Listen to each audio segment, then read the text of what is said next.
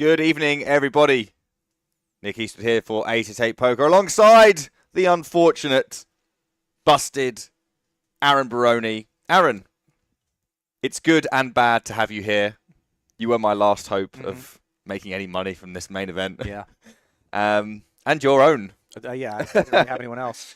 I got to say, though, in terms of playing value, I got to pretty much play until about 20, 25 minutes ago. Yeah. Got to play nearly, a lot of day two. It was fun until, the end. But had a great time, and now I do comms, and, not really complaining about it. Yeah. Totally fine by me. I guess I would have preferred to win the tournament or make money in the tournament. This is a fine third option. Well, I appreciate that. It's a glowing review for me and your enjoyment of our time together. It's the main event, day 2 today, guys. We've already played a couple of levels. That's what has allowed Aaron to bust in time to be here. And, yeah, we are going to be taking a new feature table, obviously, that you may have some names that you recognize, but may not. One of them we know quite well. One of the 888poker ambassadors. No spoilers just yet. We'll let you see in just a moment who that is. And, yeah, it's day 2. We've got plenty to give away. We've got plenty to talk about. We've got a very Spanish table. Very, yeah. And which makes sense, though, given that we are in Madrid. It is acceptable.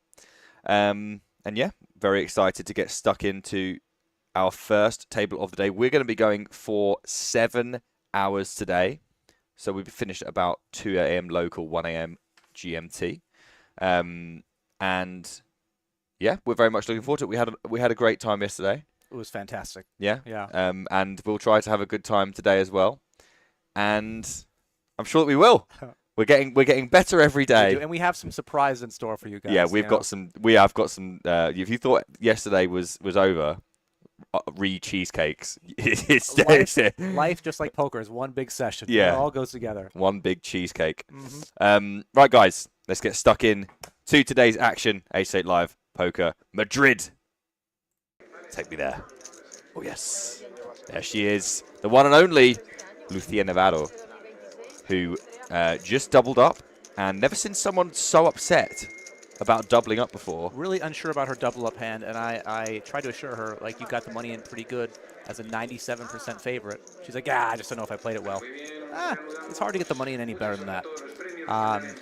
But we've been having this theme of picking one player to sort of follow, to root for a little harder than we would normally.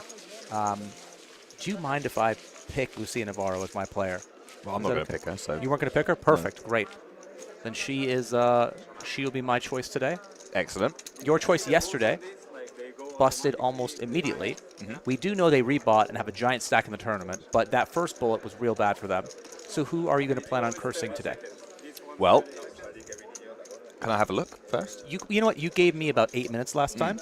I will give you the same courtesy. It is 888poker. 8 minutes makes sense. Okay. Give yourself a chance to settle in, as well as the chat can settle in, and you can pick your player. Well, speaking of chats, let's say hello. We have got Boxwaxer, Dowdoni. We've got some excited Lucia fans. Sage 6, Dwarf Killer, Cacao, Get a bonus. And an all-in. Tried to say hello, guys, but I can't do that because we are going to have an all-in and a call here first hand. Wow. What a start. We have got Janabi all in for 103k under the gun with King Queen off. The blind level is, Aaron? I'm not sure. I'm going to guess 4-8k. Okay. I busted at 3-6. Yeah, that makes sense. So 4-8k here, so just over 10 bigs. We get the rejam here from El Harar. I don't think I'd be getting that later on tonight. Wow, we know who you're not rooting for. And I'm glad I didn't pick anyone. Although, maybe I would have cursed somebody here. Correct. You'll actually get to avoid that, which is pretty good for you. Yeah. These players are flipping El Harar. I actually think you enjoy saying that. El Harar. Yeah. Yeah. It's like almost like El Chur. Remember the almost, 818. yeah. Well, much better shape for Janabi than he would have hoped for after being called. And unfortunately, even though the queen was in the window, the 10 lurking behind. It's a brutal flop. And El Harar takes a massive advantage here in this flip from pre-flop. 95% now. And over-ish on the turn as I thought that was a 3, but a deuce does give some hope to Janabi, who can river a queen! Never over. Oh my god! Never over. That's our first hand? You guys better buckle up. We're in for quite a ride if all the hands are going to be something like that. Wow, 95% equity flopped by the pocket tens, running full house for the king-queen off for 5%. And an astonishing start to day 2 here. 888 Poker Live Madrid. I was not expecting that. In fact, I even thought the turn was a 3. Yeah. When I first saw it, I thought, oh, it's over. No, it's not. Over-ish. And then I was like, it's probably still over. It was decidedly unover. Yes, and I got to say, like, obviously it's a flip, it's 50-50, but once you get to 94% equity, it feels like that should be your pot. I do wonder how both players are going to react after that hand. It can obviously send people into tilt when you're on the losing side of it. If I'm on the winning side, I feel like the rest of my tournament here is a free roll. I was supposed to be dead. Whatever I can make happen from here on is going to be just gravy. Well, that was quite the start. Yeah, I was going to say the same thing. I mean, it's very exciting and a lot of fun to watch. Not as much fun to play if you have the pocket tens. I mean, wow. So many turn cards you just win on. Yeah, I actually was thinking in my head maybe a jack or an ace would be fair, giving me a gutter ball. Yeah. But he turned less equity and then got there. Pretty incredible beginning here. And El Harar down to just 36,000, which we think is about 4.5 bigs. Ace Queen, a fairly reasonable hand to be dealt on hijack. And a monstrous chip stack there that we will get to in a moment. In the big blind, Janabi lets it go with the 7-4. Had some fold equity. A little bit of hope. I feel like they at least deserve that. Yeah. Well, I mean, you could argue that Janabi should just call him out of kindness. Yeah. Put in a couple of big blinds. I mean, how bad of a check can you really be in? Yeah. Probably getting the right price against that exact hand. You might. It's pretty close. But obviously, putting the money in 7 high doesn't sound like a great idea. Yes, good luck to Lucia. Lucia, if you guys want to peel behind the curtain a little bit, isn't as like a huge fan of being on feature tables. Like, she just wants to play, not worry about this stuff. And we promised her we would be quite kind. However, we are poker players as well as poker commentators. We are known to bluff a bit, So it'll just depend how she plays. We'll be honest with you. And, let you guys know what we think about how she plays. Yeah, we'll try to go gentle on her. She did seem rather shook. disturbed. I would use the word shook. She's a pro. She'll get there. I'm just to put our little story up. We did a nice little story together about the start of the stream. So just want to make sure I get that up. That's good, yeah. Oh, you've been cut out. What? Well, you're going to... There he is. Oh, okay. That's why I like it, because the spoiler. Okay, okay. cool. You guys, you don't even know what I'm talking about. So go look at Instagram if you want to know what I'm talking about. Gomez takes that one down. So it looks like we have a couple of short stacks now, sub 5-6 big blinds, and one giant stack. We'll get to him in a minute. And then everyone else, in between. Yeah. Just working on our volumes, guys, and while we do that, it might just be that my voice carries a little bit better than that. I'm trying to make sure that we're on the same. We dink to the same bit on the old microphone meter. Anyway, I need to do something very important. You do it. We went the entire day yesterday without us being able to actually. I need to do something really important. Hold your thought very briefly. The free roll is near. Oh, you were talking to me. You were doing something. Okay, I thought you were. And I need to give away the password. Go for it. And then I want you to continue your thoughts. Okay. Hold it right there for me. I'll try. Right, guys. The free roll today starts in only 18 minutes. You can see how I'm rushed. Oh, you better hurry. Exactly. What are you doing? I know. And it is Saturday the 17th of January. If you go on to the 888 Poker client, it's the 888 Poker TV free roll, live Madrid. That's the one you want to register. And if you would like to play, it's Mad Day 2 on. Mad Day 2 on is the password. Madrid to ON? yeah. That's well. There you go. It's in the chat, guys. Because day 2 is on right now. There you go. It must be that. So sorry about that, guys. Had to briefly get that done for you because obviously we do need you in the free roll. And for those that were concerned that we might not have a flame out today, oh, we're going to have do not one. worry. No. Aaron is here. So, guys, sorry if I missed anything just there. We got an open and a shove and a fold, which is... Oh. We have noise as well, guys. This is unbelievable. Wow. It's like hearing for the first time. It is. Yeah. As I said, we went through the entire day yesterday without being able to actually hear the table. And so I'm sure we missed on, some sizes we didn't get exactly in time. Yeah, if anyone was using like one chip, we could just have to guess like what the size it was. Yeah. So, yeah. Today, I'll still have to work on my Spanish though. Like, I'll see if I can pick up the exact sizes that people use. But anyway, you were saying something. I really rudely interrupted you because I was being shouted at and I wanted to get the password to the people. See, it's funny. I actually thought you were doing something on your phone, like a story or something like that. I didn't know it was for the free roll. Pardon me, free roll hunters, but we fixed that. Have an all in here as well. Yeah, we do have an all here for Gomez, and we're going to be at risk again because 2 jacks for Janabi, who just pulled off, maybe the sickest hand that we see today. Obviously was all in pre, but 95% to lose on the flop, running full house against the flopped set. And now we'll be putting Gomez's King 7 of diamonds at risk here with 2 black jacks. Looks like a cool customer. He's wondering how to proceed. Obviously, players behind with certain chip stacks can make a difference to how you'd want to approach this spot. Yeah, I always want to think about what would I do with my range here. And he's only got about 25 big blinds, so I think shove is probably the play. Yeah, Janabi does shove. Castellon is going to have to fold. And De La Fuente, even with a pretty 9-8 of clubs, can't do anything with 2 players all in ahead. Lucia gets out of the way with 5-3 offsuit. And Great we are call, off to Lucia. we are off to a flop. 69% for Janabi's jacks. And Gomez at risk with 31% equity here. King 7 of diamonds. A few things to give a ray of hope to Gomez, but that hope is diminishing on ace, ace 10, no diamonds. No, but running aces would do it.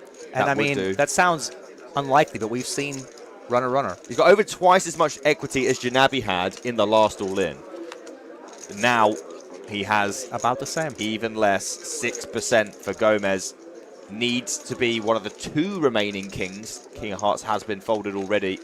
And the river is another 3, which will not do it. And Janabi up to near 300k from the precipice of death. Oh, yeah. All the way back and well in this tournament. I think our average stack might be around 140-ish.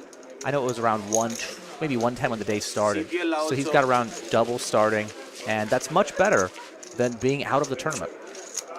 As I said before, I've been in a spot like that where you feel like your tournament life was about to be extinguished. And when you're, still in it, feeling sort of reborn, everything just feels like, like a free roll, if you will, right? You were supposed to be out there. You're not. You have a second chance. And sometimes players play better, actually, with that sort of feeling, right? They're not afraid to bust anymore. And when he was a 6%, chance to win, it was most likely going to be over, but now has new life, and we'll see what he can make of it. Do you think it makes you play differently when that happens? Or better. I think you just go for the spots more often. Again, it's a freeing feeling. Well, Wu here, our aforementioned monster chip leader, around 700,000. Did raise fold ace-8 offsuit whilst we were doing free roll stuff, and now has 2 queens. Castellon avoids immediate disaster by not 3-bet shoving the ace-5 suited, which I guess is an option around this stack depth. Sure, I think it's more about attacking a chip leader open, if he's opening too wide, if you're going to be going for it there. You do get a quick bet from Wu. Typically, this board is going to be quite good for cutoff. It would be. However, cutoff flatting off this stack size, you don't expect to see maybe as many combos interact with it. We're going to get a peel here from the ace-5 of spades of Castellon. Backdoor, flush draw, and an overcard. And there is a jack of spades. And once you float this flop and see this turn, it can be pretty tempting to do some devious things. Any thoughts towards shoving here for Castellon as he is in the tank, decides to take his equity to the river. Queen of spades also in Wu's hand and a jack of diamonds on the river. But we see Wu volunteer some chips. He just goes for a small, around 1/3 bet. And obviously Castellon, the only way that we know he can win this hand is by shoving and getting Wu to fold. Really interesting spot. I do think it's fun to go for it, but he quickly folds. Yeah, that seems fairly reasonable. Another one for Wu, who's up back over 700,000.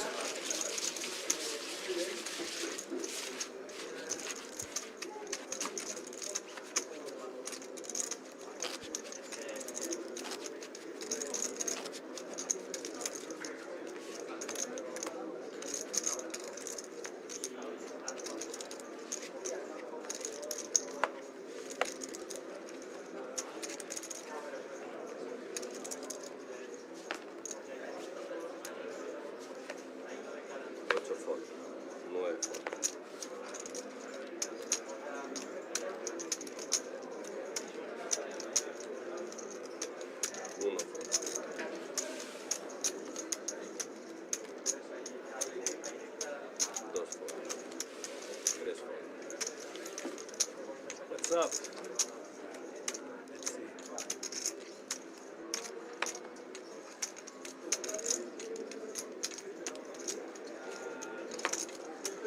The only end I can't.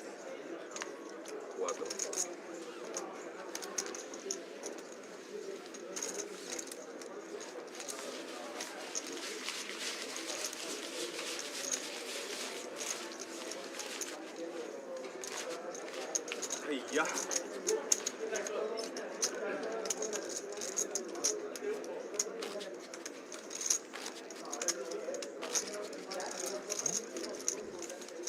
Slight lull in excitement after a fast start. It's good to chill out a little bit, you know? You don't want just action, action, action. You don't? I don't know. I kind of like. We might burn out 7 hours, a long time. It is. To have that much action that quickly. My voice would probably give. My poor voice is new to this. Yeah, we're only used to announcing for a couple hours at a time. I'm cooked after 2. But they booked us for 5 more. Yeah. And who knows how long tomorrow. Which you will definitely be here for. And thrilled you are as well. Yeah, I mean, I guess I can't jump in the high roller. You may not.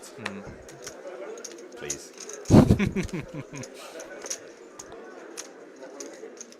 So 76 left in this main event. Remember, guys, we do have giveaways, of course, and the free roll starting in 9 minutes exactly. Mad Day 2 on. Mad Day 2 on is the password. Get yourselves in there. We will be doing a roll call later on, about an hour or so into the tournament, and we will be asking for your free roll flameouts. If you are new to the flameout, basically, once you're out the tournament, we will ask you guys how it happened, why it happened, how you feel about how it happened. I will volunteer 5 of those submissions to Aaron, and Aaron will choose his favorite. Now, just because your submission doesn't get chosen doesn't mean it wasn't great. There are some of them that are great that just don't make the top 5. And yeah, it's hard sometimes. It's very difficult to pick the ones. I mean, you're the ones doing that, picking the 5, and I just got to narrow it down to 1. It's sort of like how my wife and I choose restaurants. Yeah. You know?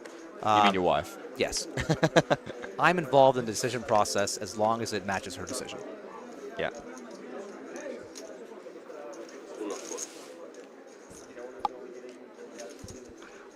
Have you heard that that thing that goes around on Instagram sometimes where the guy's like, guess where we're going for dinner? Yes. Yeah. And they're like, oh, is it this? And they're like, yeah. to get them to choose without choosing. Because if you ask them to choose, Yes. they generally say, I don't mind. I've started doing this thing where I'm like, on 3, let's say the place we're going to go to. Yeah. But it only worked once. Yeah. Then I had her do it. And I go, oh. And then from now on, she just waits. Yeah.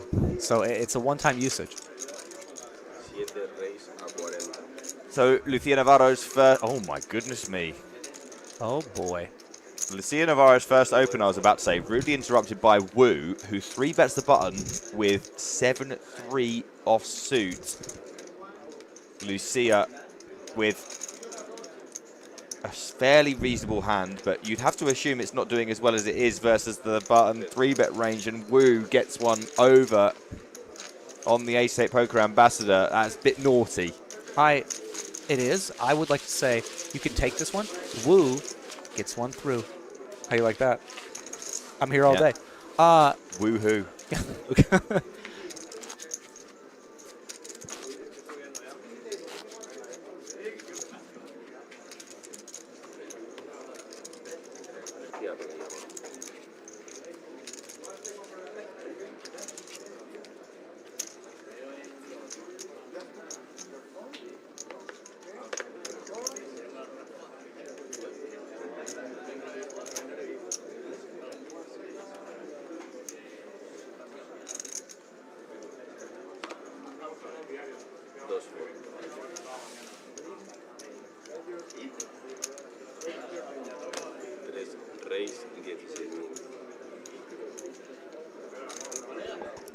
So, Lucia, not gun shy after getting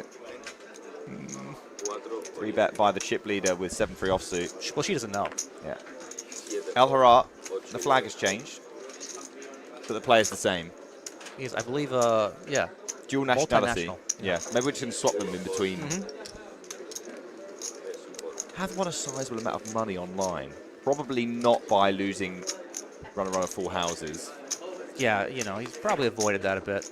Lucia must call off the remainder here with Queen Jack off, which won't have been her favourite outcome. But 44% equity is not bad. And if anyone can win an all-in pre-flop, it's Lucia Navarro.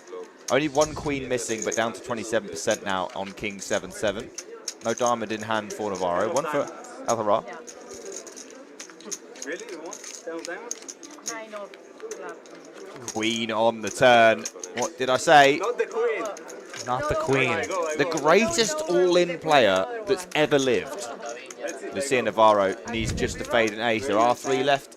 He's already moved the chips over. Yeah, I think he's probably assuming it's not his day. 2 rather unfortunate all-ins. And El Harat is out of there. He will Lucia wins her 507 millionth all-in. And he will have nightmares about the queen. Yeah. Just, you know what? If I'd like a deck of cards, you can move all the queens, and we'll be good to go. Yeah. Well, I do have some news, Aaron. Okay. I've got some payouts and some information. So that's good, because I have none of that. Stuff. So we've got 74 players left right now. 47 will make the money. 47, okay. Yeah, I'm letting Aaron write these down as we go. 47 will make the money. The min cash will be 1,700 euros. Okay. And that's an 880 euro buy-in. Yeah. First place, 50,000 euros. Wow. 50,000 euros. It's pretty good. Not bad. It is an amount that you can do a little bit with. Could buy 25 cheesecakes. Depends who's eating them. Some have got lower prices. That's true.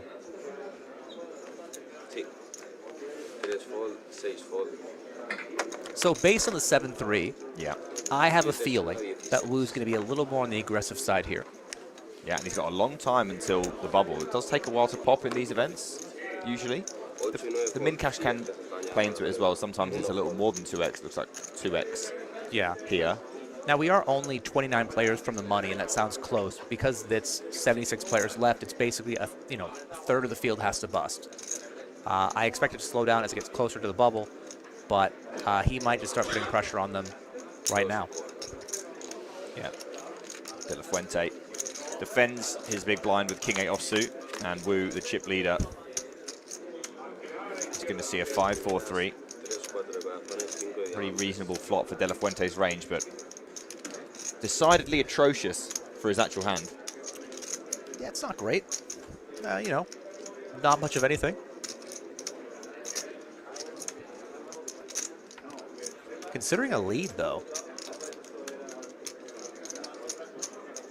Yeah, and leading due to the nature of the advantage that this board will produce for his range. Wu acting rapidly, by the way. Do you think Wu is just acting rapidly because, you know, they just know what they want to do? Or is there something to acting quickly when you're a chip leader? You get more hands in before the bubble?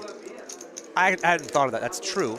I would say that usually acting quickly is pretty indicative of the sort of hand he has, right? Where it's like, yeah, I have enough equity to continue. I don't really believe him. I'm going to stick around. Not, you know, something like, oh, I have a set.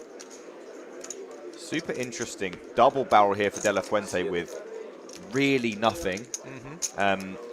There are a lot of hands you could bluff with here that include 7 or an 8, for example, that could end up making straights on the river. We do not have a straight. We do have King 8 offsuit. And this run out, fairly reasonable for the big blind. Sure, we do know that Wu's playing a wider range than other players might, but we're here now. We're here now. Could go for it. I prefer to have a heart, and so does De La Fuente, and it goes check, check. And everything going for Wu right now. The big blind lead on textures that are good for their range become really common. What's also become common, in my opinion, is people are doing it with the weaker parts of their range. They're not leading straights. They're not leading 2-pair. They're not leading sets on those sort of boards. They're leading top pair, bottom pair, gutter balls, air balls, flush draws. And if people, you know, do that as a whole, then, you know, it's pretty easy to play against. You want to be sure you're actually using some strong hands in the leading range, and it's got to be really tilting to just lead King 8 there and just get called by a slightly better hand for 2 streets. Yeah. And then if we do choose some of our better ones and we end up having a heart there, obviously we're just all in and happy days. Yeah, I think if that river's an offsuit 6, he might just go for it. Yeah, I think that seems reasonable. But you can see how using some of the better parts of your range, for example, some sort of backdoor heart, some sort of 7, sure. You know, you just get there a lot more often, and that's, you know, part of having more equity with your bluffs is valuable more often than it might seem. It's part of why I probably wouldn't pick that hand as a flop lead. You know, 1 heart, sure. Backdoor diamonds or whatever it was, sure. See if folds the 3 deuce suited in the big. I think it was a slightly larger than normal open. Yeah, I think it was a 3x open if it's still 4-8. Yeah. And he's only playing 105K or so, maybe 120K. Yeah. Our free roll has begun. If you would like to play Mad Day 2 on. So a free roll available for you guys alongside today's stream. If you'd like to do both at once, that seems feasible to me. Just make sure you don't leave. You know, you can play a free roll while you watch the stream. It will just be background noise. We could even make some ASMR noises to keep people entertained. I mean, I hope the poker does it for him. Yeah, but, try. You know, we'll try the poker for a while, and we'll see if we want to switch it up a bit, you know? My point being, it's a great combination of things to do at the same time. You know, one doesn't take too much of your attention necessarily. You can do both and enjoy both. And don't forget, you can't enter the free roll flame out unless you enter the free roll. Well, this is probably the most important part. Yes. I'm hoping that we get to the point at some point where we don't need to explain the flame out so much because it's become such part and parcel of the stream. See, I'm even further along that line than you are. I'm waiting for the merch. The free roll flame out merch we give out at the table. Oh my god! I mean, someone today. Get some of the quotes printed on the shirts. Yeah, on the back, like a concert tour thing, you know? Yeah. Oh wow. There's so much untapped potential. So Wu here He's going to keep us entertained, for Oh, sure. yeah. Lucia's going to flat out the small blind here, try to flop a set with pocket fours. And if she flops one, she might get doubled up. Argyros folds the big blind.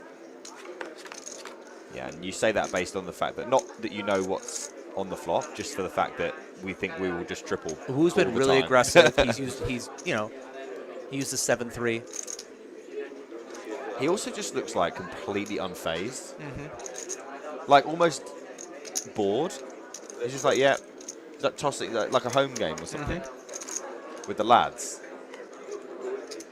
5 of diamonds on the turn. Let's see how loose Wu really is on this turn, because this would be, you're basically betting everything if you bet this one. Yeah, this would be one to slow down.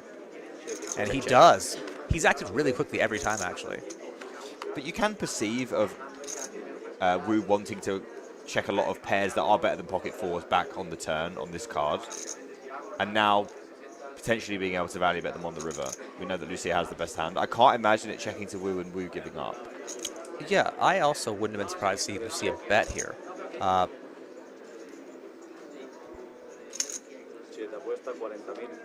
She's just going to snap fold here. Wu has added 200k to his stack without needing to do very much. Obviously, hang on the flop and turn on that 5-4-3 board. But apart from that, just the product of pressure, monetary pressure.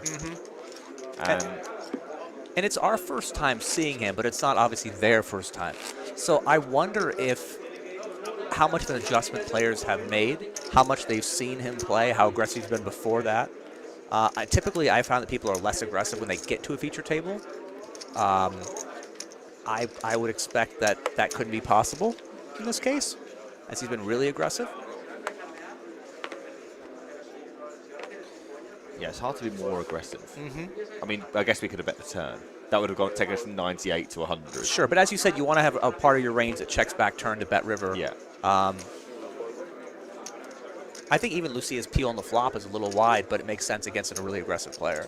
With no diamond, though, like how many runouts do you really actually win on? You know that Wu is going to be super aggressive, and you know that your hand makes a really poor call down. Which is, I think, why you kind of have to decide to call down more than you should if you're going to peel the flop more than you should. But traditionally there, I think that folds very fine. Bit of geography for you. Do you know this flag? Argyros? Oh. Is it Cyprus? It is Cyprus. Oh, my God. I did know it. Again, asking an American geography questions doesn't normally go that's well. what I was hoping you'd get it wrong. Yeah, don't worry. The next one I'll get wrong.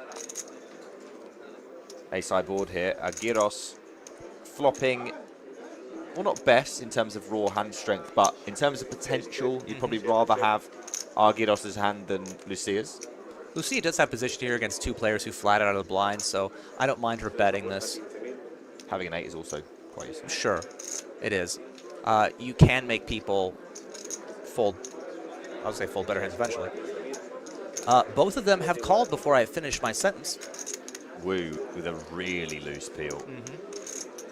Just not bothered. 8 on the turn.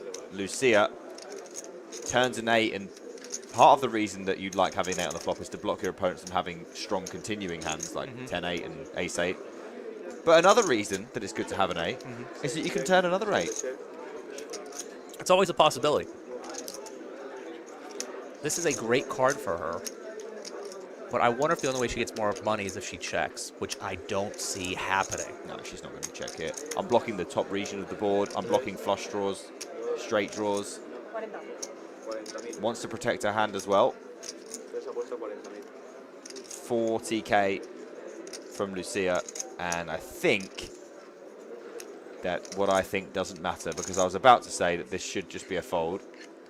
Pretty much the worst card you could imagine, apart from maybe an ace. Just anything that pairs the board that isn't a spade is just terrible for Argyros. It's really tough, especially with a player behind who could have an ace, right? And Wu has probably the worst hand he's going to have here. Jack 7 off. Yeah. And Lucia up to 300k with that turn 8. Maybe doesn't win that pot very often when Wu's floated the flop so light. If it checks through to the river on the brick.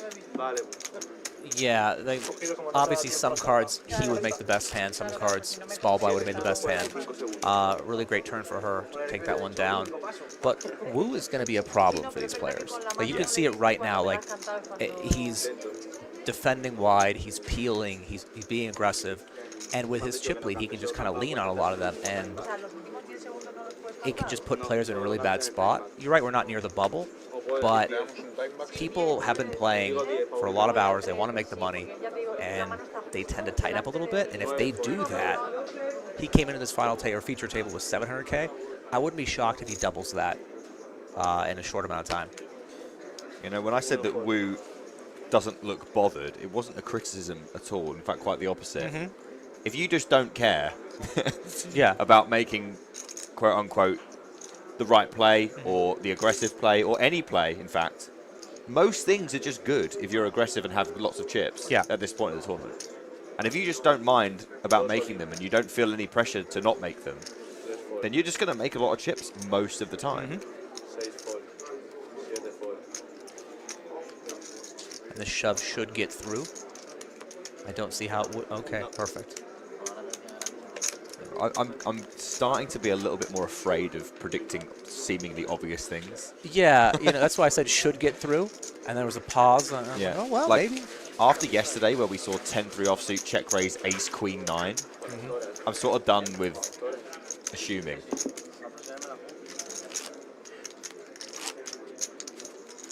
But you're right about Wu, about just playing that aggressive style, not being afraid to lose is often what helps you build a big stack.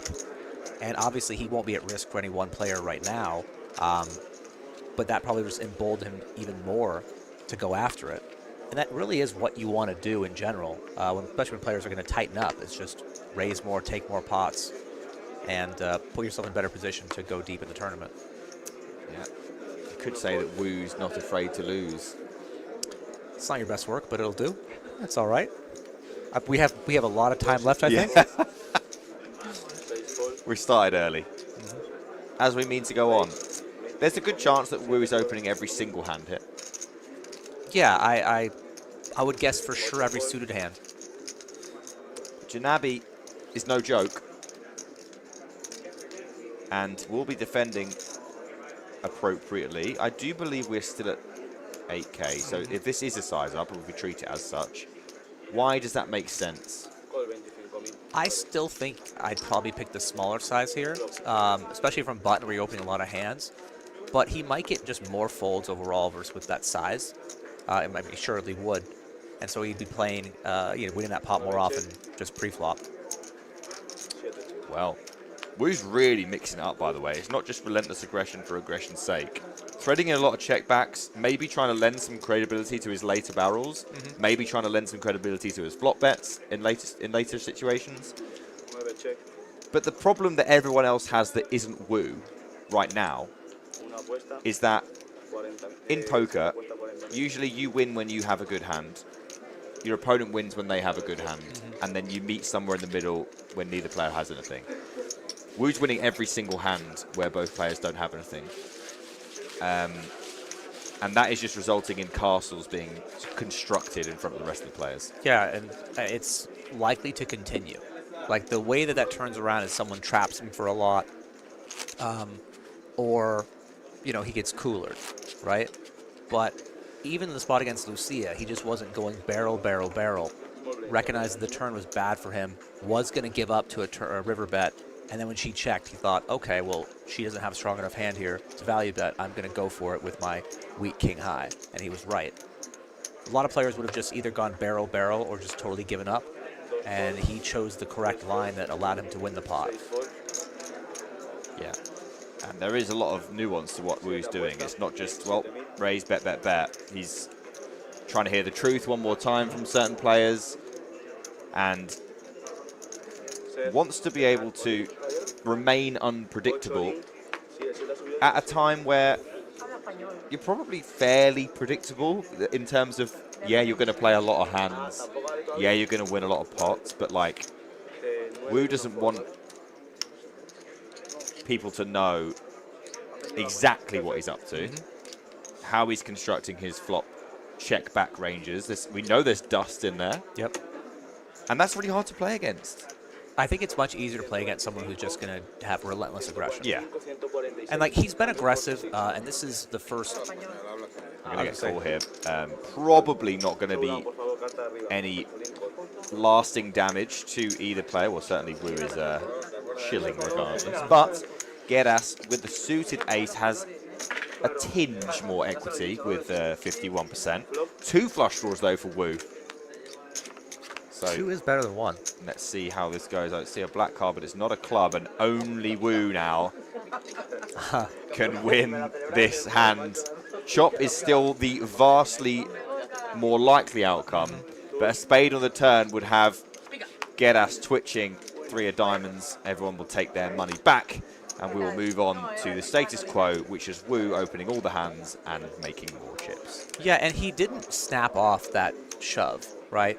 Like some players who are really aggressive, really loose, they're just like, oh, ace-jack, it's good. Yeah, he shoved, I'm going to call it, whatever. Like, he asked for a count. He actually, for the first time, looked a little bit pained. It took some time to make his decision there, which I think is actually probably a tell that he is... If you're watching this and he's just being really aggressive, doesn't mean, you know, any sort of a skill thing, being aggressive, but I would say that, you know, it actually tells me that he is obviously thinking about the spot, about ranges, and if he is really on his game and putting pressure on people, like, again, he is just going to likely end up with a mountain of chips that's bigger than the mountain he already has. Yeah. And while yesterday we had a bunch of action that you could maybe class as like regular poker, both players trying to make chips and increase their opportunity to go deep in the tournament. This is a very different, it's still poker, but it's a very different form of poker. As you can see, this is not something that Wu's going to do on day one. No. This is a product of the pressure of the bubble. 47 players will be paid 1,700 euros here. And as a result, Wu is opening every single time it's folded to him. And I do want to see how and when, and I guess if, players play back.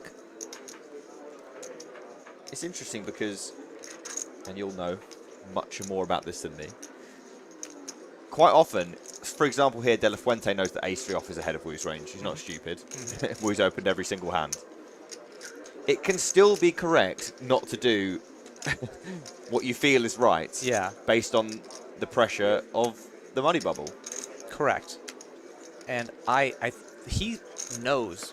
I mean, he was thinking exactly what we were thinking and decided, I'm still going to fold this one.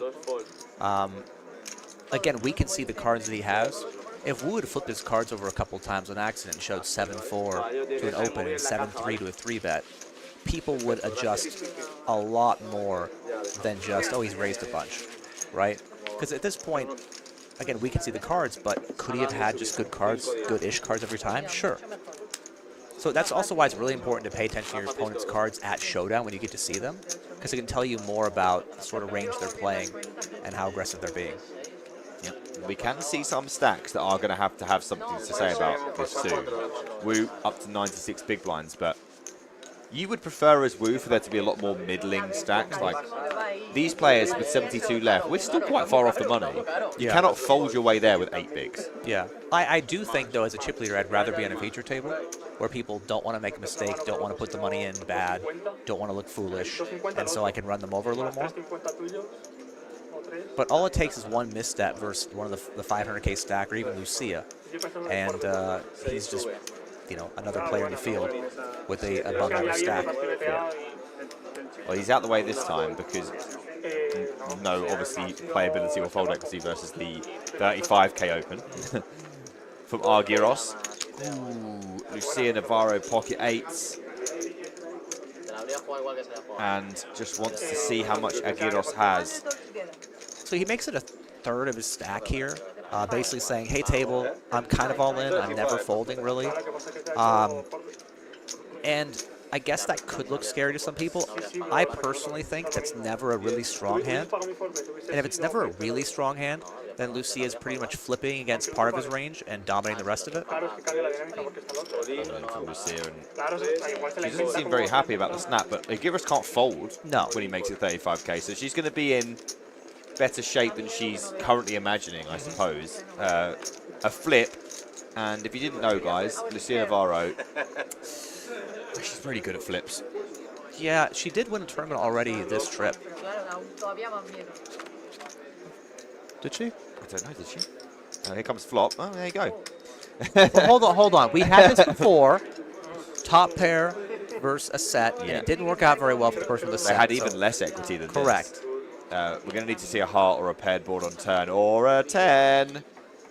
There is some hope for Aguirre, who picks up a straight draw, 7 or queen, but 3 of them are gone. 5 outs once for the Cypriot.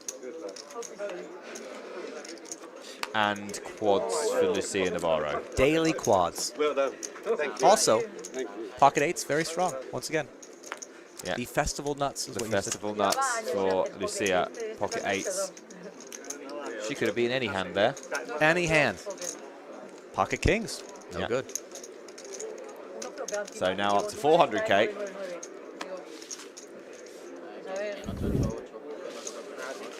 And stacking the chips.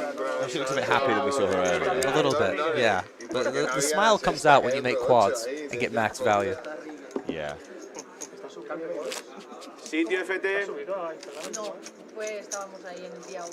And I wonder, obviously we know that Wu would get severely chunked by any disastrous hand with Lucia, but at the same time, Lucia is still more afraid of him, and it might even make it easier for Wu to pressure her, because she is severely disincentivized to play a pot with him. Yeah, and this does matter a little bit. The fact they've had one confrontation we've seen and Wu got the best of it. He has to feel pretty good about it. And, you know, I don't expect him to slow down. I expect her to be a little more cautious, especially with a stack that could kind of coast their way to the money.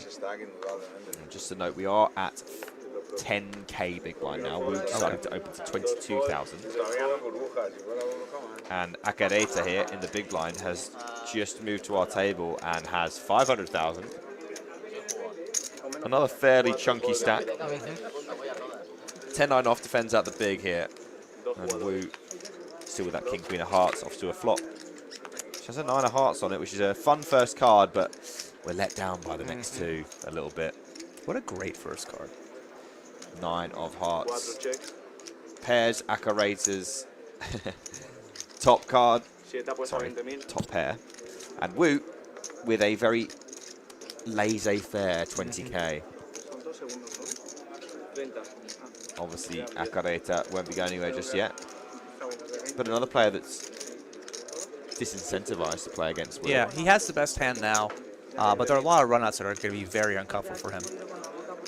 Let's see if we can find a fun turn. We were let down by the second and third flop card. Jack of hearts.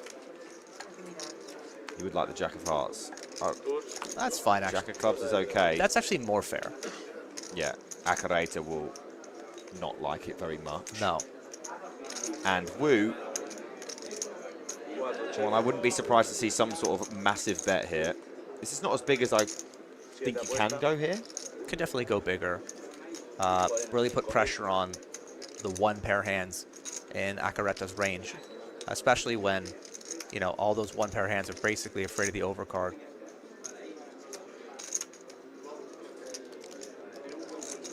And Acareta is going to announce call. And the smaller bet, while it gets less fold, on turn, it does keep Acareta's range wider heading to river, which may incentivize more bluffs from Wu. 7 of clubs isn't what Wu would have wanted. It's probably not at the top of Acareta's list either. And after a little bit of tanking, wondering whether there may be any donks here. There certainly won't be with this hand, and Wu is going to go immediate check back on the club river and let Acareta have this one. Yeah, I don't mind the check back from Moo. Again, when you've been really aggressive, you're going to get looked up a little bit lighter. I think we would expect Akare to actually fold that river. Sometimes a scary river for you is also a scary river for your opponent, right? And like in that spot, if you think Akare doesn't have a lot of two-pair combos in the turn, and there aren't as many club draws he continues with, then you can bet that river thinking, well, I'm going to fold him off one pair, and often you'd be right. I don't know if it will work there. We'd prefer to have some other different, hands in our range, or, you have a club, something like that. But if you think a play is going to work, might as well go for it. Apparently we have 3 ambassadors left, but I don't think Ian's one of them. Ian is not in this Ian is tournament. out. I think that the 3rd ambassador would be Iñaki Angulo. Ian is not only out of this tournament, he actually busted day 2 twice. Yeah, he's very good at busting.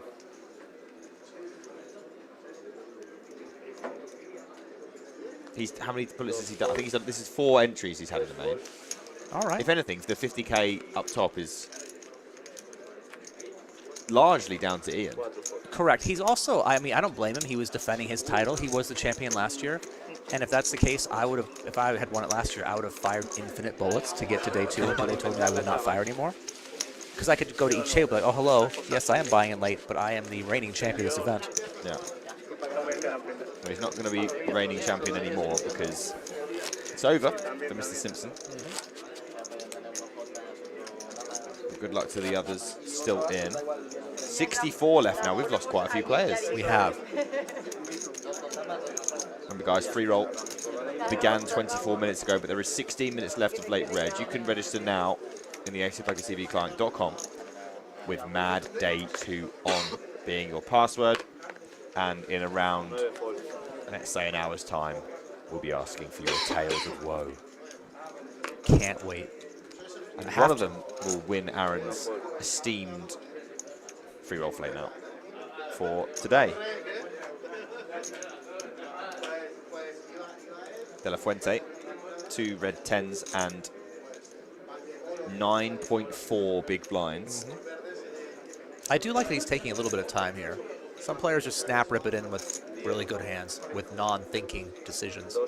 But taking some time, definitely the way to go. So he gets out of the way with deuces, never in good shape versus anything. Geras in the big blind is the only player left that can do anything about this all in from De La Fuente, and Geras out the way as well. So XL Winter starts tomorrow. Oh, it does. That's right. And there will be a main event, as is customary for any series. Correct. Can you tell me more about this main event? I can. Okay. A main event is customary. Perhaps a guarantee, you might also say, is fair. I would like one. $500,000. Decent guarantee, yeah. Yeah. You might also say you'd like multi-flight main event. I would. It's multi-flighted. Okay, perfect. These things you might think fairly normal. There are some more things I would like, but we'll keep going down the list. What else would you like?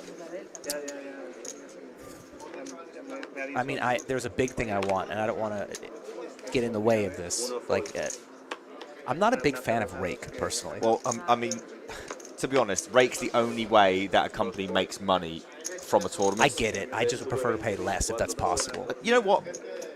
Let's do no Rake. What? 0 Rake. A Rakeless main event? In the main event, but still with the 500K guarantee? Yes. That sounds incredible. Well, that's what we're doing. What is the buy into this tournament? $250, but there are $33 satellites directly to the main event, and we are giving away $33. It literally all just melts into one beautifully. I was just going to ask, could I get in for less? And it turns out, yes, I could. You can. Yes, you can. And the way that we do that might be a bit silly, but we are going to do it anyway.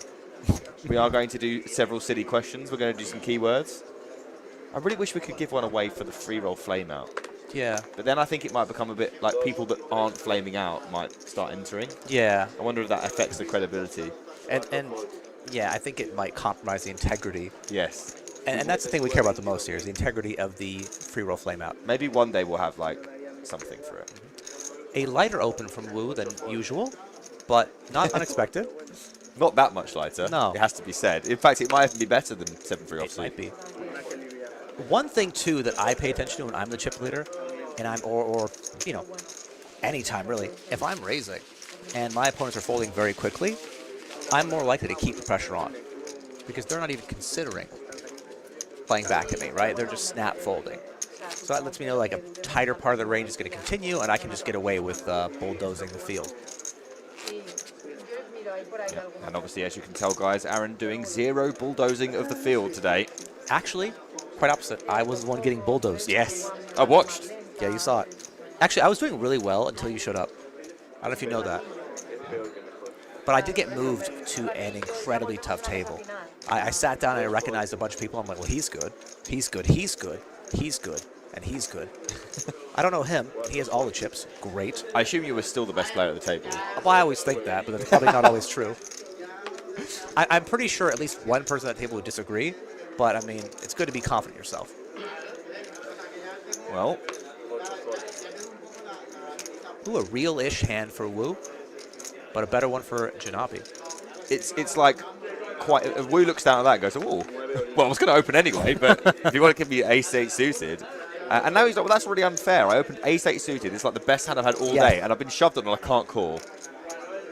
21 big blinds, sorry, from Janabi with ace-queen, who you could argue is lucky to be here. You could argue.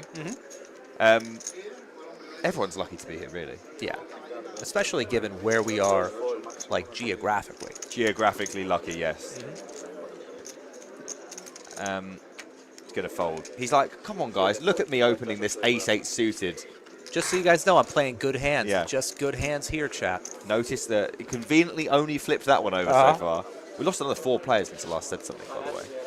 60 left, 47 paid in the 888 Poker Live main event, 50 grand for first. So Euros. Yes. 72 didn't feel that close to the money.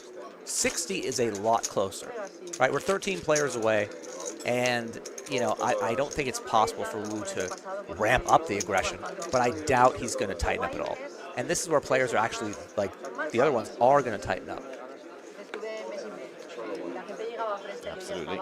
And each elimination gets them closer to the money, which means they'll probably play a little bit tighter. If I had to guess, like, Wu's going to end the bubble with like 1.3 million. Yeah. Do you know? Oh, folded. Yeah, he did fold. Look, he's trying to lend some credibility to the next one. Yeah. It's probably going to be 7-3 off. You know when I say in Blast, obviously as we see Gedas all in here for 13 bigs. I really like it, by the way, when the big blind's 10k. That's really helpful. Yeah, much easier. I know you're used to it more than I am, but this really helps me. I don't think we'll see Lucia call 13 bigs here. It's an annoying spot with ace-8 because when you are ahead, it's like king-queen, king-jack.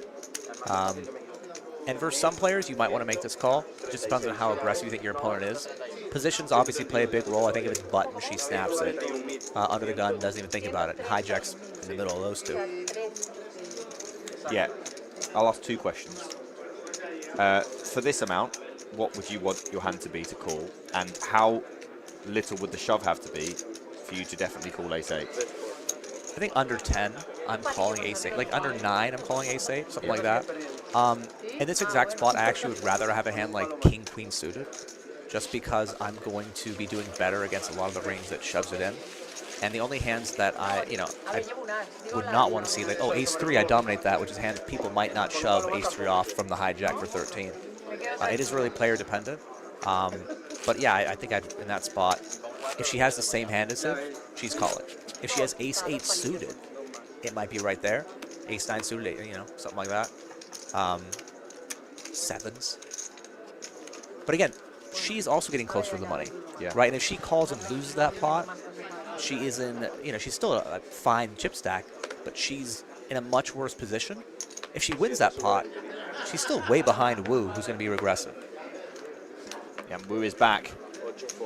A short hiatus, followed by king-9 off under the gun. It's in there. I don't think it's as worse under the gun open. Oh, God, no. It is going to take the blinds, though. Akadata did get sticky last time, but there's no way you can do anything with Jack 4 offsuit. That would be entirely disrespectful. See, I was saying, I mean, when we were talking about the rateless main event of the XL Winter Series, we actually weren't joking, guys. It actually just heavily rate. We talked about the tickets. We will give those away by virtue of some questions that me and Aaron will ask ourselves or each other, more incidentally, and some keywords. And we have a 7-hour stream. We've been live for an hour already.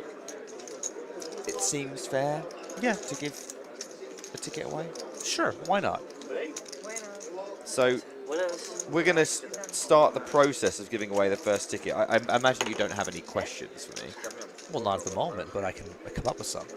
You really enjoyed the one yesterday, didn't you? What about how many bad beats you suffered? Yeah. Wasn't that really just nice to go through that Rolodex in your brain about the times where you felt pain? Yeah, I maybe missed the suppressed ones as well, so it could be higher.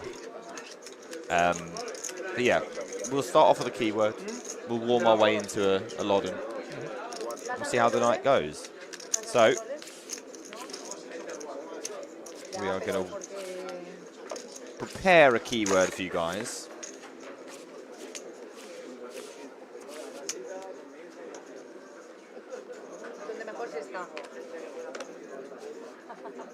We're going to do one ticket. We're going to do a keyword. I'm trying to choose my first keyword of the week. I'm feeling brave. 58 left here in Madrid. We are 11 players from the money.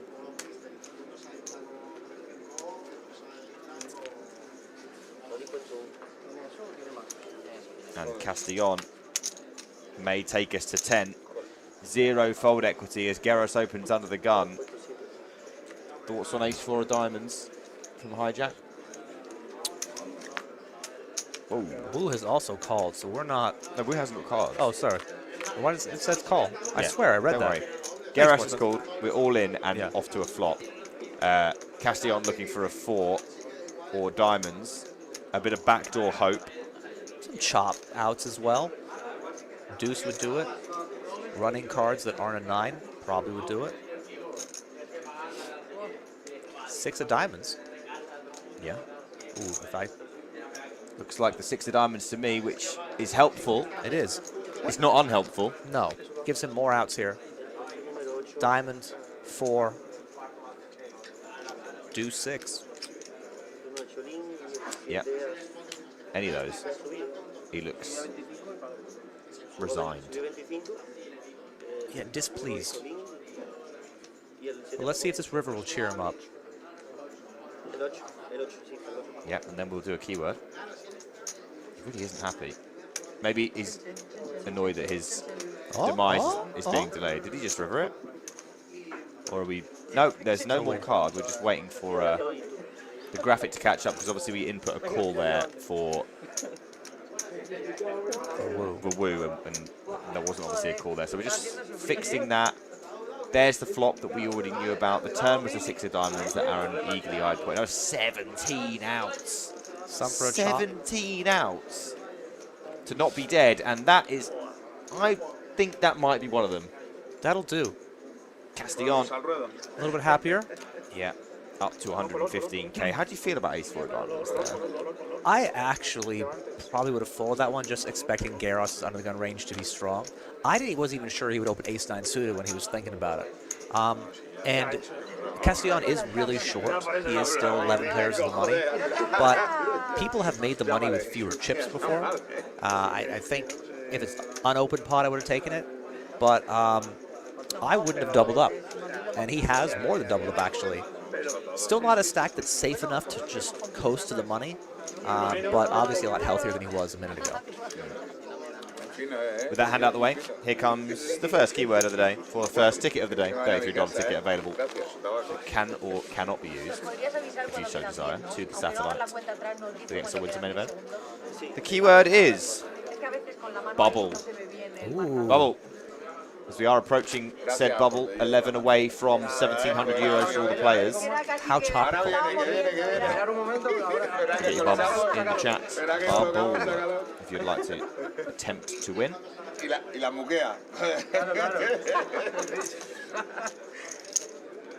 Good luck, everybody.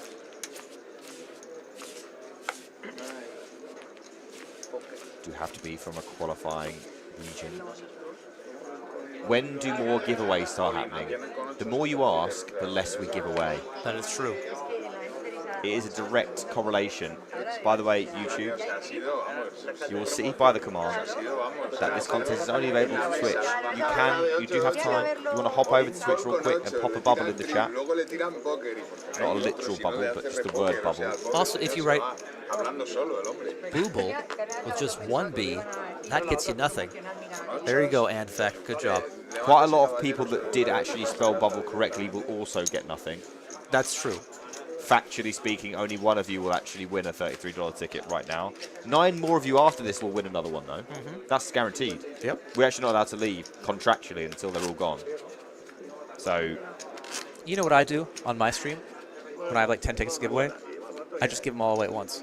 I'm just like, here you go. I'm done. I'm out. wow. But here, can't do that. You know what I do on Gotta mine? spread it out. No. I give mine away when I win a hand. So never. So most of the time they don't get given away. You make the chat root for you, which is nice. Yeah, exactly, because Yeah. they usually don't. Yeah. And I understand why.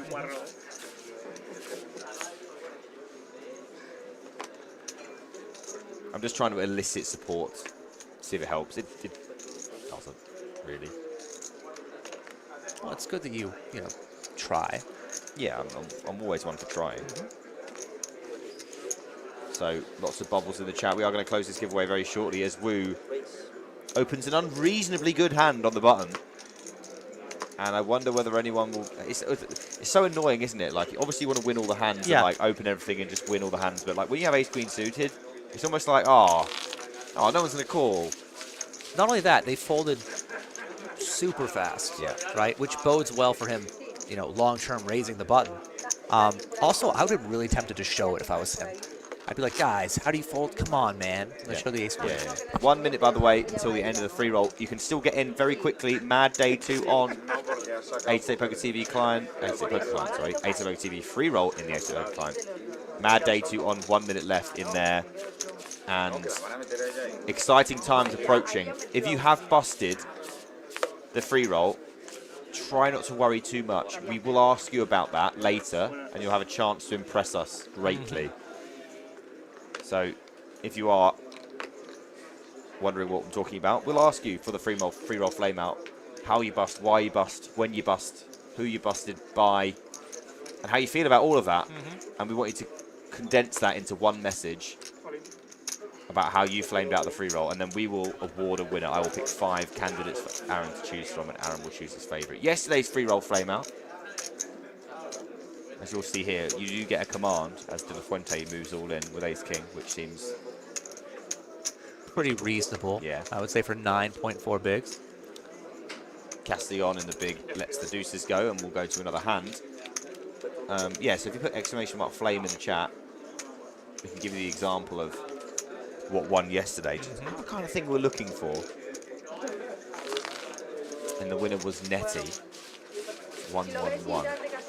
She said, before bubble tonight, the cat sat on my mouse, and I was all in. Lolby. And again, happy not birthday, Nettie. Just want to give you that shout out. Yeah, that might become a thing as well. Right, here goes the first keyword of the day, and it's BC Cesar, or B Kazar. 93, you have won the first ticket. I know you're eligible, so congratulations.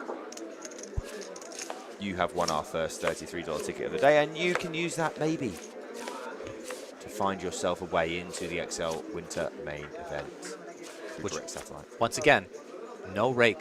Well, because you asked for it, so I made it happen. I appreciate that. Clicked my fingers, and now there's no rake. Yesterday you snapped your fingers, we disappeared on screen, and now you're Yeah, adding, I know. Like no rake tournaments? Pretty strong stuff. Unlimited power you have. Woo with another. Pretty Above good hand, par, yeah. Hand. Waiting, though, for an open from... Is this a new player? Or could I just not see them? We have Wu on our graphic opening to 22k, so maybe I've misread this situation. I thought somebody raised and we had him on the screen. Yeah, that's what I thought also. I think that's what happened. Has Aaron Aberoni retired as a poker crusher to focus on becoming the next comms god? No. Do you think this guy would ever retire from being a crusher? It was funny the other day. Vivi had made the comment, "Oh, maybe you'll be the next like Nick Schulman." I'm like, "Well, no. He's way better than me at both of these things that we do." He's so good. And she's like, "You have time," and I'm like, "I'm pretty sure I'm also older than he is." Yeah. So no. But what I will do is continue to do this because I enjoy it, and continue to play poker because I mostly enjoy it. Yeah. You know, some people are just like born really pretty, and it's just a little bit easier overall in life. Yeah, I've heard of it. Yeah. You know. Yeah. You'd know firsthand. Nick Schulman's very pretty. He's also really good at cards, which you can put down to him. He's also got a velvet voice. And very charismatic. Yeah. Like, just checks all the boxes. Yeah. You know? If he was here, they would probably have a giant screen of his face. Like, split screen. Just so people could watch that as well. It's not Loyo, is it? Yes, it is. He looks Loyo-y. Yes, it is. Our friend from yesterday who opened nearly as many hands as Wu has opened today. Oh, I cannot wait for this confrontation. This could get interesting. Loyo was very fun to watch yesterday and is here again. A lot of players at this table, I imagine, are going to shrink up when Wu puts pressure on them. But this might be a dated reference, but Loyo is might be the honey badger of this table. He just does not care about that sort of thing. Well, it's hard not to care. Like, this is a pretty awful seat. Yeah. As seats go, this is the nut-low seat. Possibly in the entire tournament. But he's got, what is that, around 250K? And I would be shocked if he just tries to fold his way to the money. Yeah, that's not going to happen. And I would be shocked if Wu allowed him to be as aggressive as yesterday. So lots of things to keep an eye out for.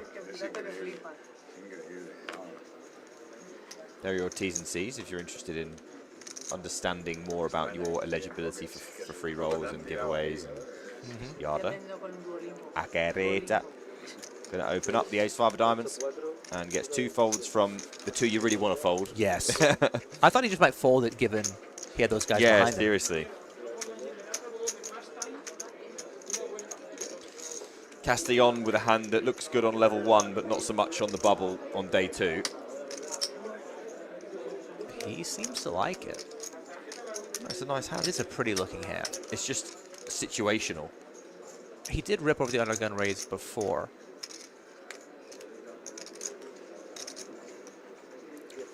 Would be a misstep this time.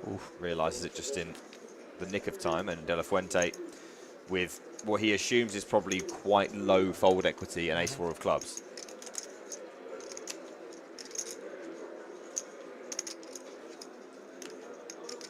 And for that reason, he's going to get let go. Interesting that if he had...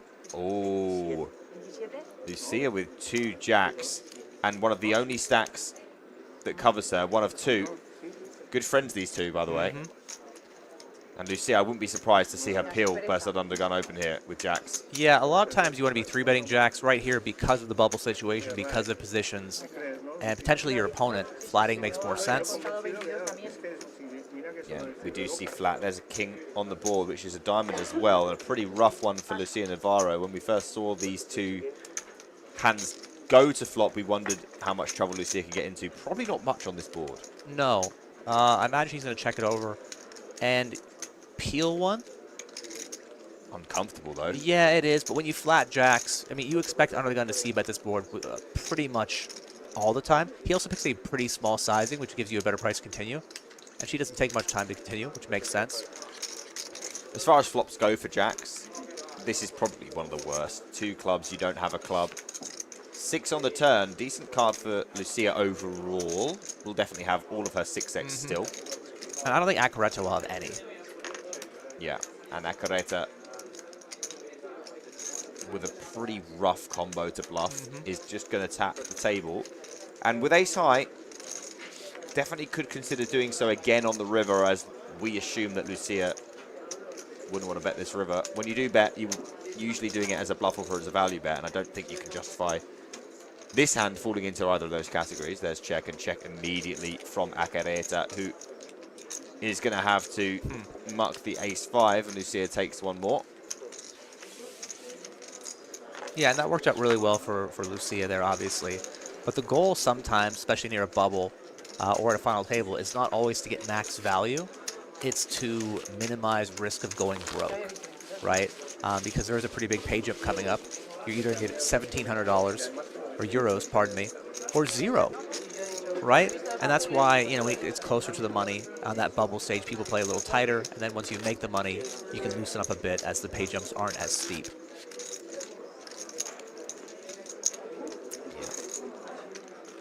Words of wisdom. I was going to say, I think we have the same thought. You go. I doubt it. Well, let's try. I would be very comfortable betting a lot of money that we don't have the same thought. Is it poker related? Yes. Okay, we're on the right start. Does it involve Wu? No. Okay, never mind. All right. It's about me, actually. Okay. Most things are. Shocking. All right.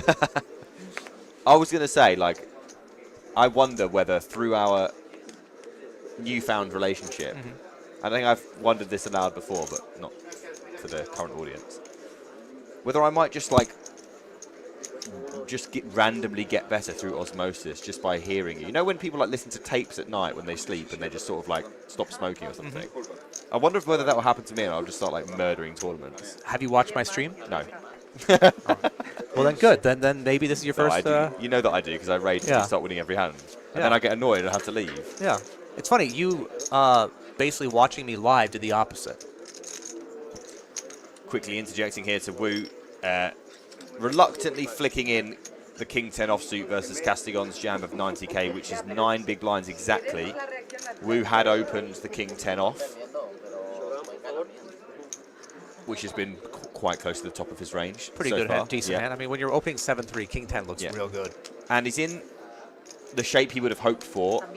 Pretty much like you can't hope for better than this, to be live with 2 cards versus the ace-9 of clubs of Castigon, and Castigon survived just a moment ago, looking to do so again, and would be up to 200k if he can find a way to win this one. Incidentally, Wu, if he found a way to win this one, would be at 1.05 million, which sounds rather daunting. Once you get over $1 million, what you have to do is take a picture of your stack and put it on social media, share it with your friends. I don't know how that became a thing, but it became a thing. 10 on the flop for Wu. And 2 aces left for Castillon, down to 12% from around a 60% start. And a jack on the turn does provide Castillon with a little bit more hope. 19% now. 8 or king, both available. Would make a straight on either. 1 king obviously in Wu's hand, and there's a queen, which is going to spell the end of Castillon. And it is going to put Wu up to 1.06 million. I think most of the players on the table would have preferred Castigon to win that hand. Obviously, there are a lot of tables still running it. And while you do want people to get knocked out of the tournament, you don't want someone that's very aggressive and capable having over 1 million chips on your left. Yeah, that's not great. Although I will say that they are still at a huge disadvantage when he has 850k. Sure. Given that I think Lucia or Acareta has the second biggest stack with around 500k. But also, I do want to mention that every hand that Wu's in when he's playing, stone-faced, emotionless. Yeah. He's just not machine, right? Yeah. But every hand where he's out, he's just having a great time. It just, the persona changes. And, you know, maybe it helps that you have 1 million chips. Yeah, the reason why Aaron keeps saying 1 million chips is because he was able to take a picture of his stack in the main event last summer when he had 1 million chips. I was able to do that. Yeah. That's the only tournament I've ever had 1 million chips in, that, you know, a live tournament. You're welcome for me letting you get that in there. I mean, I was going to get it in myself anyway, but I appreciate it. Yeah, it's okay, man. I had 1%. So you know, there was a point where I had like 980k, and if I raise and take it, I get to 1 million. Does that affect your ranges at all? Oh, yeah. Exactly. And so I opened, and the guy... Ooh. Uh-oh. Sorry, Aaron. And this is... I have so much sympathy for Geras here. Wu is sitting next to Geras. Geras has watched Wu open maybe 90% of his hands. Sevens is doing really well against the 90% VPIP. It isn't doing well against Wu's pocket tens on this occasion, and even though De La Fuente is going to fold a 10, Geras will still need to find one of the 2 remaining sevens, and Wu's almost apologetically flicks it in and goes, not this time. We'll have folds, but not with this hand, and Wu now moving towards the mark that you guessed. Really rough spot from Geras. Like again, Wu's probably opening every suited hand, every high card hand, a lot of the low card hands, and he just runs into a better pair. Still not dead. 2 sevens in the deck. Yeah, and they are in there, and we know a 10's gone, which is why the 10s have 73% equity rather than the quintessential 82. We're accounting for folded cards here, so 2 sevens are available for Geras, but one of the 10's missing as a redraw, for example, for Wu. And the only real ray of hope here is backdoor clubs. Those 2 sevens still available, obviously, but if you'd offered Geras a club here, he would certainly take it. Even the 10 of clubs. Yep, that's better than no club at all. And there is the 10 of clubs, sorry, the 8 of clubs, not the 10 of clubs, which Very leaves close, the sevens available, the 2 red ones, and the rest of the clovers, leaving 9 outs for Geras, who has 26% now. Can he find one of those outs on the river? Wu's having a great time anyway, and the King of Hearts will not diminish his good time now.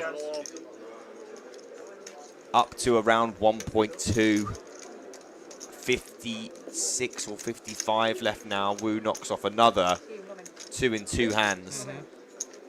And it looks like a really nice rapport that Wu has with at least Geras and other members of the table. Like they're having a good time, even though he's just running them over. Yeah. You know, sometimes you're not a big fan of the chip leader because of what they're doing to you, but they seem to like Wu despite him just repeatedly taking their chips. Our thought process earlier was interrupted. I was about to say what I... Oh, no, I did mention that. Sorry, guys, it's a long weekend. You were going to say something about Wu. You know when I said, oh, drink, I'll learn from osmosis? Oh, my issue was the pot between Acaretta and Lucia Navarro, the Jackson Ace-5, where Acaretta opened out of the gun and just didn't barrel the King Queen 6-6. And I would say if Wu is in that spot, he wins the pot, right? And sometimes run good is about which player up against in a certain spot, whether you get barreled off your hand or not, whether they allow you to reach showdown. And, you know, Lucia was fortunate to have a player who decided to check back rather than really just attack her likely capped big blind range. And not what I was going to say. I love that you thought I was going to come out with that. I appreciate it. Yeah, you know, I bet Wu would have won that pot. You know that. Yeah, no. True. I could have managed something as simple as that. I believe in you. The technicalities, yeah, we leave those to you. I wouldn't maybe stake you for micro stakes tournaments in the future at some point, perhaps, if I didn't believe. I do think we do need to make that happen. I'm kind of like feeling it. Yeah? You know. I will say, every time I start a tournament poker session, I'm feeling it. But not every time in the middle of it or when I finish it. But I always start with that optimism. 99 pay from 360. No, we are paying 47. 360 is the amount of players that we started day 2 with. No, I believe that's the entire field. No, 360 total. We're not paying 9 players, basically. We started day 2 with like 150-ish, and we played a couple of levels before we got on stream. So apologies for that. No, 9 paid is not correct. It's 47 paid. They'll be paid 700. But 9 will make the final table. Yeah, 1,700 euros for 47th, and 50,000 euros for first place. Lucia, pocket 9s.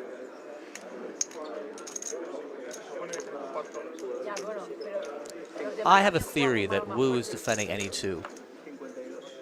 The 5 deuce off is definitely one of the lower strength hands. Yeah, but still super playable when you know your opponent has to fold loads post. And a pair of 5s for Wu may be some of the only encouragement he needs, although Lucia obviously doing pretty well on Ace King 5. is going to c-bet. Now, I personally, not that I matter, I personally enjoy using large bets and checks on this board. I think it's a board you're going to bet so often that you want to actually pick a smaller size. And especially in an ICM situation, smaller size are usually better than bigger ones. Just so you put fewer chips at risk. Yeah, I told you I don't matter. I think in cash you might be right. I am. Yeah. It doesn't matter because Yeah. we're not playing cash. Check on the turn. And the river is a queen of hearts. Now, Wu checks really quickly. I was going to wonder whether Wu might try to win this one another way than check. I think both players could have thought about going for it there. Yeah. Right? Where maybe she can get him off a king when the three hearts come out, and maybe he can get her off a queen, a king, a hand like jacks 10s, a better 5. But both decided just to knuckle, and that's fine. I'm really sorry, just rewind. Didn't Aaron Baroni predict we would have over 1 million chips before the break? Well, he did. Also, not that tough of a call. I said 1.3. Yeah. So let's see if he gets to 1.3. When is the break? We'll find out for you right now. I would guess in about half an hour. We do have people that can tell us exactly what it is. That's true. Importantly, Aaron, 52 left, 5 off the money. How does this change the way our players will be approaching compared to 70 left, for example? I mean, at this point, you're just sweating the board, right? You're looking for, and every time you look back, as Lucia looks back at it, you're looking for an elimination. Did someone else lose? Are we one player closer? A lot of players can, at this point, just not look at their cards and fold their way to the money. It's not what I would recommend. But a player like De La Fuente here with about 9 big blinds, you know, might start playing a little bit slower because he's probably one of the shorter stacks. And the middle stacks, like, they'd like to get the money too, especially when Wu is going to be putting pressure on them. Wu, by the way, probably should be even more aggressive now. Now's the time where you can really ramp it up and people are going to fold more. But to be fair, they folded a lot to him already. Yeah. And it's not like Wu can get more aggressive than he already was. Well, he can start 3-betting opens. But he Sure. saw it with Lucia, and we really haven't seen it since. But this is an amazing spot for him to do it. Yeah. And we're going to also find out not only when the break is, but how long it is. It may well be. We are in Spain, guys. You're not, probably. We might be. If you are in Spain, you might want to watch the Spanish stream. It's completely up to you. Here you go, Aaron. What did you want? Little 3-bet.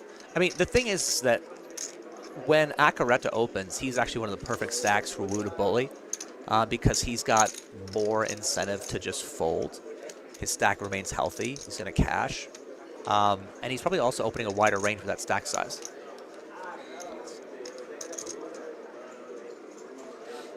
Yeah.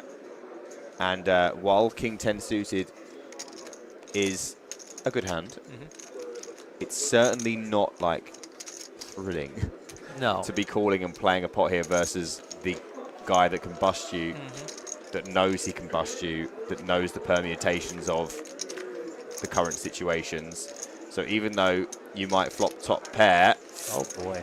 ooh, Wu with the nut flush draw, and Acareta with a hand that must at least call once. Yes. And this is exactly the kind of situation that you'd really rather not be in. You really want to avoid it. But you're here now.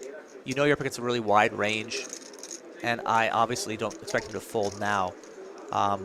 It's going to get dicey for him on almost all the turns. Some of them he'll be drawing dead on. There's 250 in the middle. We're going to see a turn here, which is the deuce of clubs. Sizing scheme for Wu on the turn. Does go for check. I wondered whether we could just make the ultimate pressure move.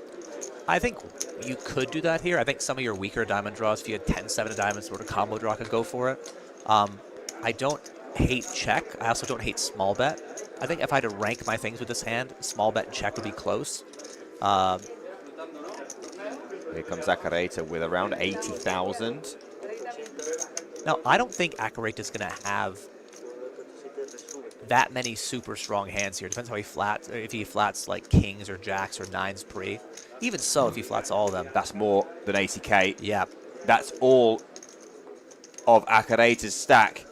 And we are experiencing here exactly what we prophesized. Not a difficult prophecy to predict, but Wu putting the maximum amount of pressure. I believe that was a time bank, not a chip, guys. Don't panic. There has not been a call from Acareta. Tried to stab the turn to maybe potentially check back the river, but Wu saw right through it, put maximum pressure on Acareta, who had a really reasonable stack in this tournament heading into this hand, but with only 5 off the money, is now in a position where he could not stone bubble, but soft bubble this tournament. Yeah, and it just shows the danger of playing a big pot versus chip leader. Another time bank used for Acareta, who it is in a gross spot. Now, your opponent can have bluffs here. They're likely going to have equity. Wu's been playing so aggressive in such a wide range that I think if this spot is in the money, Acareta snaps it off and just says sure. But again, the power of bubble is so much and could obviously change how this hand plays out. I mean, maybe it's not even a play that Wu makes once in the money. Maybe it's just purely a product of 5 off the money. Acareta started this hand with 500k. 50 big blinds, 5 off the money. If you bust in that situation, which is what's going through Acareta's mind right now, it's a complete disaster. Yeah, he was second chip to this table. If he does win this pot, he and Wu might be close-ish in stack size. So there's that to think about too. He'll be ahead. But even if Wu gets called here, he's obviously not dead. We'll have 30% equity. Yeah, which is why it makes it such a great combo to use. You can get folds from your opponent more often than you would usually due to the stage of the tournament. And if you do get called, if Acareta has something like pocket nines, which is possible, you're going to get snapped. You can still find that diamond on the river. Acareta in the mud. 1 time bank left, which affords you 30 more seconds, and that one's getting used as well. We are into the last 30 seconds of Acareta's time here. 312k left if he folds, which is super playable, over 30 bigs. Absolutely hates his life. He's going to call it off. He goes for it.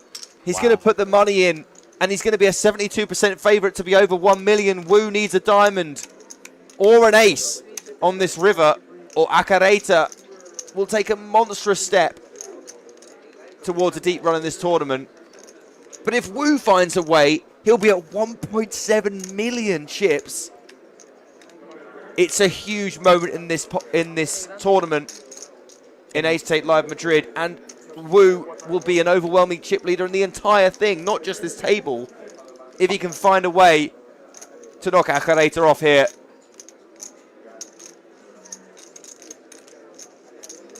He was right, but does it matter? The river card is another king, and Acareta puffs out his cheeks and will rake in over 1 million chips. Deep sigh of relief from him there. Just massive pot, probably the biggest pot in the whole tournament right there. And while Wu goes down to 645k, I don't think that's going to stop him from maintaining his level of aggression. You know, I thought well played by both. And someone's got to win, someone's got to lose. What a gutsy call from Acareta. Oh, yeah. I mean, it's one thing to know that Wu's being aggressive. It's another to stick 50 big blinds on the line, 5 off the money in an €888 tournament with $50,000 up top. He holds, and it's got to feel really, really good. Follow your read. Being able to make the right decision in the face of significant ICM pressure. The most pressure you can be put under, really, in poker. Fantastic call. The sick thing is, I mean, you'll know a lot this better than me, obviously. I don't need to keep prefacing that you know more than me. But I like it, actually. I prefer. just reminding everyone that I am... If you're new here, chat. I merely stipulate and Aaron clears all of the muddiness up. You could see what Wu has there, and it's still not clear that you should call. That's true. Even though you're, a decent favorite there. Again, the bubble pressure, you do want to make some folds at times with the best hand to secure yourself a cash. But now it's arguable that Acareta might have the chip lead. And we'll see if he actually wants to be as aggressive as Wu's been. I would guess no. And that's not a slight on Acareta. That's No. just because Wu's done everything you could possibly do. It is hard to be as aggressive as Wu's been. Yeah. And to be fair, when he puts all the money in there, it's not that he has some like trash combo. He has the nut flush draw, blocks aces, hands like ace king, and he just put top pair with a gutter ball in the blender for all the time banks. Absolutely. We are 5 off the money. And one thing that we haven't mentioned yet, which will be going on a good chunk, is stalling. It really hasn't happened here. No. We do have a timer, obviously, that Yes. people have to, and we have obviously the time banks, and they are brought in to stop people stalling too much around this time of the tournament. But you can still use the allotted time for your decisions. Pre-flop, I think you get a little bit less time. Post-flop, you get more. Yeah. This right here is he's not thinking about it. No. I mean, I would be surprised. And so he's just going to use the time that's allotted to him and then fold. And there's nothing. There's nothing wrong with No. that. It's part of the game. You're playing within the confines of the game. Yeah. I do like the shot clocks in there because excessive tanking, I think, is a problem. And if some dealers allow it and some don't, it gives some players an unfair advantage. Yeah. Yeah, nice to see Wu took 10 seconds to check down the turn. Yeah, I mean, it does show also that he just really is just not bothered. He knew what was coming if Acareta went for the bet. And it's interesting because, Acareta had 2 ways of trying to stifle the pot there, which is ironically what he was actually trying to do when he blocked the turn. You can check back and potentially face aggression on the river. What he decided to do was bet the turn, hope to not get shoved on, and then check back the river. What ended up happening, obviously, was that Wu... Oh, look, you're right again, Aaron. It hasn't slowed Wu down. They say offsuit here on the button. And that is not 25,000. It's quite significantly more. 65. Yeah, he's right back at it. I'm so glad that Wu is here. Uh-huh. It's much more fun for everybody, us, you guys watching, to have someone that has a big stack and knows how to use it around this stage of the tournament. Gives you so much more to watch. Yeah, and I also think if he wins that pot and has 1.7 million, the next couple minutes might not be very exciting to watch, unless you're a big Wu fan, right? Like, it's going to be, I mean, sure, but I mean, if you... It's a Wu? Yeah. Because he's going to be taking every pot for the foreseeable future. Yeah. Now there's at least confrontation between him and Acareta and other players as well. Aaron, you could even say, he's wooed me.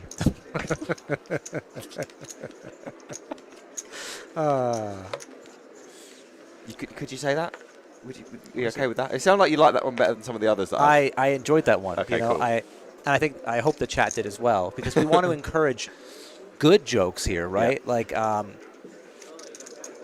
yeah, I remember when I was younger that I had a friend who found all of my jokes funny. Yeah. And I'd hang out with my other friends. They'd be like, "Oh, you're dull now. You've been everything's not funny." Yeah. You just weren't popular enough. That's correct. Ironically, same person. Oh, really? Yeah. Private joke. Well, once again, Wu is in the mix. I have some news. Go on. There will be no break until the bubble has burst. We want to send every player off to either a miserable dinner or a dinner with 1,700 euros to their name minimum. Sure. So no one gets to eat until the misery has stopped. Exactly. All right. And here is De La Fuente, Jack 10 suited, decides to go for it from the big blind here. Only 8 bigs. Aaron's got a little screwed up face here. I just don't think you have that much fold equity in this spot, even for 8 bigs. Well, it looks like maybe 0 because he's got snapped off by King 8 offsuit. I guess you could have 8-3 and stuff, but I might have gone for a flat and just got it in on good equity boards. But honestly, Wu's been so aggressive. I mean, maybe when he has a 7-3 suit, he just mucks it. Yeah, or if he just feels like he's pot committed and calls off. Maybe De La Fuente thinks when called, he just is ahead. That's also very fair. It's a value shove. Yep. Here comes the flop. De La Fuente with the one needing help, and there is some of it in the form of a 10. Wu now down to 19%. There are 3 kings all available, and the potential of a little backdoor straight and backdoor flush with the 8 diamonds. Let's see if the turn card gives Wu any extra help. Oh, 7 of diamonds, and the outs explode for Wu, who's up to 9 of them and 26% to knock off De La Fuente and take us down to 51. Here comes the river. Oh, it's another diamond! And De La Fuente is runnered by Wu to get us 1 closer to the money. A brutal way to exit the main event. Yeah, and that does get us 1 closer to dinner, to the money. And, you know, really tough spot there with the Jack-10. Like, you're up against a player who's been opening pretty much every time that it's been folded with them in that kind of a spot. And as you said, you might just think the Jack-10's a value shove. You're ahead. You have some fold equity. I understand that. And Wu back up to 800K. Now, I know he did drop from the high of around 1.2-ish, but there's still time for him to chip up before this bubble does burst, and I expect he's going to go for it. I've contacted Lime Ricky. I have things in the works. Excellent. They involve questions being asked to you,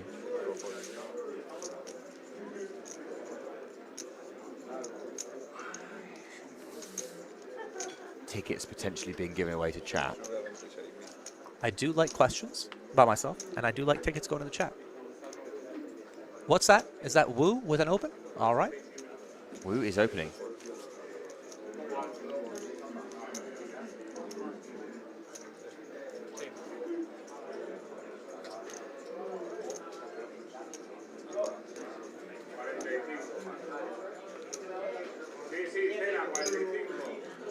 Oh, look at this. Janabi decided to flat the button with A7 offers Wu. He is ahead. Yeah, and you sound unconvinced. I thought he was going to go for a 3-bet. But instead he's gone for the flat. Yeah, it's a 7 on the flop, and, I mean... This is a flop. 25k from Wu, I mean, can't fold now. No. And we won't. We have middle pair, backdoor, nut, flush draw. But do we really need to be here, Aaron? Do we really need to be here? Queen of clubs on the turn, favours Wu's range. Wu usually acts quite quickly, slows down a little bit here, going to pop out another bet of 40k. And Janabi's face kind of says, what am I doing here? How did I get here? You're probably wondering how I ended up here. Or he's thinking, I have him right where I want him. He's been really aggressive. I flopped a pair. I'm just trapping him. It's either hating life or the plan is perfect. Oh, he's pouting now as well, which usually means kind of resigning. I wonder if we... I mean, I've seen a few things that I felt to be tells because I can see the cards. Do you read anything into the pout and the tank? I've stipulated yesterday that these tanks are never born of value hands. It comes call regardless. Has Wu picked up on anything that Janabi has been putting out there? Wu's got King 2 off. A really underwhelming bluffing combo and a Jack of Hearts river. It's a much better bluffing He is combo going to now. stick Janabi in. Oh, a little bit of flustering from Wu, who is going to slide out a massive stack of reds. Did he see something on the turn? Can Janabi figure this one out? Another person has been put in the absolute bin by Wu. I love it. And Janabi, what's Janabi doing here? What do you do, Aaron? We've called on the button, presumably because we know our opponent is super aggressive. But we're 4 off the money. We have 4th pair. It's like a choose-your-own-adventure book that I would never get to this point. I don't know. But if you thought your opponent's really aggressive the whole way, and you think they're going to keep bluffing, does the board texture really matter? I mean, you can be as critical as Janabi's pre-flop call as you like, but if he finds this river call, we do have the ace of spades, Aaron. A brief touch on how that features into your decision whether you would use this combo to call with. You know, it's funny. I don't think I'm really worried about theory call combos in this spot. I'm worried about how wide is his range. Could he go for value with a jack? You know, that sort of thing. I'd hate to be shown 10-9 as a bluff. He folds. Wu gets one through. Wu's a beast. Wu's a monster. He opens the king-2 off. He took a huge hit, rifling it off before with the a7 of diamonds. Continues opening pretty much everything under the sun. Triples off on a board that's nowhere near him on the flop.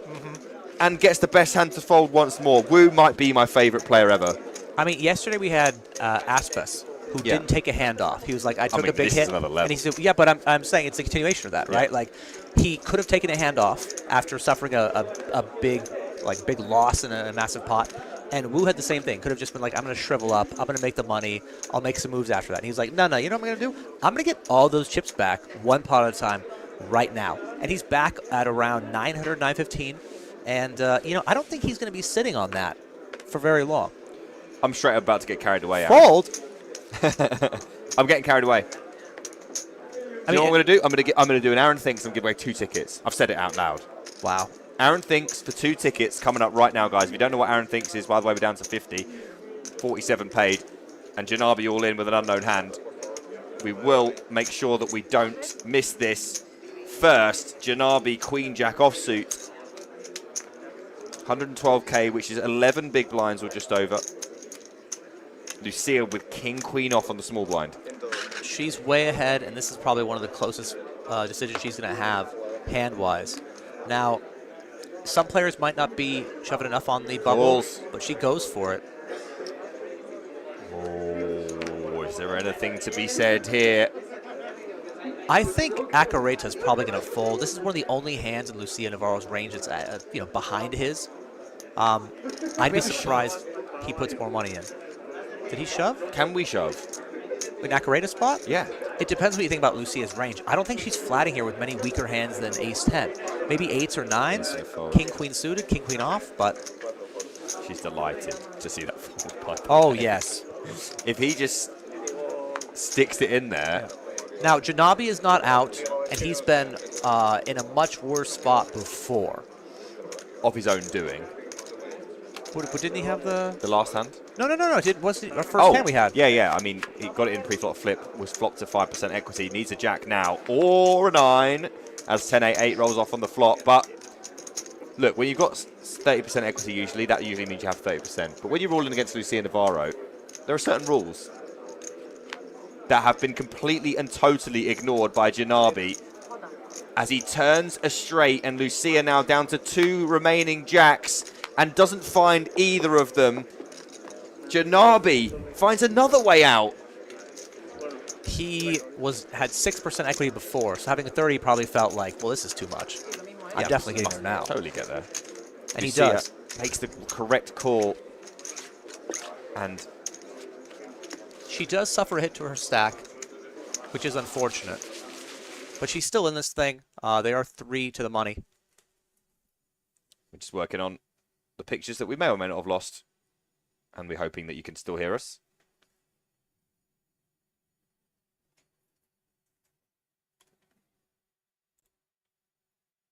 Just a few technical difficulties. Yeah, but I was just going to finish what I was saying. She's still in a really good spot, stack-wise. Yeah. 3 to the money, there's right there.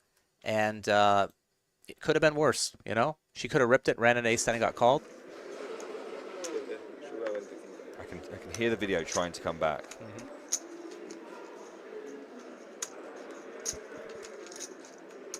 And while it does, hi guys, it's getting emotional in this booth. It is. And I can hear the comforting sound of the chips being rifled. Riffled? Rifled? Shuffled? Riffled. Shuffled. Rifled. Rifling is more woo okay stuff. All right, I see. I see. So it looks like we have the video back we're right gonna now, go which is back, guys. probably what you want to watch. Well, we certainly don't want to see us. But those of you who do want to watch us instead, thank you. I do Yeah. appreciate that. We're Kind now of you. going to go, though. Right, Aaron. I said that we were going to do a Nick Thinks. I'm going to do... Sorry, Aaron Thinks. Aaron Thinks. We're going to give away 2 tickets. The game is Aaron Thinks. You get to answer once and once only. No duplicate answers. So if you do a duplicate answer, you can answer one more time. And the closest 2 answers to what Aaron thinks the answer to my question is will win a $33 ticket. Again, Everyone understand? Yes, and the important thing is don't guess the right answer. Guess the what answer Aaron thinks. I'm going to think. That's why we call it Aaron Thinks. Correct. Aaron, we are 3 off the money in the 888 Poker Live Madrid main event. How many more hands will we play until the bubble bursts? Oh. How many more hands does Aaron think we will play until the bubble bursts? At this table or just in the tournament? Aren't they the same? No, yeah, amount of hands. Yeah, sure, at this table.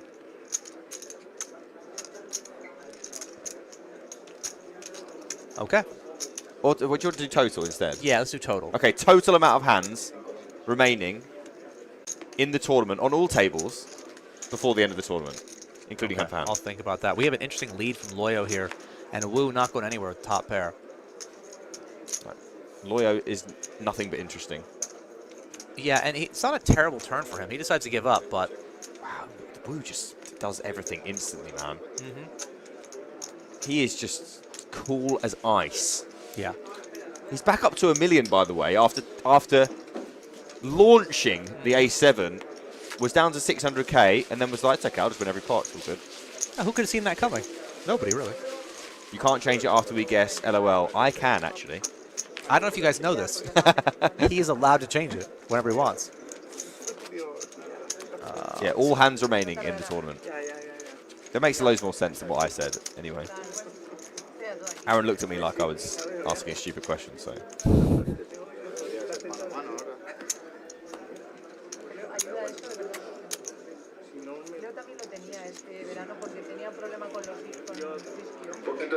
There's Vivi. Also, Inyaki's there. Nice of the production team to not put his name up there, but all right. Vivi looks to be really short stacked. Maybe around 90,000. In danger of bubbling, of course. Inyaki doing slightly better. Those yellows are worth 25k. We don't use the dinner break. We're going to wait until it breaks the bubble. Okay? So, you know what I said earlier about the dinner break? Yes. It's just completely changed again. They just changed it? Yeah. So what's happening now? 14 minutes time. Okay. Ish. We're going to have a break. Because these things can take some time, and players are going to be hungry. It's 9:30 here. Yeah, I could go. I could eat. I don't know about you. I mean, I don't mind going on a break, get some dinner. Yeah, I mean, we should probably think about what we're going to do. How long is the dinner break? Okay, so we're going to have to... real short. might have to get our menus available again. Yeah. If anyone out there has a menu to a restaurant. You know what? I actually have one right here. Oh, do you? Yeah. Wow. Is there... I would prefer if you don't get the cheesecake, if you don't mind. Funny enough, I wasn't going to order it. Okay. How many hands will be played in this tournament before we hit... We're down to 49 players. So whatever my answer was before... until we hit the money. Yeah, you got to write down when I asked it. Yeah, of course, that seems fair. Or should we change the question again? Dear 888, they kept changing the question. Loyo just going for the call here. And Wu's not going to let that stand. Some answers are so bad, generally, that you could get the right answer by... Oh, dear. Wu sticks in Loyo. Loyo with a hand that could have jammed itself, but would be pretty careless at this stage of a tournament to do so. I think it's a fine spot just to, you know, you're jamming it for like 13 bigs blind on blind with a pair. You're likely not getting called anyway. Yeah. Or you could fold and try to make money. Yeah, I think I just would have ripped it, actually. But he's still in the tournament. Aaron is going to lock in his answer in a moment. He's in the tank, though, guys. We take this very seriously. 49 left here, 50k up top, as you can see. Our final 9 will be paid at least 5,900. Our final 47 will be paid at least 1,700. Would Wu call there, in your opinion, Aaron? I don't think he does, but he is more likely to call than anyone else at the table. Seems reasonable.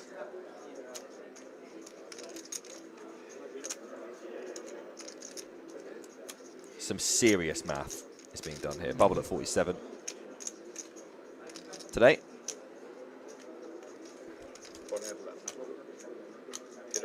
Would you call? No. I don't think people are shoving wide enough in that spot that with hands that I beat. I think ace-10 I call, but I think king-10 would just be one too tight. But it does depend on the player. I will say that Loyo might just go for it, so maybe versus him might have a tougher decision. Akareta considering doing some Wu-like things, decides not to. Only Maybe Wu will do some Wu-like things. He might. Lucia would, by the way, 9's a good hand. Lucia would hate to be 3-bet here. And that's the thing, is most of your range in this spot doesn't want to face aggression, and which is part of why Wu's strategy is going to work so well. Loyo, by the way, stalling. Not considering. Ooh, a snap fold.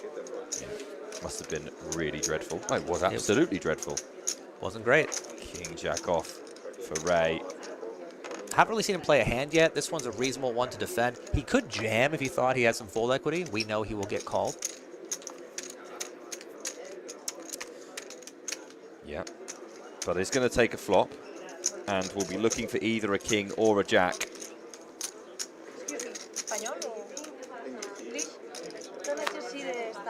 Lucia asking which language she should ask to seed the stack in.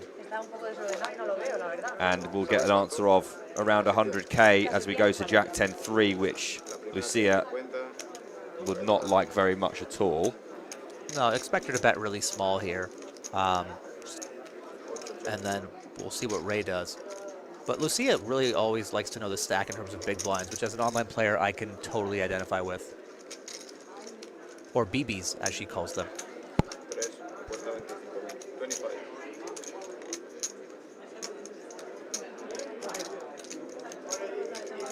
25k here from Navarro, and Ray may shove. Yeah, I expect at this point with top pair him to put the money in. I think calling is actually fine. But he's going to move it in. From Ray. Just a little bit of time to pray not to get snapped. Yes. And now Lucia wants to know exactly how much. As is her right now that the money is in the middle. She is allowed a full count by the dealer. Not before. No. The count can only come from the players before the all-in. Is that true? The dealer can't count the stack. Oh, it that can part, be, yeah. It can be put into fair stacks so you can kind of see, and they don't have to give you an exact answer. They don't have to answer at all if they're asked how much it is. But once you're all in, the dealer is permitted to count, obviously, the bet, which is in the middle. You no longer have a stack. It's in the middle. Sure, that makes sense. So it becomes the dealer's jurisdiction. Lucia not happy. You're going to use a time bank here.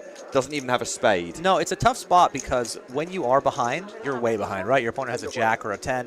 You're just crushed. Are they going to check jam a 3? Probably not. So you are ahead of draws, sort of, right?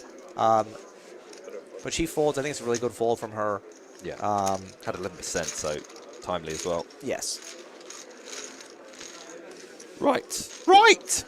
Little voice crack, guys. There'll be more of those as we delve deep into the night. And we do have winners coming for our giveaway.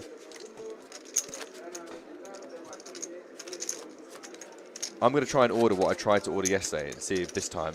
Good. I'm gonna have what you had. You can have my. I'll have what he's having. You having the same thing? No, the thing that you had yesterday. Oh, okay. I haven't had one of those yet. Do you know why I ordered that and not, like, because obviously all this main course stuff is really, really nice, but I need some bulky, like, meaningful food. And it's quite delicate and pretty, but that's not what I'm after right now. Thing that I'm I after have- sustenance. Sure, understood. Yeah. I also... ¿Cómo vas? ¿Qué haces que no estás filtrando la burbuja? I'm just waiting for the answers. Happy birthday, Ron Gooder You have it? and Nettie. Tienes que ir ahí, hombre.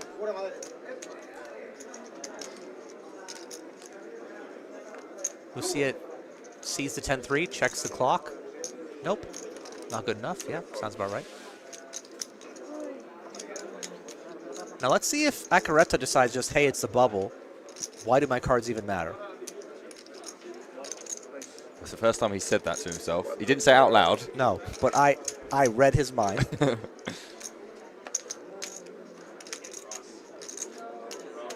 Just waiting for 2 answers that have won. And I do have them. Excellent. So after we reach the completion of this hand, This Loyo. is, sorry. This is Woo's button. And Wu is saying, this is my button. Wu, what a machine. 9-8 offsuit here. I mean, look, you're allowed to be aggressive at this stage of a tournament with 1,000,000 chips. On the direct bubble of tournaments, that's when you have the most pressure. To middling stacks, to shorter stacks to a degree. Wu doesn't care what your stack is. It's arguable if he could have won more chips if he would have been able to see his opponent's cards. Like the way he's been playing. It's just worked out perfectly, and I expect he wins this one. That's interesting. Like, I know it's completely speculative, but as we assume that this will be the end of this hand. Do you think that if Wu saw Acaretta's King 10, he would sort of shove the turn? I think he might have chosen a small turn bet river shove.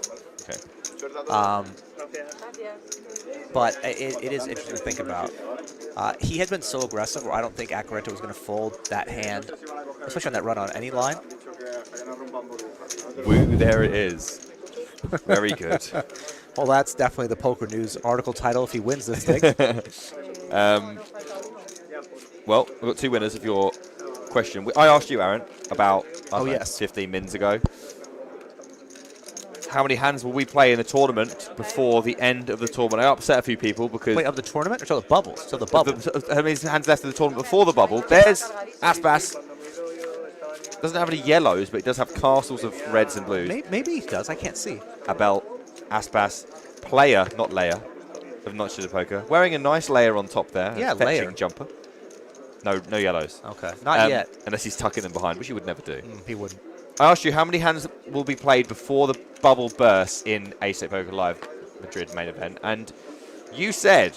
This was a tough answer for me because I had to see how many players were left, tables were left, try to think how many hands per table. People are going to be a little slow.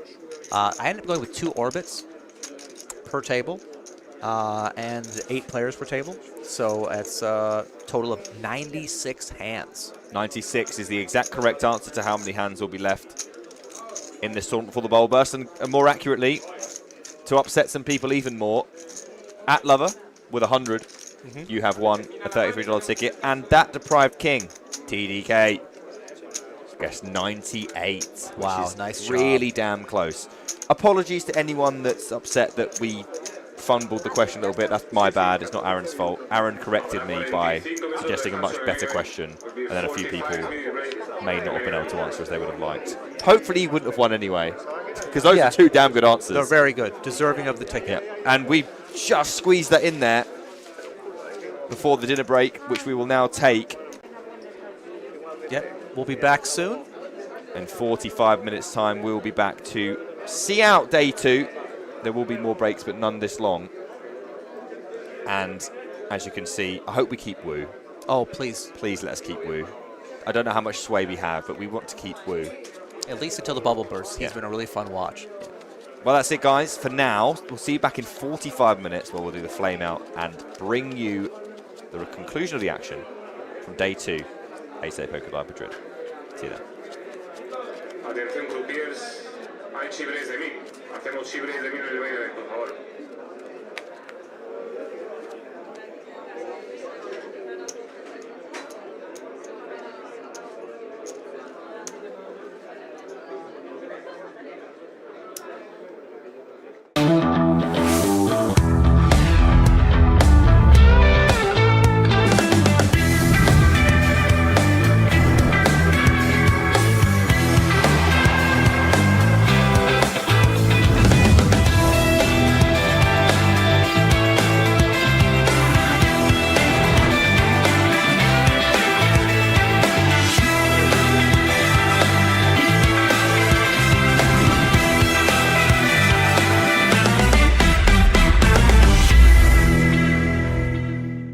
I mean, the good news for him is if he hits a pair, he's likely ahead. Because there's only 110 left in the deck. Oh, wow. Wow. How about ace 10-3?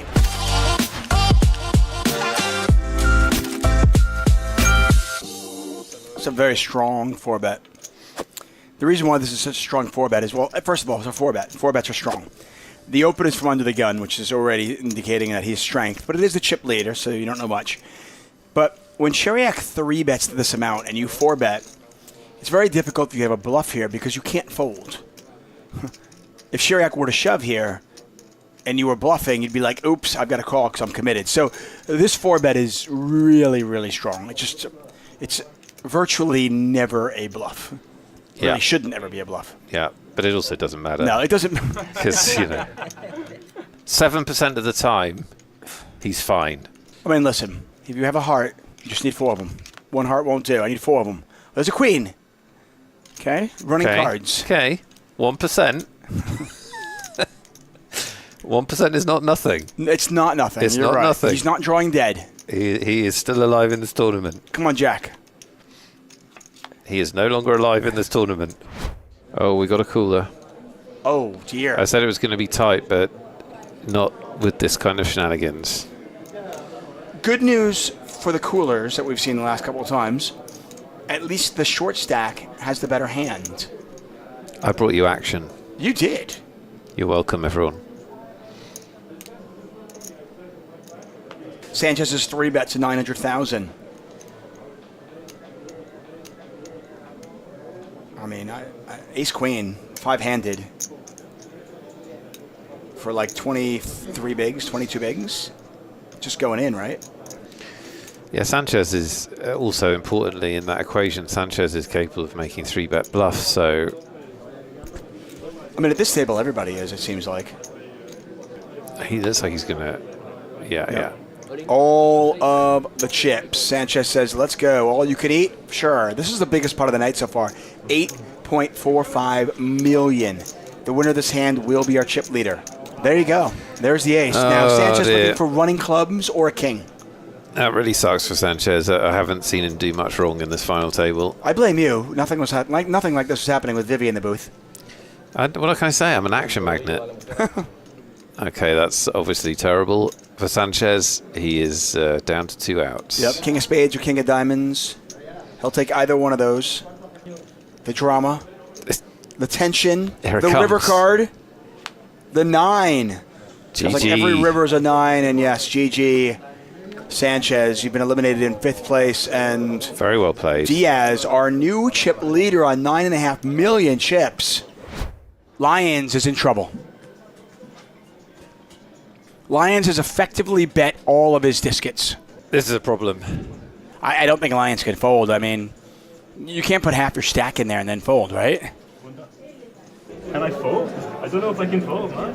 I think he just said, can I fold? I don't think I can fold. No, you can't fold. I thought I couldn't fold, but maybe I can, man. Go. He's going to No, call. he's going to make the call. I mean, I figured eventually he would come up to the conclusion. He knows he's behind, obviously. But he's got 35% equity. Oh, there's the king. Oh, wow. What a sweat. Got 2 spades out there. Any deuce, any spade. Oh, dear. Wow. Oh, my. And imagine Lyons was actually considering folding this.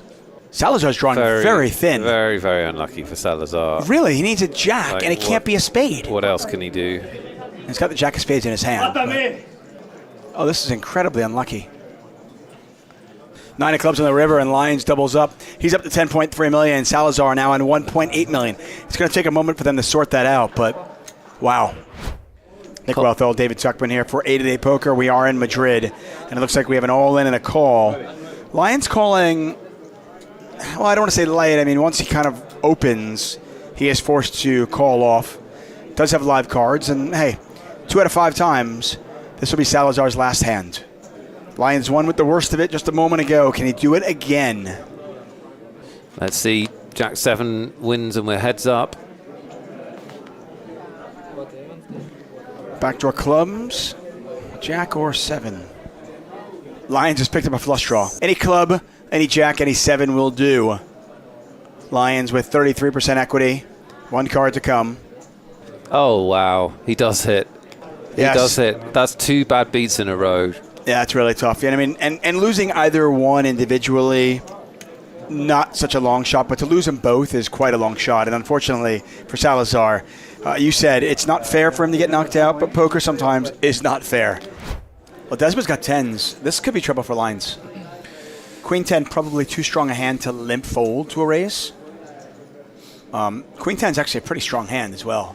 So Lions is limped. So what does Ledesma do here? It's a bit weird. Go to say 1.3 million. You just went. Yeah. Just keep doing that. Yeah, you know. That's right. I mean, you just did that with nothing. Yeah. Now do it with something.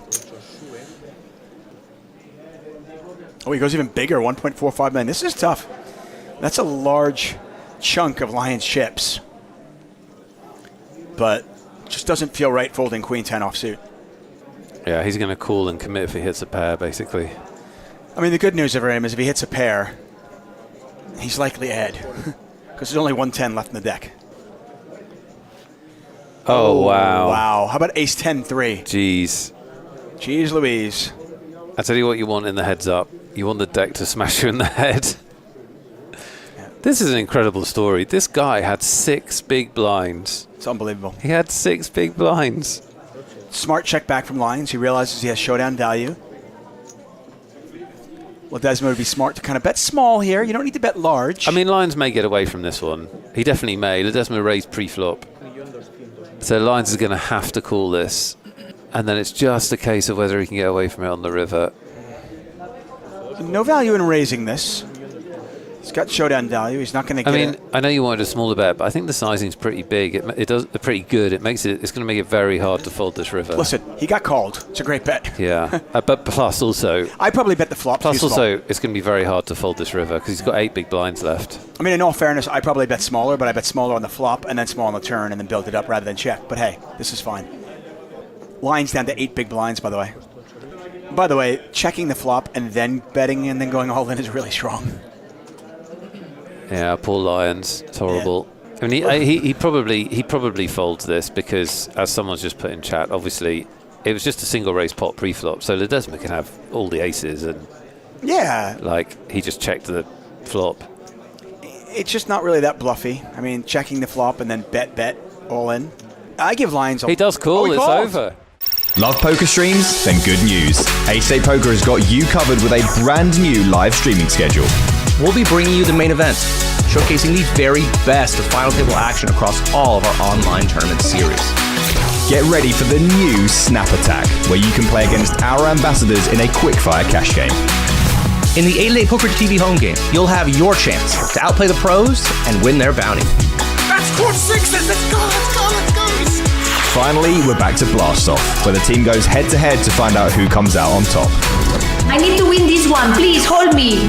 And throughout the year, we will be bringing you the best live poker action from every 888 Poker Live and UKPL event.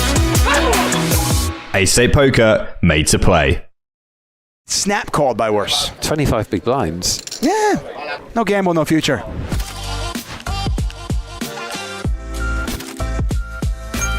What do you want to do here if you're Guerrero? Like, literally, what do you want to do? You're third in chips. What do you want to, or ish, something like that. I don't know the complete runouts. What do you want to do with ace queen? Call and hope you hit. Hope you hit and you're stacking off on a queen. Is that what you're doing? You might, yeah. But then, your words, it's an absolute catastrophe to go broke. It's tens of thousands of euros. Does Guerrero want to hit a queen here? That's my question to you. He'd like to hit 3 clubs. 3 clubs or top 2 or something. Then he might feel all right. Oh, my. What did you hear? Wow, Panto bet in the dark. What? He bet in the dark. He's done exactly what I said. He doesn't need to think. Okay, everybody. We've got giveaways, we've got free rolls, but this might, even with despite that, this might be over in 2 hours. No, but it might be the best final table ever. It could be a lot of fun. So here is exactly the situation I described. This is exactly the situation. He's hit his hand. Now what do you want to do? Well, especially the fact that Panto bet blind. What do you want to do, though? You tell me. You're in his shoes. What are you doing? You're calling to leave yourself $1 million? I'm crying. You're crying. It's absolutely horrible. I mean, you don't give him a jack, obviously. He bet blind. How could he have a jack? Can't give him a jack. So you're stacking off with like 6 stacks shorter than you? I think Guerrero might just stack off here. Well, he's committed now. He can't fold now, can he? Well, he can. Can he? Listen, we've seen crazy things. I suppose he can. He's got 1.1. I suppose he can. Yeah, but what does he do on like the deuce of diamonds? By the way, should we just feel sad for Guerrero? This is such a horrible cooler. What a horrible cooler. Panto, by the way, if he holds here, will end up having half the chips in play. Oh my, the chips are going in. Check. Did he check? No, he moved all in. No, he moved all in. Okay, Guerrero calls. Guerrero needs a club or a queen. Pot is 4.5 million. Guerrero came in 3rd in chips, I believe. If he gets knocked out in 9th, this will be awful for him. Looking for a club or a queen. The outs are on the top of your screen. Panto standing up. Look at him, the Godfather. It's a jack. He makes quads. He loves it. Garcia with ace kings all in. Panto's got jacks. We got to flip. Oh wow. I like the jacks. Panto could obliterate the final table more. I like the jacks. I'm going with jacks. Yeah, you can have the ace king. No thanks. What? I've been doing this all weekend. What do you mean? Wow. We could be 400. By the way, and one of the king is dead. Panto looking to make the double elimination here. Can he knock out both Garcia and Peluso? If the jacks hold, by the way, it'll be Peluso who finishes higher. Oh, and there's a set. There's 3 queens left in the deck. I just want to be Panto. How do I make that happen in my life? Here's the river at 3.6 million in the pot. To be 4-handed. They need a queen. It's not the queen, it's the 8 of hearts and top set for Panto. Amazing. What a run. You might think that Vecchiana has just gone to dinner. Yeah, it just hasn't been part of this. Which, by the way, if you're Vecchiana, you're kind of loving it. He's going to be part of it now. He's probably going to be part of this one. But if you're Vecchiana, he's playing the short stack perfectly. Let you two get involved in every single pot. Maybe something happens and I can just squirt my way into second and then get lucky. He's got 30 big blinds, and he's watching those two battle. Panto quickly calls. He does use his big chips when he has them. By the way, this pot's 3.1 million. Yeah. And Panto hasn't put tons of thought into it yet. See, he must have... Panto has something here. He doesn't have garbage. He doesn't do this with nothing. But he's very unlikely to have the best hand right now. I think it's very safe to see that Vecchiano's got the best hand. What's the bet size? You want to keep him around. What are you going, 950? 950 and then get the rest in on the turn? I mean, if he's got a pair, he's not folding. So that's the whole point, right? If he doesn't have a pair. Well, I'm saying if he has king queen here, he might call like 900. No, he's gone my route. Okay, that's tilt. Okay, that's tilt. I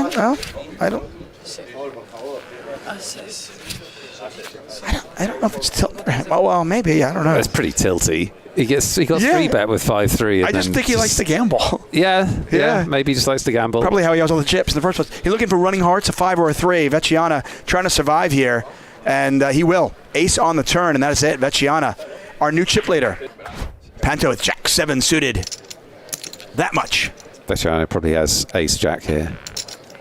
King Queen. King Queen, same thing. I think a fairly trivial all-in. I suppose you could just call. Yeah, I think he's going to want to call because I think he thinks No, I like the all-in. I really like this. Oh, wow. You get called by worse? Hey, look at that. He gets snap called by worse. 25 big blinds. Yeah. Yeah. I'm not raising folding Jack 7. Come on. Of course. No, of course. Kidding me? No gamble, no future. By the way, there's 8.6 million in this. We could be we're heads up. Yeah. We could be. Or we're right back to a kind of an even slate between these three players. Andy Exxon says he gave up. I think, there's some frustration there. There's some real frustration there, which is... Yeah. How about a 5 of clubs for a really nice sweaty card? 5 of clubs for a sweat. Come on. One time. It's the ace. That's not a sweaty card at all. Do you have Panto needs an out. Jack 7 of 4. It's the 9, and that's it. Panto has been eliminated. Decimated. Got an all-in for McConaughey. Does Vakaina call? David, does Vakaina call this? He's thinking about it. He has King 9. It's a shove for less than 10 big blinds. If he calls, the tournament's probably over. Well, you never know, but I tend to agree. He does make the call. He makes the call, and it's King 9 versus King 6. And Vecchiana, my pick on day 1 to win this tournament, is just 5 cards away from possibly taking home the 888 Live. What a battle it's been, but that man who's played a great tournament, McConaughey, now needs help. He does. Needs clubs or 6. King, Jack, Deuce, 2 hearts out there, 1 club. There are some chop outs here. Yeah, he can still wriggle free of the noose. Yep, a deuce would chop it, a 6 would win it for David. A jack, though. Okay, now there's lots. Look at this. Yeah. Lots of outs. Lots of outs. David can chop it. Or we're done. Or we are done. And we're done. The 9 plays. Wow. The 9 plays, and that is it. What a heads-up match. Pau Vecchiana, the Spaniard, wins 88 Live. Barcelona takes home 70,000 euros. 1.6 million pot. Here we go. Flop time. Clean as you like. Fading a queen. Yeah, no runners here. No runners.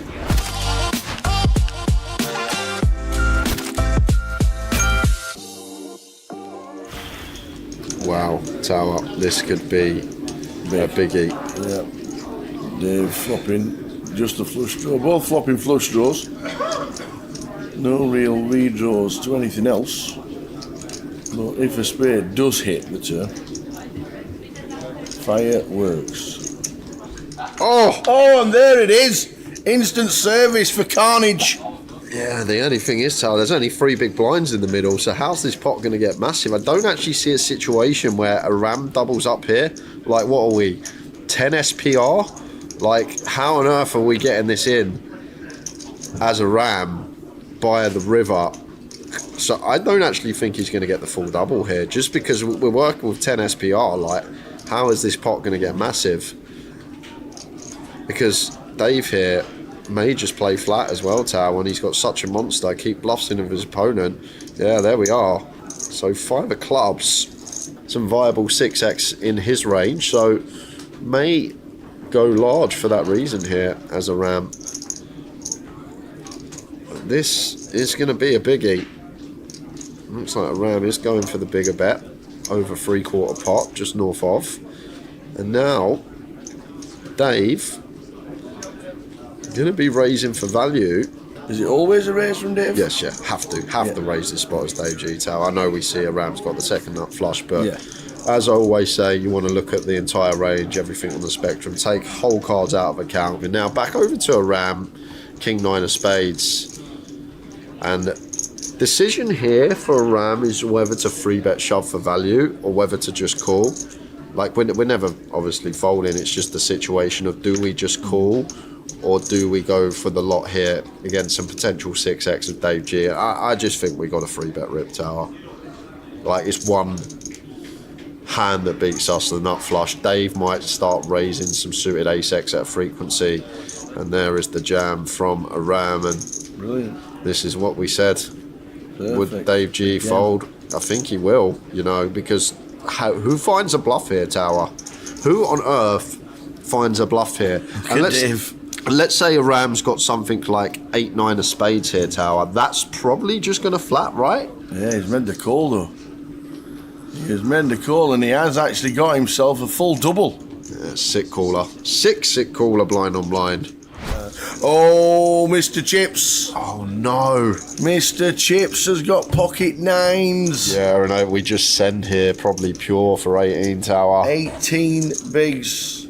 In they go. Oh, it's all about the timing. Look at that. He says, oh, no. Mr. Chips needs to find a 9. They're both in the deck.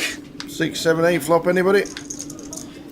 Well, there's a 6, but that don't help. Yeah, no runners at all, so only a 9 to hit. No running possibilities.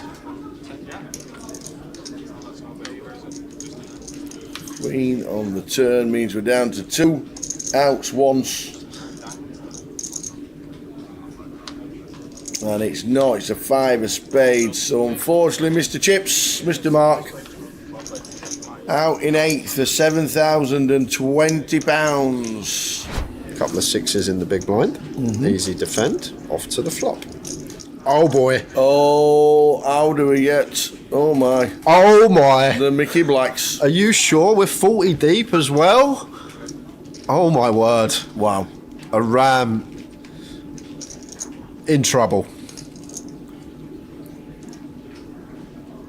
This could be a biggie, Tower. Well, it will be a biggie. It's not a question of could. It just depends how much. Yeah, it's just a question of does a ram somehow survive. And starting with 110 on the flop, 110 into 290. Just a call from Stephen. I know we can see if he raised, we'd get more chips in the pot for a hand that's not going to fold, but we look at overall range of hands opponent will have here. Want to keep the king-queen type stuff in, but he is going to go for the raise off the bat. So this could be curtains for a ram, the fact that Stephen has chose to take the betting lead now on the flop in the form of a raise, and the fact that a ram actually has ace-king. So Stephen... He's just targeting any ace-x. Yeah, I'm surprised he actually raised Tower, because you think about a ram's opening range from the cut-off. Has he 3-bet? He has indeed. Whoa. We better look down and make sure these 6s are still the same, because we're 3-bet at 750. And it's a huge 3-bet as well, Tower. I know it's less than 3x, but genuinely on flops when we're 3-betting, like, won't tend to go this large. But a ram's put in a heap of his stack now, Tower. 750k. All of it. The triangle. It's just an all-in. Now is a ram just thinking, do we have the same hand? No, never have the same hand. A ram basically has to hope we're up against ace-x of hearts, but ace-x of hearts doesn't raise flop.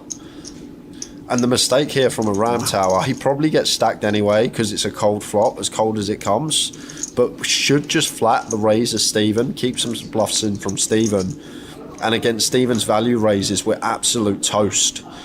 So maybe the 3-bet here is the misstep from a ram. We could have just called, seen a turn in position, and now we're faced with a 4-bet rip, which just is never a bluff. 3-4 of hearts just takes its price probably.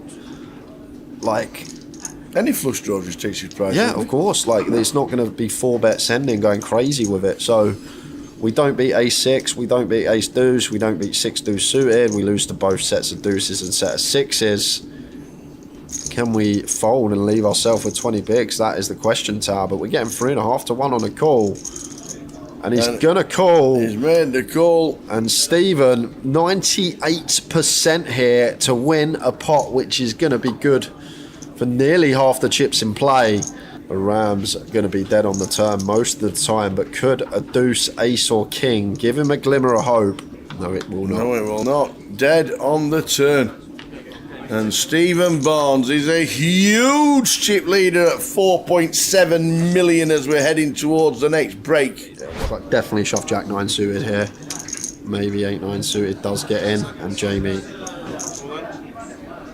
chooses to go with it.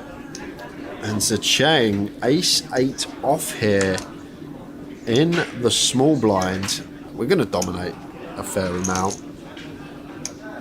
Ace-7 through ace-deuce suited would shove.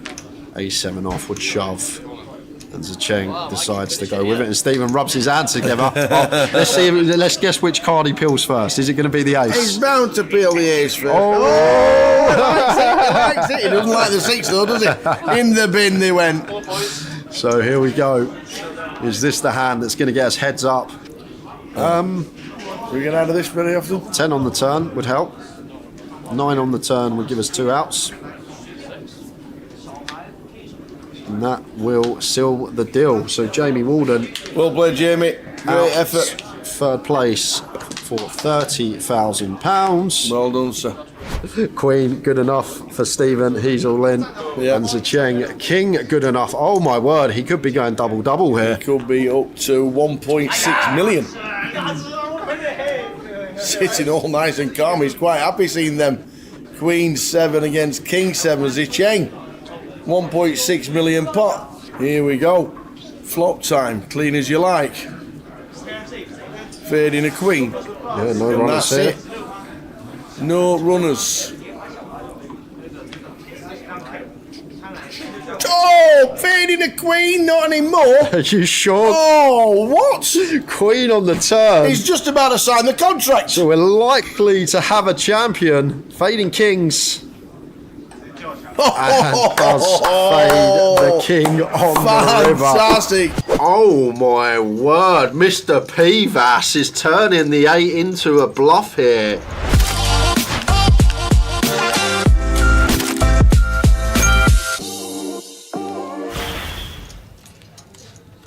Oh! Wow, the straight for Akshat, but look at this for Cal. What a hand to kick off the day. 2 of the biggest stacks here. And it's a straight for Akshat. Front door flush completes, but obviously Cal's range going to have hands like Queen Jack for Ace Jack. He's going to have over pairs in here as well. So Akshat goes for 225. And the best hope for Akshat here is a club. It's his best bet. He's going to really struggle. Let's put the lot in. To have an 8 as Cal. The triangle is in the middle. And where are the bluffs coming from? Because it's hard. Where is Cal going to find a bluff from here?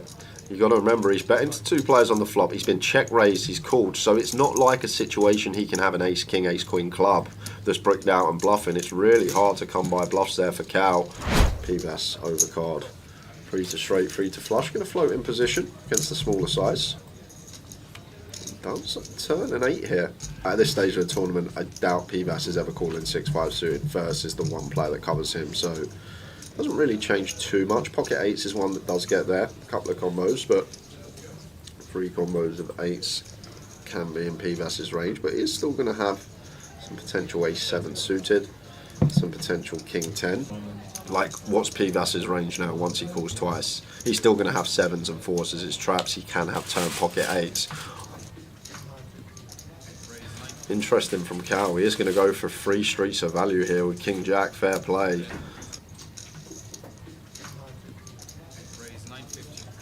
Oh my word, Mr. Pivas is turning the 8 into a bluff here. Basically saying, like, Cal's going to have ace king, king queen, aces, and they are in a real rough spot. It's so hard once he calls twice on a rainbow board, no flush draw present. He can't have 10-9 suited because that folds flop. So where on earth is he supposed to find a bluff from here? And he's been so creative. Once Cal triples, saying I think Cal's got a king here, and turns the 8 into a bluff. What a sick guy. Take a bow, Mr. Pivas.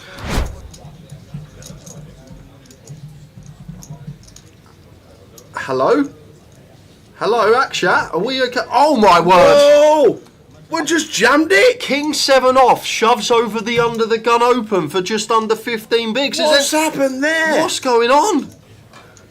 What?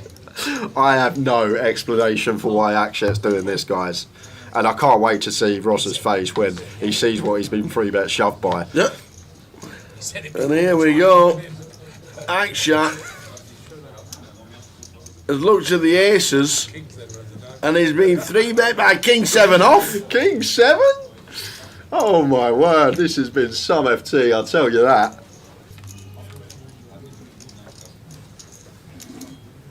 Here we go. 7 on the flop. Any chop outs? Any chop outs? A 4 and a 9 would chop it. Other than that, gang. What a pot for that. Akshat, what was that? Oh my word. Queens against 7s. So that's in the last 5 hands. Aces, aces, ace, king, queen 7 off queens. That's pretty good distribution, Tower. That is not bad. I might have a chance myself. It scares me that he's actually going to let this go, and I think it'd be a bit... He hasn't. And he's just going to see the bad news that the man is an absolute card rack. No help at the minute. Paul Vasnunas. The Christmas jumper might be coming off. We need a 7 from heaven.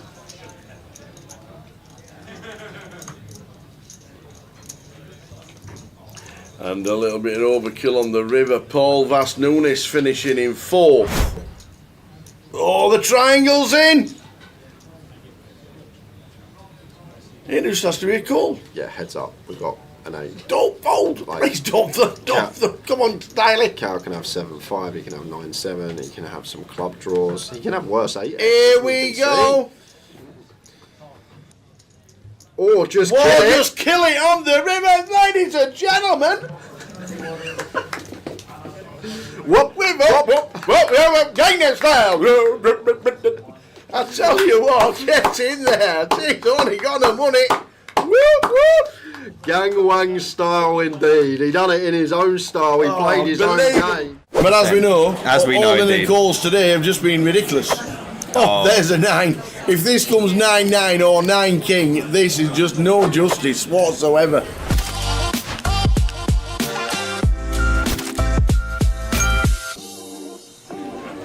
Chris Johnson out of the way around to Bousey with 10s. 15 big blinds, 16 bigs. 16 bigs. Bousey. They are the weird pair, aren't they? The 10s. What does he do with 16 bigs with pocket 10s? He says, I'm all in. That's exactly what he should do, Tower. He says, I am all in. And then the King Queen of Mo will call. It shouldn't. But he will. It shouldn't. I don't, I must admit. Behind 20 ace, any ace, 10 ace, jack ace, queen. Yeah, I don't think it calls. Shouldn't call. It's a lot of bigs, Tower. 16 and a half at an FT. Oh, he has called. Yeah, and the weird thing is that he tanked for so long with ace king and nearly snapped with king queen. But losing this pot and bringing us back to 700k, it makes a big difference because suddenly we're in the danger zone with a few other players then, but he just gets rewarded. There's no justice in this game. Nope. Bousey facing elimination. And it looks like that is it for Bousey. No 10 on the river, and John Bousfield out in 8th. The jacket is on. Ace queen, very good. 10 big blinds for the Macca pack. And we're going to go to the giveaway after this hand because Icky not going to be folding ace 10 suited. Oh, I don't know about that. We've seen some ridiculous stuff. He has called it off though. I mean, I think this is not as close as the other ones that he's had that he's folded. I think this is obviously a call, but like the pocket 8 seems pretty reasonable to shove as well. Icky decides to take this spot. He's going to need another 3 outs. Yeah, if I'm Chris Johnson, I'm quaking in my boots here when I see that Icky has 3 outs because he is hitting these for fun. Oh my god. Oh my word, forget the 3 outer. How about flopping the stones? What on earth is going on here? And that leaves Chris Johnson with just the chop outs running boat there, but that leaves him drawing to a chop, needing a 10. And Icky does it again, gets it in with 3 outs and wins the pot. We're going to lose Chris Johnson. Chris eliminated. Mo is going to open up the small. Jamie's got ace 3 off in the big. Looking for exact counts, which will help him quite a bit. He has in the region of 30 bigs. So it's a little bit too much to be shoving, even though it would work. Oh, he is going to shove. So it's about... Oh my god, is he snap call? Call with king 9. He's snap call with King 9. He likes it. Ace on the flop. And that is going to put Mo at risk. It is. Only 7%. This could be heads up. 7%. But as we know, all of the indeed. calls today have just been ridiculous. Oh, there's a 9. If this comes 9-9 or 9 King, this is just no justice whatsoever. It can't happen again, Tower. Mo needs to hit a King or a 9. Oh, God! Nobody ever wants to go home. Don't ever, in this tournament, get all in front. I mean, that is absolutely savage. 9-9. Mo going to bump it up here with the ace-8 offsuit. Icky with the call with the jack-2 of diamonds. And then straight after Reading. Straight after Luton, it's Reading.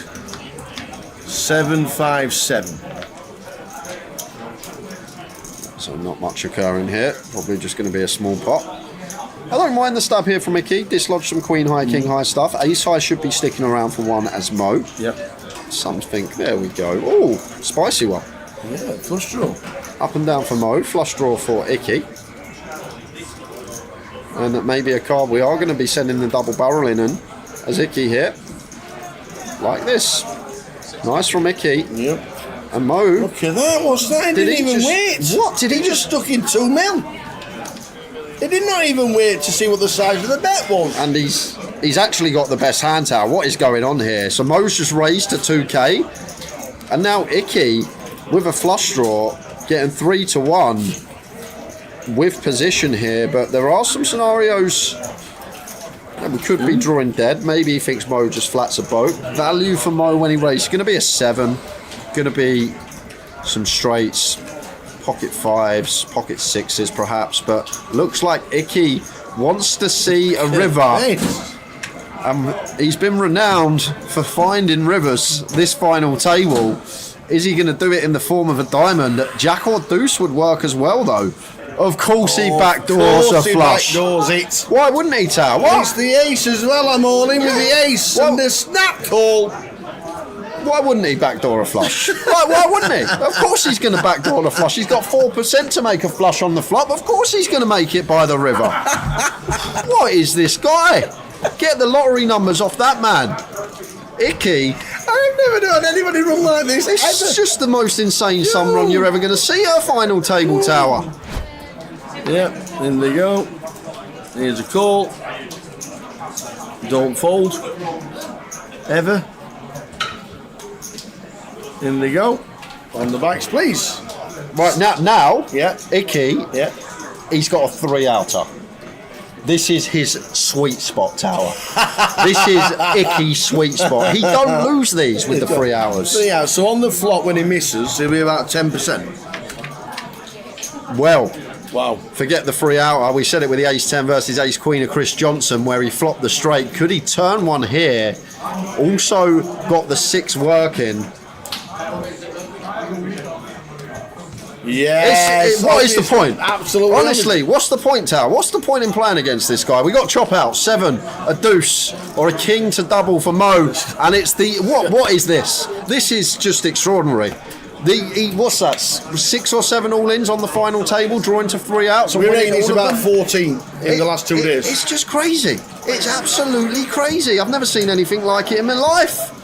Icky is our champion. All in, says James. I've sat here long enough. Yep. King 6. I've just made 5 back. Josh has just got me £5,000. He's going the street. He's going the first class to Barcelona. Oh, but he's run into the jacks of Jamie. Come on, the king.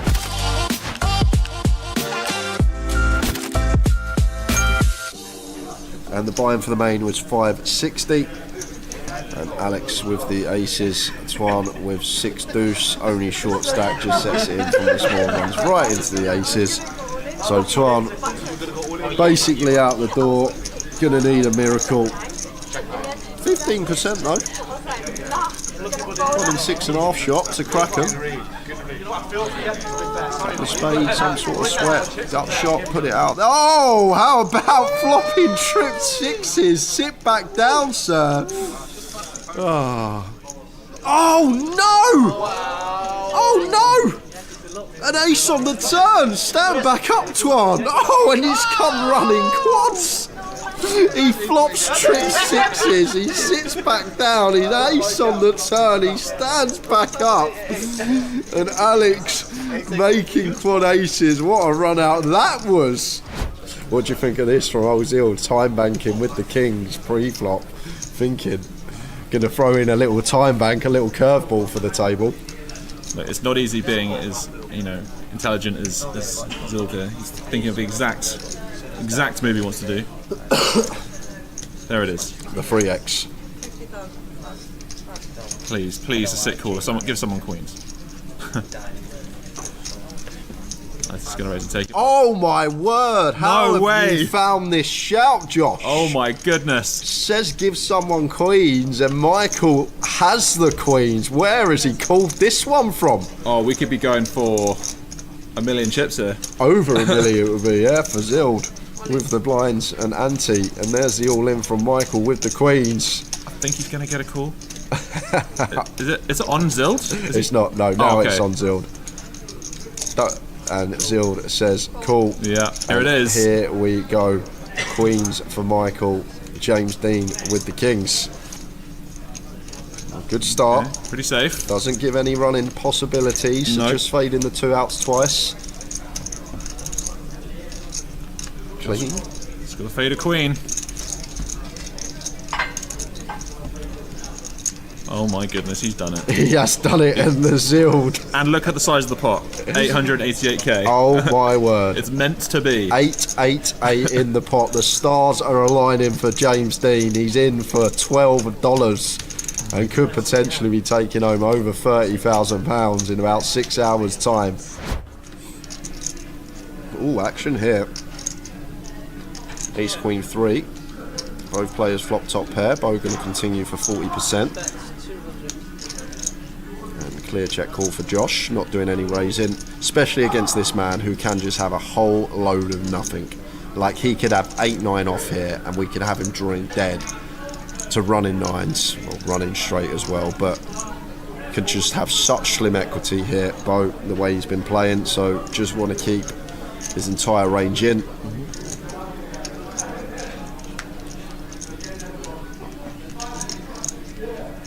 Nine of clubs on the turn. And a hand that we're never going to be able to extract free streets of value from here, Tower. A6, we're never getting free streets from worse, so therefore we could go for the check back on the turn for a bit of deception and get our value on the river. Because we're never going to be able to go bet here. If we bet turn, we're going to have to check back river.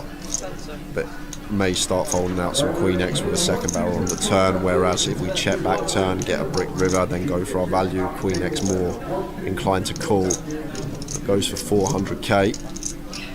And I think it's starting to get a bit dicey for Josh, but against this man, I'm still going to be doing handstands and cartwheels in my head and happy to just call and take a river. But it's one that we might have to strap him for the lot 4 tower.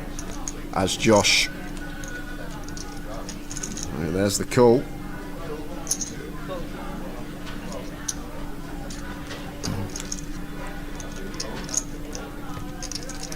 And the 7 of clubs river. Check now. You said that. Check now, tower. Do you know what? If Bo bets this river, What about Josh betting? Josh can't bet this river. Josh can bet. No, he easy cannot. Bet 700. Neither player can ever bet this spot. Bo just goes, I'm all in. The sick thing is, if he jammed, Josh would probably fold, but this just has to be a check here from Bo Tower. This is a check. He's just the posturing here with the chips. I think just always checking back. Gonna use a time bank, but there is no world in which Bo jams here. We never get called by a worse hand. We're essentially turning our ace into a bluff. And with our image, people aren't folding a better ace. It may actually get the... He's jammed! He's jammed! He's actually jammed! And the ace-8 Josh, he might get it to fold. Can I have a count, please? He's jammed! And the sick thing is, it might actually get this one hand to fold. It actually just might do it, Tower.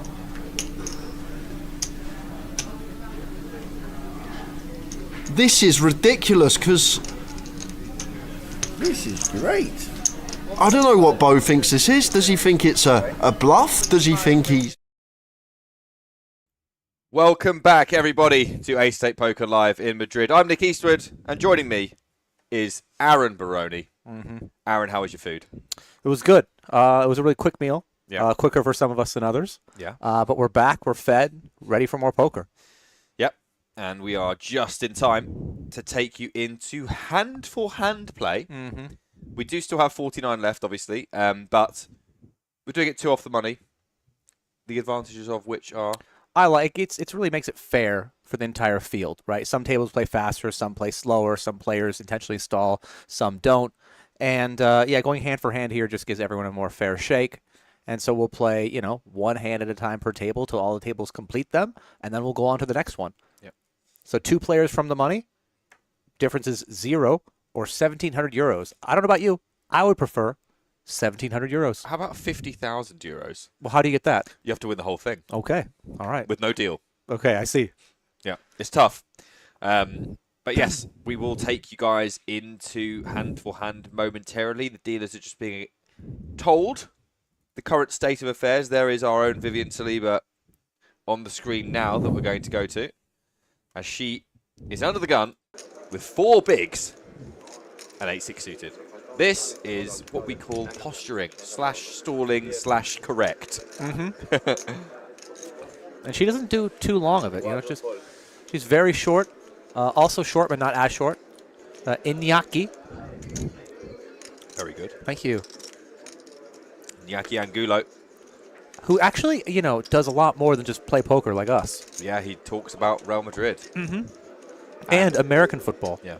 Much the same way that my channel does a lot better when I lose, his channel does way better when Real Madrid lose. Really? Yeah. It works for that as well. So, we will be seeing some players take a little bit longer. Although, again, it is hand for hand, so there is no reason to take longer. Literally none. All it does is actually take seconds off your life and the life of your fellow tablemates. That's completely true. I forgot that I even announced it was hand to hand. And yet, still, the little 5-4 off, let me think about it. Yeah, yeah. Way here folds King 10 suited on the button. Way. See? But he is, again, it is the bubble, basically. It's a real shame because I did have a lot of more Woo-related puns. Can you make anything out of that? I can't even pronounce that. Do you know what? I was talking to him earlier. He said he likes punt and no punt. He did. Which is just warms my cold, dead heart so much. So, guess what, Aaron? I'm picking that guy. You're going to pick that guy. Seems fair. I tried to use his love of your punt or no punt to shill my own stuff on Upswing, and he was unmoved. Didn't really enjoy that. People have favorites. Well, then immediately after that, I shoved, got it in bad, lost, and then lost again. So I don't think he'll be checking out my content anytime soon. What did he say? Print or punt? Yes. Well, it was a print, but it just happened to be a punt. Okay. Of course you did it, so it must have been a print. Of course. Um, They punted by calling with better hand. So, Iñaki still yet to fully grasp hand for hand. Well, maybe he's considering. Oh, nope, gonna let that one go. Tough spot. You know, really, before the break, I was thinking, I can't take my eyes off of Woo. Oh, God. But apparently I can, because they took him away from me. Yeah, they did. I was actually really excited to see him navigate the actual bubble. Yeah. I was, too. Garcia opening, he is one of the bigger stacks of this table. He would only be half the stack of Woo. Yeah, we've seen 2 hands from Wei, and it's safe to say that Wei will be making the money under any circumstance. Using the Nick Eastwood WSOP main event strategy. Yeah. I think he actually looked at his cards, though, which isn't in the book. No. Here comes... you know what? We are going to have to ask this fellow how to pronounce his name. I really would hate to get it wrong. I might have a go. What do you think? Irenak. I would have gone with Irenak. Irenak. Ire is actually Irish. Island in Irish. Do you know that? Yes. Sure. I-R-E. It makes sense. So I'll maybe run into him later and ask him if we're going to have him on for longer. I would love to know how to pronounce it. We're going to go with Irenak because air is how you say that. Makes sense. Vivi only has 30K back and 10K in the middle. Is that right? It's got to be more than that. She's going to call, and the dealer said, would you like to raise all in? She goes, no. Oh, he's 15K. So she's 15K back now. Yeah, and the reason that she's called here, Aaron? She's getting an amazing price here. Close out the action. And, you know, you flop any piece of it, you could just go with it. And she has flopped a piece of it. Yeah, and Irenak is going to go for the check. That's what I'm going with, by the way, sir. So if that's wrong, I am sincerely sorry. Please correct me at the nearest available convenience. Which would probably be in about 2 hours. Yeah. Which sucks, because I'm going to have to get that wrong for loads of time. It'd be great if somebody could tell us, you know? Should we see if we can find out? Ian might know. I don't know why I expect Ian to know.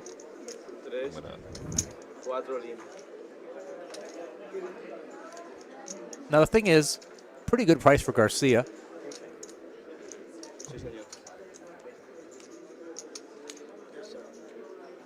Man, he's going to call it 50. Yeah, there it is. Yep, a little pump fake, but he does put the money in. And Irenak is going to call as well. Mm-hmm.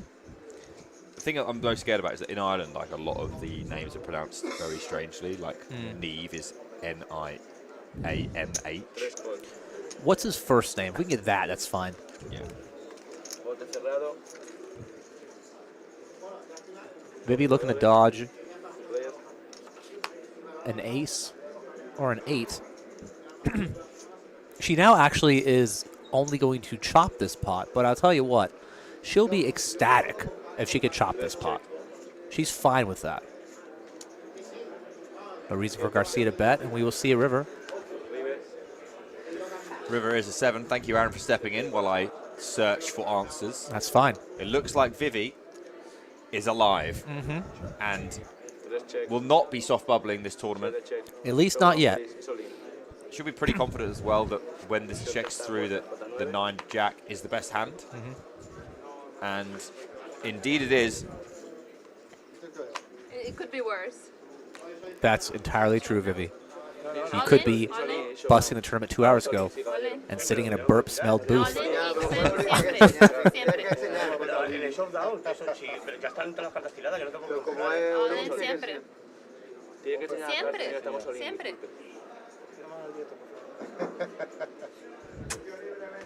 Flor TV.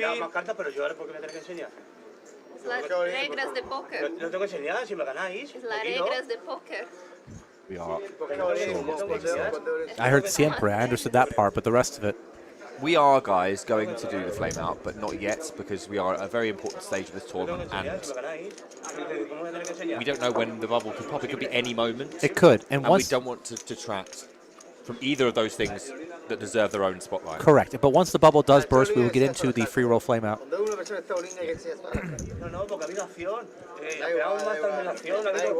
Well, they can't even divide the pot on hand for hand? Yeah, interesting.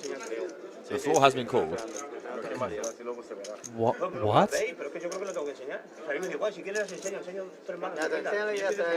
What is this guy?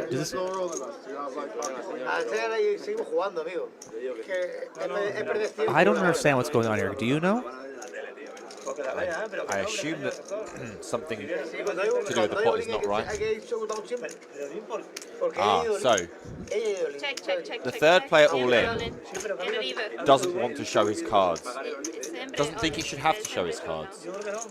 I think to prevent collusion, you have to show your cards. Otherwise, he could fold a winner that keeps a player alive in the tournament. I mean, at showdown, if it depends if it's your show. If you're the last aggressor, in a lot of places. I think when there's player all in, it's different. You can't just muck face down. But I don't get no rules are different. This seems like a fairly petty gripe to have at this point. It definitely has brought the vibe down. If anyone's doing a vibe check on this table, it's a little bit less fun. than it was about 90 seconds ago. And we can thank Vivi for that as she doubled up, or sort of doubled up. Then we'll pause the clock, and we are not losing time because it's 48, so. There are 48, so we are not actually Vivi thinks it's losing 48. She might have an updated board. We're looking at And it here right we now. go. We are heading to an outer table where it looks like we are going to lose a player, so that is us down to 48. Ace King versus 8s for Acareta. And the flop was Ace 9. 9. Turn was an 8, which left Acareta needing another ace, but we didn't find one. Only a king on the river, which seems unfair. It does seem unfair. It's the kind of card people go, oh, and it doesn't really change anything. Maybe delay tactic, no, probably not. That's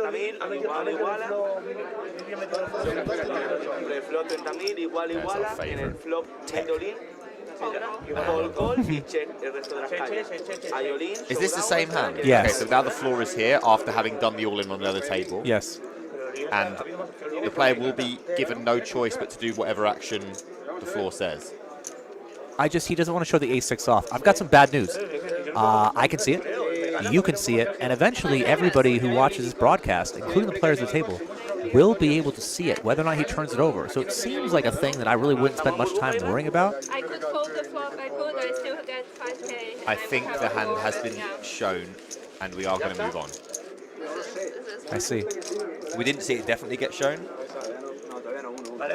Okay. Let's get a picture of Aaron up so I can send it to get the name confirmed. I missed it by a split second. There's one thing from playing a lot of Football Manager and stuff like that in the past. I pride myself on flags and how to pronounce names, and it does bother me when especially certain pundits in football, they've been doing it for ages and they just get names that they should just know, correct? Well, it just shows they actually aren't as invested in the sport as they should be, right? Yeah, and I just don't want to be that guy. Well, the difference is there's a finite number of players on teams that you can research. Here you have to know every single person who decides to enter a poker tournament. So I'm going to give you a pass, but sure. There's a chance I can get it right, and I would love to. I'd also like to know what it is. That's fair. I would like to get it right because if it's very nice to me. No one here. He was. I was all in. You wanted to know when the next punt or no punt was out. Yes. I couldn't tell him. He's very excited for it. And then you try to say, well, something about tournaments. He's like, nobody watches that stuff. And I was like, well, that's what I do. And he just. You asked me, Austria is a great country.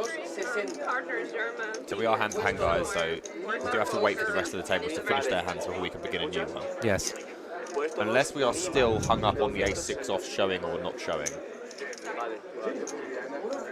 Yeah, the delay that he causes won't affect the bubble. Again, they're hand for hand, so we just wait till every table's done. Traveling, looking around. The countryside is so beautiful. I don't really see any reason to not show the ace-6 offsuit anyway. Like the information gain that you raised ace high, all right. Yeah, well, that's one of the hands that we probably thought you could have. Yeah, I mean, it's not 4 deuce offsuit. And also, when you are so desperate not to show it, you're already pretty much telling everyone that it's not very good. People think it's actually worse than it is. Yeah, that's true. At this point, people think he's got 8-3 off the way he went about it.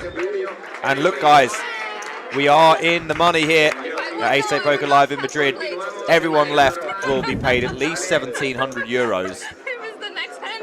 And we can move along in the tournament. The dealers are shuffling up and indeed dealing. And now there is one more thing to do. Find out who will be champion of 888 Poker Live in Madrid. It's going to take a while. It might take a bit, but we will bring you all of it. Yep. Me and you. Neither of us are going anywhere. Lady, small blind, please. Yes, sir. Was that Hey Lady, small blind? I have voice notes. Would you mind I'll take over? taking this first hand? That's fine, I got it. So it should be a bit faster play at this point. And because of the bubble, even though it wasn't very long in the actual bubble, there was a lot of soft bubble play, which just means that players were not at, it wasn't the bubble, but they all wanted to tighten up and make the money. My point is that stacks now are a bit shallower. There are a lot of short stacks, 47 players left. I expect that number to dwindle pretty rapidly, maybe down to about 30, 35 in the next hour, if not more. We will play, I believe the plan is to play until the final table today, depending on whether your players and announcers can make it that far without falling asleep. But we will do our best. And Iñaki is all in and gets called. About 11-ish big blinds here. Actually, it's probably less because I think Vivi called 15K, so it's probably 15K big blind. Iñaki all in. And in the lead at the moment, 2 red jacks. 285K in the middle. He's desperate to hold. He is. It means a lot to him. You can see right there. Only an ace would knock him off, and now a 3 as well is available. Algara picks up a few more outs. And the river is a 3! And Iñaki Angulo is out very quickly after the money in horrible fashion for our 888 Poker ambassador.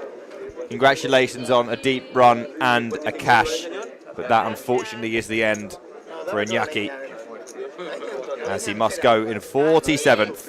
Algara picking up chips. Yeah, and again, Vivi said it earlier. Could have been worse, right? Could have bubbled it. Congrats Iñaki on the cash, although, you know, that's not the words I'm going to say to him when I see him in person about this. But yeah, you could tell he really wanted it. Very unfortunate run out. Poker is an unfair game, but in that sense, it's actually fair to everybody.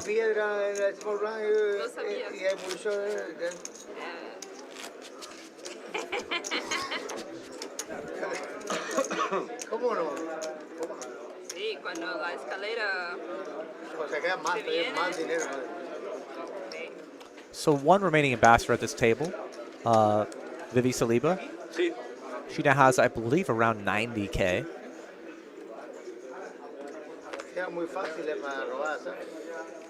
Look, I thought we'd get some things cleared up. It's gotten even more confusing for me. What? How is that possible? I believe that the name we have is either wrong or Ireland is even more confusing than I ever remember. Okay. Apparently this guy's name here is Turlock McHugh. What? Turlock McHugh. Turlock McHugh. Hold on a second. Aces for Vivian Saliba. 65K chips is not a lot. We are in the money. Looking for a spin, and somewhat helpful to have aces on the button. I guess I'll put it all in. I mean, send me home. If you got it, you got it. Well, if Garcia calls, he might not, because he'd have to show his hand if he did. He seems very excited to put the money in, but he hasn't done it yet.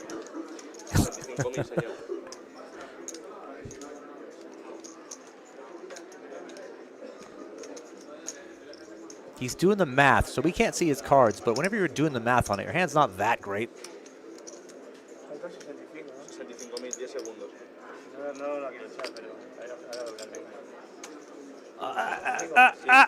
The money's in. The money is in. And the cards are being turned over, controversially. Aces for Vivi. And Garcia, with 6-4 of clubs. Ace of clubs for Vivi will help somewhat with the equities. Let's see a flop, 95,000 in here. Ace on it, and a very good start for Vivi, who just needs to fade runners. We have seen some runners in this event, but we will not see them this time. Queen of Diamonds will confirm the double up for Vivi, up to 145. Not so long ago, she had 15K back, you know? It's really spun that up. Still very short stack, but definitely has a chance in this tournament. Another double up or two, and, you know, people will be not very happy to play pots with her. No, indeed. Experienced, good. Both things that you want to be. Yeah, at and this stage. because she has so much experience, and she's not going to be fazed by this field, by this these prizes, by the spotlight, by the feature table. She pretty much lives on the feature table. Yeah, Lucia was complaining about it earlier, and Vivi was like, "Why? It's fine." I think her least favorite part of the feature table, she said, was that people aren't as chatty, and it's a little boring. Yeah. Seems to be having a good time. Well, you know, a triple up, whatever, will do that for you. Well, while we look further into the mystery of this gentleman's name, we have a free roll call to do. We would like to know, firstly, is it still going? I think it probably is. Someone's still in it. Yeah. We'd like to know how you're getting on. If you're out, we'd like to know where you finished, but we'd also like to call for a free roll flame out. Guys, if you bust the free roll, we would like to know how, why, when, the feel of it, the emotions behind it. Give us a summary of your free roll and indeed your bust. I used to have a writing teacher who told me, show me, don't tell me, right? When it comes to your writing. Yeah. And that last part's very important, Dad. And that's what we want you to do here. Set the scene of your unfortunate demise in the free roll, and our favorite will win. Yep. So use your experiences in order to inform us, show us how it felt to bust the free roll. And if you're still in it, let us know how it's going. We accept all entries. I will just say that the winners so far have been short and snappy anecdotes with quirky little endings. Yes. So, yeah. Make sure they're compliant. Make sure that they are true. And make sure that they are entertaining for us. You're going to have about 5 minutes. And we would like 5 at least contenders to be put forward to Aaron, who will then choose the current holder of the free roll flame out. And I will do my best to ignore the chat and not be spoiled by anything, as Nick will compile the entrance. Yeah. So yes, guys. And also, if you're still in the free roll, let us know how it's getting on. How it's going for you. Tell us if you're still in, and obviously if you're busted, even more importantly. Tell us how. Tell us why. Tell us which. Who, why, when, how, what.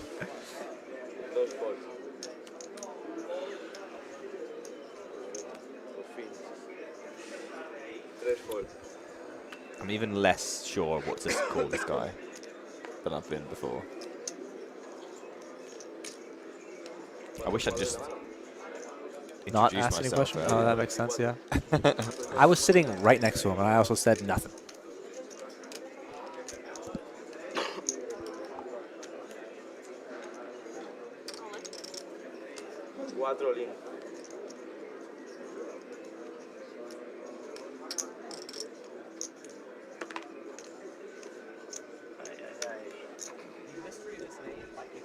Soon.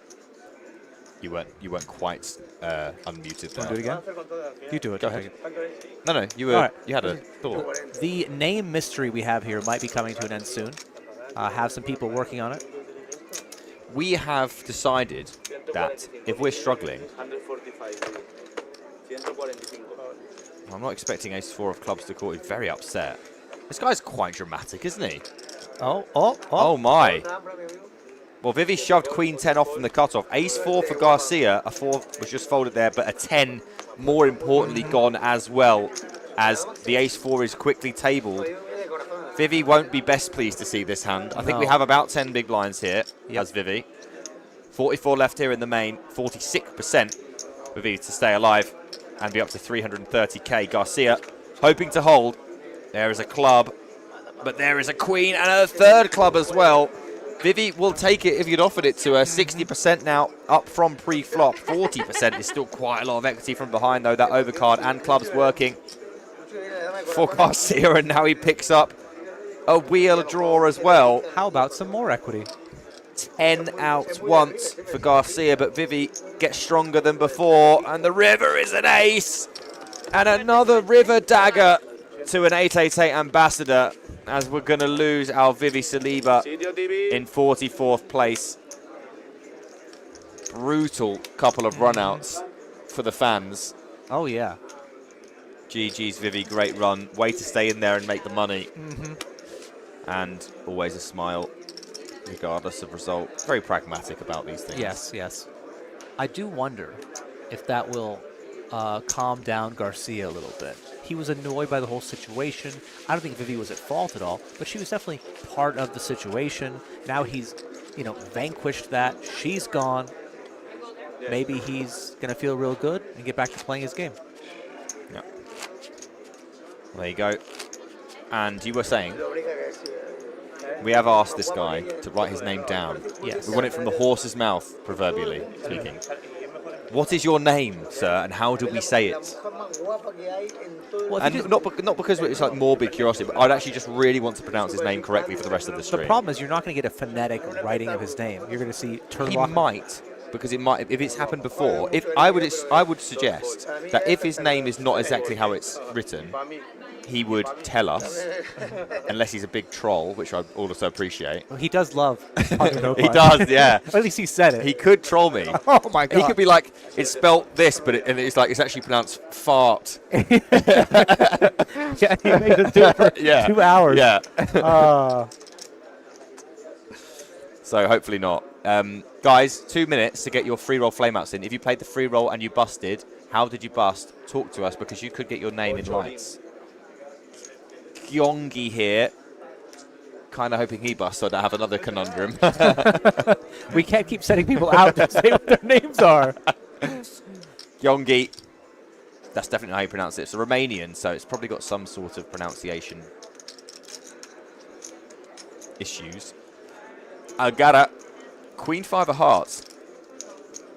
Yeah, not that deep of a shove. It's about 5 big blinds, right?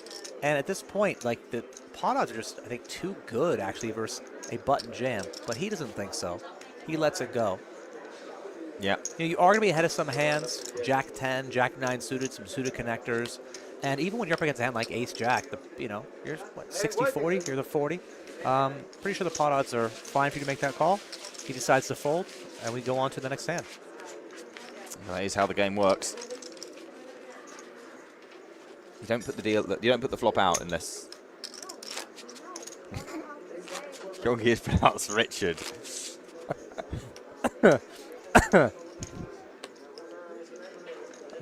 So if there's no more free roll flameout stories, I think we were having the bubble and having the break. We just had a lot of people, I think, did flame out of the free roll and just have sulked away. Yeah. So today that means there aren't as many submissions, but that does also mean it's a better chance for you guys to win. Yeah. If you do enter the free if roll. If that matters to you.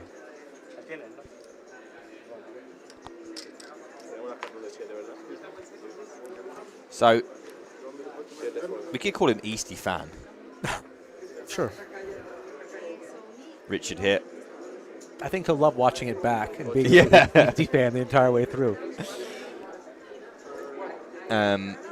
Right, that's the end for submissions. Aaron, I'm going to take this mouse. Sure. And I'm going to give you 5 submissions. We may start narrowing it down to 3 in the future. Who knows? That's fine. Can't use that one. Sadly. You're not looking. Let me know if something happens. Wei is contemplating jamming here the button. We're about, looks like 9 big blinds. Ace high. Used a time bank already. Yep, still ace high. Oh, that looks like he was going to fold it, didn't it? The higher you lift the... Oh, there it goes. The higher you lift the cards up, the more likely to expose them, the less likely you're going to protect them, and they're going to go in the muck. Pretty snug fold there, given that there isn't really... I don't think there's a big payout for a while. There might be a small jump. I do love myself a good ladder. And I think Nick has found a favorite. I don't know what could give that away. The thing is, chat, when there aren't really pay jumps to be had and you're in the money in a tournament, it is the time as a short stack where you want to be pretty aggressive, right?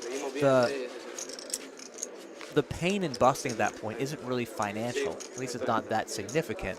And so you want to try to chip up, give yourself a chance to run deeper in the tournament and potentially win it. Because in a poker tournament, yes, it's great to cash, but most of the money is up top. The final table, final 3 spots. And it's hard to get there with having like an 8 big blind stack the whole way. Okay. Here come the free roll flame out contenders for the 17th of January. Day 2. Main event. So I just want to wait just a second. I just love this moment. I'm sitting here. I'm actually closing my eyes so I could just soak it all in. All right, go on. Okay. Right. After yesterday, I was totally concentrating today. Didn't help. I do like that. Okay. I'm going to use this one, but I'm going to swap some of the words so it's more acceptable. Okay. I am out because of idiots going all in with not good cards and the idiot getting lucky. Yeah, right. This game is a game. This is a game of skill. My bottom. I see. It is a free roll. And we also have, let's use this one. I can't use that. There was a hee-haw, and it was over. And last but not least, I was in. Hung around for a while. Then I was out in 400th. That one's actually really funny to me because I actually know the free roll has a lot of people, and I understand that, and 400th is probably actually not that far from it. But it sounds like it's so many players left. I think that's my winner. You think that's your winner? I think it's my. Can I hear the first one again? Do you remember? You may hear the first one more time. I mean, it's definitely a finalist. Yeah. The first one was after yesterday. I was totally concentrating today. ... Didn't help. Oh, those are 2 really good ones. I can flip a coin. There's also a sad face emoji if that changes. Oh, it does help. Okay. Would you like the other one again? Yes. I was in. Hung around for a while. Then I was out in 400th. While I contemplate this, we've got a confrontation here. Yeah. We do have, well, maybe we don't need the name because there is a lot of money going on in here. Algara, King 4 of Hearts. Opened the button, and the Easty fan defended the big with Queen Jack off, flopped top pair, and now is going for the check raise out of the big blind. It's one of your best jacks in this spot, right? Especially, it might be your second best one if you're not going to flat ace jack here. So I like check raising for value, especially versus a wide button open. And we know that Algara won't be folding just yet, but any contemplation towards shoving here for the Spaniard. All in from Algara. He announces to the dealer. And having check raised top pair medium kicker out of the big blind, it's hard to imagine, although you won't be happy about it, being able to let this one go. You're definitely not happy about it, but remember the big blind is 15K, so he's not that deep, pardon me. He started to hand 30-ish big blinds deep. And when you're going to be check raising top pair in this spot, especially the stronger top pair versus a button C-bet, I do think you're going to continue with this most of the time. Only exception if you think your opponent just doesn't have enough bluffs. But there's so many equity bluffs your opponent can have here. Hearts, Queen 10, 10-8, King Queen. Decidedly upset, but flicks in a chip, denoting a call, and will be happy to be in the lead. But overcards plus hearts for Algara, working for 44% worth of equity. We have no black kings left in the deck, which makes the Irishman a slight favourite as we head to a turn card. Both players resigned to a massive flip for effectively almost their tournament lives. The turn card is a 5 of clubs. No help to Algara, who 3-bet shoved this flop after being check raised. and now must find a heart or the last remaining king, or as the at-risk player will be out of the main event. The river is a deuce of clubs, and Algara is ousted. And we will have to learn his name after all, as 1.2 million chips go the way of the big blind. Yeah, it's going to have to be Eastie fan for a while, I guess.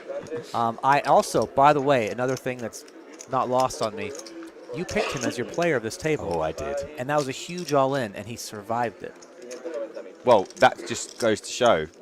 Watch punt or no punt, guys. I guess that's true. Hard to really argue with that. GG for Algara. Out in 41st.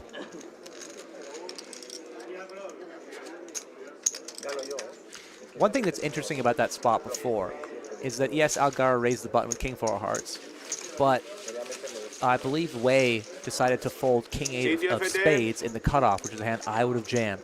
And it's a little butterfly effect where if he jams the King 8 suited, Algara doesn't open the King 4, we don't have the Queen Jack defend, and this whole hand never happens. Algara is still in it with 500K or so, and your new best friend doesn't get the double up. Well, I know that Turlock is the first name. Turlock, we can call him for now. So the last name is McHugh, people think? That's what we've been told, but then again, we were checking it, and we're going to go with Turlock. Okay. Because now that I've seen the first name, I can at least confirm that that is probably correct. Sure. So Turlock up to 1.2 million and 82 big blinds, and we'll be feeling damn good about it as well. Just look at the font difference, like the size of the font they have to use to fit his name in there compared to Janabi. If that's the surname and it's McHugh, I don't understand. It is very confusing. We'll find out for you guys. There are no M's, no C. There's a C, and certainly no Q's in there. Yeah, and in the wrong places as well. Yeah. Anyway, Turlock is what we're going with, guys, for our Irish friend who has doubled up and now in a great position. Aaron, as we watch this hand develop, the chat is on 10 to hooks because you were in the tank.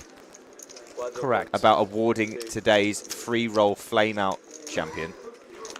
I think both on different days could have won. You know, both were deserving. And I think what eventually decided for me is the use of an emoticon. Oh, wow. And I know that sounds ridiculous, but adding a little frowny face at the end of it, or a smiley face, can make the difference. And in this case, our winner today, might I announce it? Because I see it now. Absolutely can. Is Parabellum. After yesterday, I was totally concentrating today. ... Didn't help. Frown. Congratulations, Parabellum. You are today's free roll flame out. And you will be awarded with a command that will last a day. I am getting some microphone feedback in my headset. Are you? Yep. Bit of fuzz. Oh, what a Mark just sat down for dinner and ruined it. He's having a French fry sandwich for anyone interested. Yeah, we're receiving a little bit of fuzz in our headphone.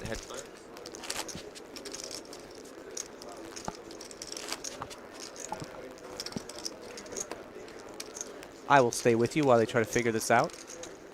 So our chip leader now at the table has 1.2 million. I am eager to see our first 2 million stack at some point, which will certainly happen, probably today, as we will try to play down to a final table, where the first place prize is 50,000 euros. I have to remember to get that right, because I live in a country with different currency, and I'm from a country from an entirely different currency. 50,000 euros for first place. 40-ish players remain. I believe one of them is Lucia Navarro. Yeah, as far as we know, Lucia is still in this tournament. We saw her on the feature table before. I mean, as long as you guys can't hear the fuzzing, we're hopeful you can't, then we can stomach it. For now. I'd like them to fix it eventually, but now I hear nothing. Yeah, well, I thought that might be better. That might be, yeah, sure. Yeah. I'm fine with it. You tell me. That's definitely not better, whatever that is. I thought that you would prefer it for now. Oh, Yeah. we can hear it. So it's not our devices. It is a loose connection. It's better than 200% volume. Thank you. Yeah. Yeah. So if we could. We have sent Mark away. His food probably now will be cold. That is actually. He took his food with him. We won't see. Oh, did he? Wow. It's literally toasted bread and French fries on it. I mean, tepid food is kind of a cost of the commentary booth, I think. Things happen. You can't order exactly when you want, but you try to time it, but quite often it doesn't work out. Sure. I guess we did just eat our meal in like 4 minutes. Yeah. Yeah. We did indeed. But needs must. We've got to bring in this action. It's always a sad time of the night when the free roll flame out is just done. Oh, wow. Éireannach means Irishman. So Éire means, like I said, means Irish or island. Éireannach, so Nach must be man. Yeah, that makes sense, yeah. But why would he put... maybe he... McHugh! It is McHugh. It's McHugh! So basically, he was like, I'm an Irishman, and they wrote that down. So the dealer, I think, writes the name down. So maybe the dealer was like, okay, Turlock and Irishman. Yeah. That's so it. Turlock McHugh. Finally, we have a name. We got there in the end. I do think that is the fanciest name I've heard on stream. It's a great name. It's a fantastic, like it's one of those creative player names you would put in, you know. Oh. And I don't think that's mine. It's not mine. So yeah, it should be fixed. This noise that you're hearing, guys, it will be fixed within the next 15 minutes. Apologies for the disruption. But we will still bring you the action here. And remember, we did this for us. We didn't hear any of the table for like 7 hours yesterday. Yeah. And we had a great time. So hopefully you can have just as good a time as we had during this momentary disruption. Yeah. Here. I'm acutely aware that you haven't chosen anybody. I did. I chose Parabellum. No. On the table. Oh, pardon me. Sorry. Yeah, I forgot about that entirely. I think I have my choice. But I'm going to wait until I can get another view of the table, if you don't mind. Of course. 8 on the river. Or until someone wins a big pot. Garcia with the best hand. Cause a little stir. Seems to be behaving himself. Yeah, he's went up my ranks, you know? Here comes a bet. A value bet. The winner of this pot, I think, will be my choice. Oh, wow. So that means that Garcia will be it unless Tagores uses his 7s as a fantastic bluff. Happy with you? Would you like this to be a bluff? I think it's a reasonable hand to use. What else are you going to use that actually interacts with the board some way? Maybe 6-5. Oh, he is going to raise. And obviously, the sound is off for us, so we don't know what was just announced by Tagores, who has raised to 180k. Oh! Chips picked up quickly by Garcia, who looked like he might be flicking them in, but then stopped himself. He's done that a few times now. Looking for some tells, potentially? Could be. Bit naughty? Yeah, I mean, I don't play live that much, but I don't like it. It's not my thing. I mean, I'm going to stick with what I said. The winner of this pot. I thought a fine value bet by Garcia. Great bluff raised by Tagores. And a call that we didn't see on camera, but called by Garcia, who picks off Tagores' river bluff raise, which was Aberoni approved. As he gestures, give me the chips. Give me them. And give me them now. Villainarch begins. Look, he earned my, we'll call it, rooting. What is the better way to put it? Support. Yeah, support is the word. Correct, my fellow Englishman. He earned my support by making that call. And yes. Rooting. Well, there's another way to, you take out the ing. But yes, I'll be pulling for him going forward on this table. And I imagine he will be involved in more pots that are spicy. Yeah, so sincerest apologies, guys. It doesn't sound good right now. But we are reliably informed that it is fixed in about 5 minutes, in about 10 minutes. So just do hang on with us. It is going to go away. So yeah, thank you for that. Do you have any issue with your choice? You can't obviously take it back, but there are some characters on the table that you run into from time to time that may get under your skin. Yeah, yeah. I mean, but it was a trial by combat, in the poker sense, and I will adhere to what I said and go with the winner. I do think his value bet was great. I do think he sniffed out the bluff very quickly, and he earned it. So I'm fine with that. I do again want to shout out to Goris' bluff raise. Is exactly what I wanted to do, and he listened to me, and he now has fewer chips because of it. So I will actually root for both of them, I think. But I believe Garcia is the one who I need to root more for based on the rules that I set 55 seconds ago. And look at that. Another hand for him. Well, I tried to get Aaron to say something controversial, but he sidestepped it very well. Oof. That's day 2. I don't know. You ask me again, final table, I don't know, 2 in the morning. Truth might, crazy stuff might come out. There are some, well, we are going to get all in here from an unknown hand. Garcia is going to call it off and be in great shape against Richard here. With only 105k and Jack 8 of clubs. Garcia in great shape to take more chips. Over 1 million. Yeah. And a great run of hands since knocking out Vivi to pick up. A good chunk. And another opportunity here as Gyongi, the Romanian, needs some help. Yeah, that's fair enough. Yep. That looks about right. 2% is not a lot. We need to see running cards here. 8-8, Jack. Or I was going to say a 10 that isn't a heart. Could help. Unfortunately, dead on the turn, and a reasonable performance from the Romanian results in a decent cash. Don't know if there are any pay jumps at this point. I imagine we're starting to get close to them. And we shall see. As now, bubble burst at 47. We've lost 12 of those players. I had said I thought we could get down to 30 to 35 within an hour, or in an hour, and I'm pretty sure we're ahead of that pace by now. Again, stacks got really shallow because of the bubble, and so a lot of the short stacks are busting. But as we saw, some of the bigger stacks are busting too.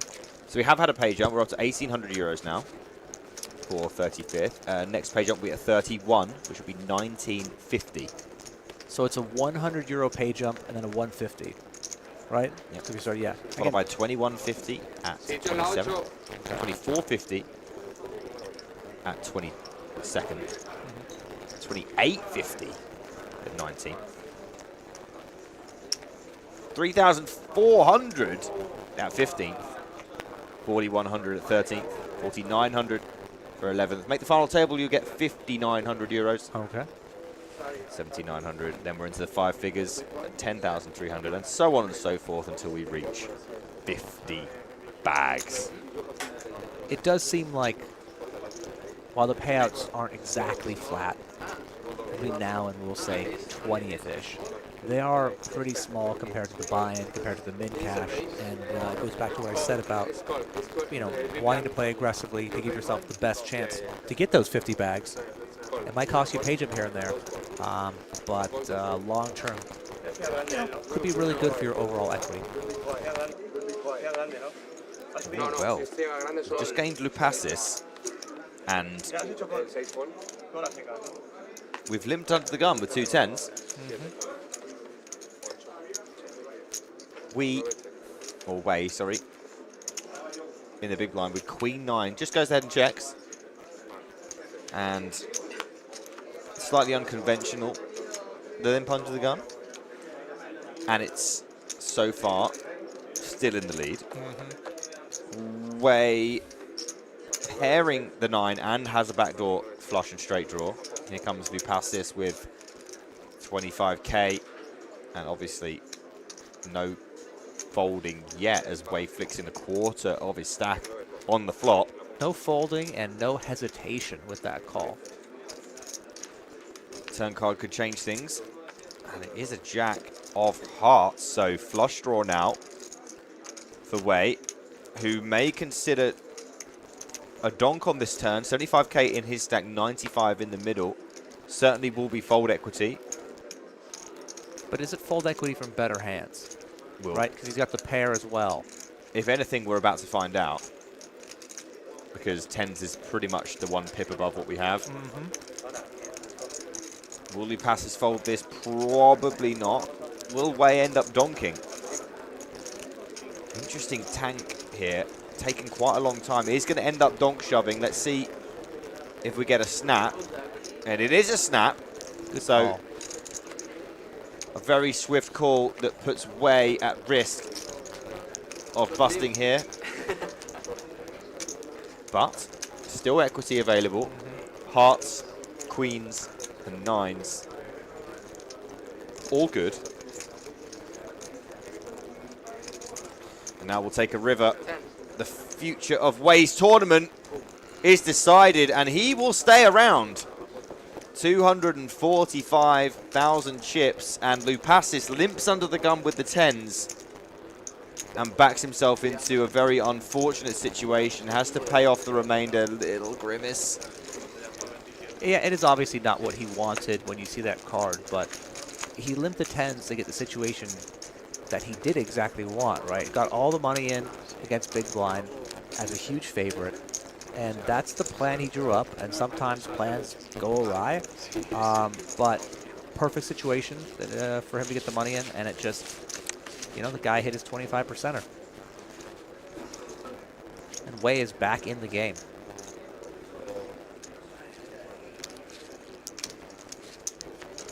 And just briefly circling back to the interesting hand we had between Garcia and Targanos.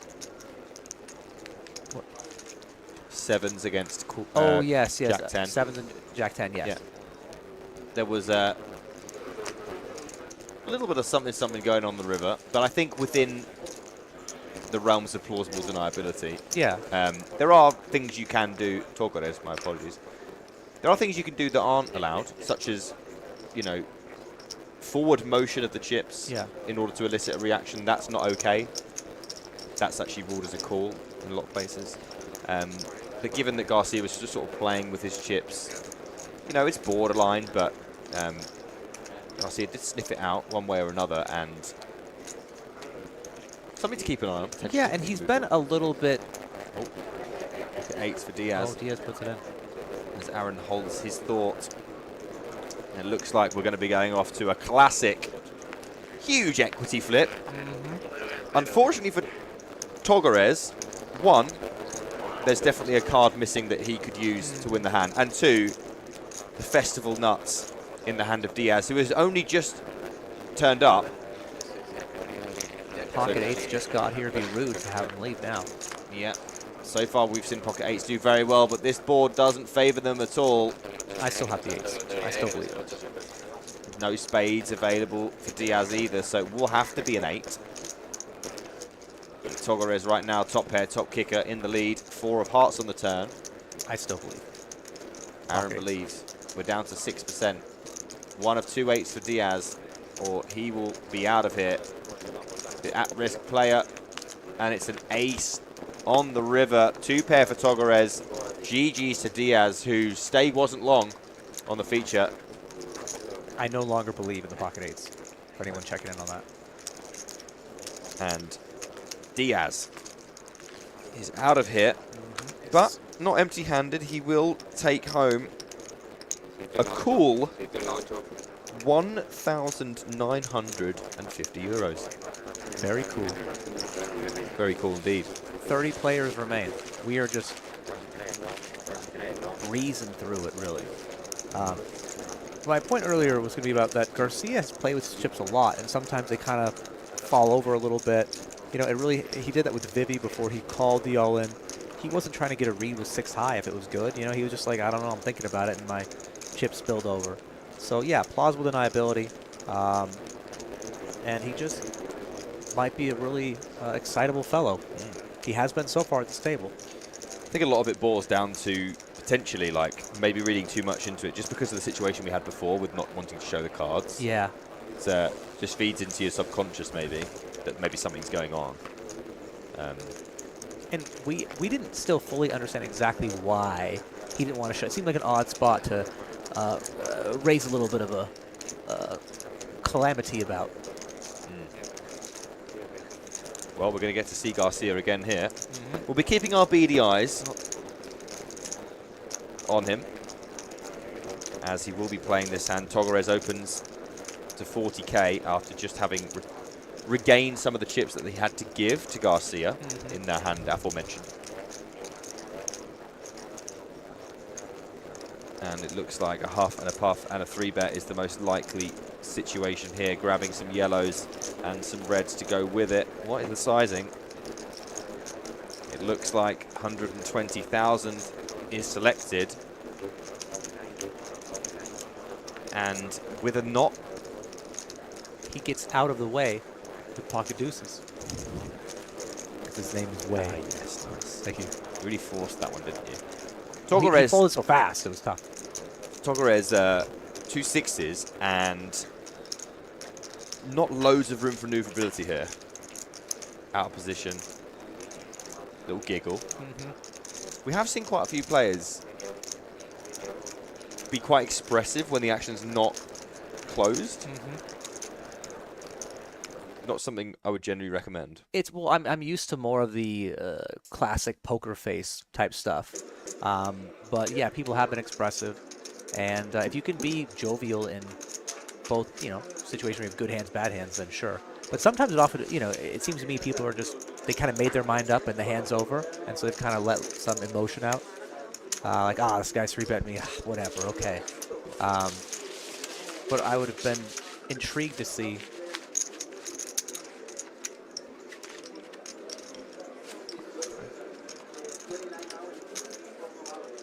Talking Aaron, would you like it louder or it's fine. quieter? Yeah, it's fine. It's good? As it is, yeah. I was like, I don't know what you're saying. I would have been intrigued to see him smile, giggle, think about it, and just 4-bet rip it.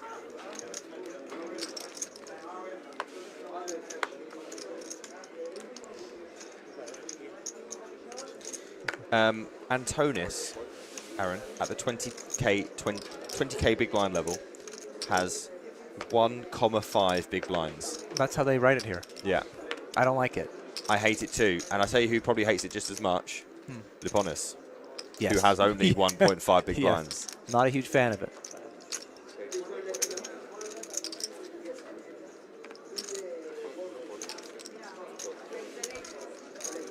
Ooh, we've got a mystery hand here. I like these. I don't know what to read into the mysteryness of the hand. I would like sometimes maybe moving forward, we could actually deliberately cover some cards. Yes. And then just be like, Aaron's analysis. Oh boy. Yeah. It's a lot of pressure. I'm like, he's got a strong hand here. Oh, it's 10-3 offsuit. Yeah. Check raise on the ace, queen 9. What could it be? Stick to online, kid. Well, McHugh. Let's sweat along with him. Defends a big blind. Garcia has 2 queens and a jack-high board. Back doors available for McHugh as well, who will be fairly content with this board. Garcia, obviously as well, with the overpair. And this is my player against your player. Yes. Selected without knowing what was to come. And we know this isn't the end of this. 20k blind level, which means both of these players have 50 bigs, which is very deep at this stage of a tournament. A lot of jeopardy, 35,000. Check called from McHugh. No interest in check raising this board with a hand like this. Lots of interesting turn cards available, and the 2 of hearts is certainly one of them as McHugh picks up a flush draw on the turn. Queens with a heart for Garcia, which will make him feel slightly more comfortable than without. Now, McHugh earlier did check raise top pair. It was a jack as well. But the difference was it was big blind versus button, which is a wider range, number 1. And number 2, the stacks were shallower. And you want to play for stacks with top pair more so when you have like 25 or 30 big blinds. And at 50, as you said, that's a lot deeper, and you want to be a lot more cautious with it. But with an overpair, it can be a little less cautious. And a very typical board for using very large sizes in these positions, as the big blind defender generally struggles on this type of board. Even maybe smaller, even though it's chunky, maybe smaller than you might expect. Even something up to pot here could be reasonable. But as Aaron said, at 50 big blinds is a lot of big blinds. And McHugh won't be going anywhere yet. And again, very much of the school of thought of the flop, not going to be playing any raises here. Any continues would only come from stronger hands. McHugh peels. 880k effective stack, 420 in the middle, and the river card is another heart. And while Garcia would have been happy to have the heart before, and will still continue to be, making it less likely that McHugh has a flush, it will now tempt him into a value bet on this river. Yeah, seems like a spot where you still want to go for value with your overpair with the heart. Gets a big blind range. You unblock all the jacks. You certainly couldn't blame a chunky bet. Oh, I don't. Oh. Again, I don't think it's deliberate at all. Just. Check back from Garcia. And McHugh will be gutted to see the queens, which he does have to show, I believe. Or not. Potentially no. Oh, he wants to know if he has to show. Doesn't have to show. I would have thought it was the most recent aggressor. But sometimes this works differently in different places. Yeah. I've always thought of it as in position you can check back and not show. Right. Well, I know at least in the UK tour, it's last aggressor. So that would have meant that Garcia would have had to show there. Queens with a heart. Definitely could have seen something in the region of half to 2/3 pot. Would have been completely understandable from Garcia to see that. Ends up being a great check back by him there. Yeah, worked out perfectly.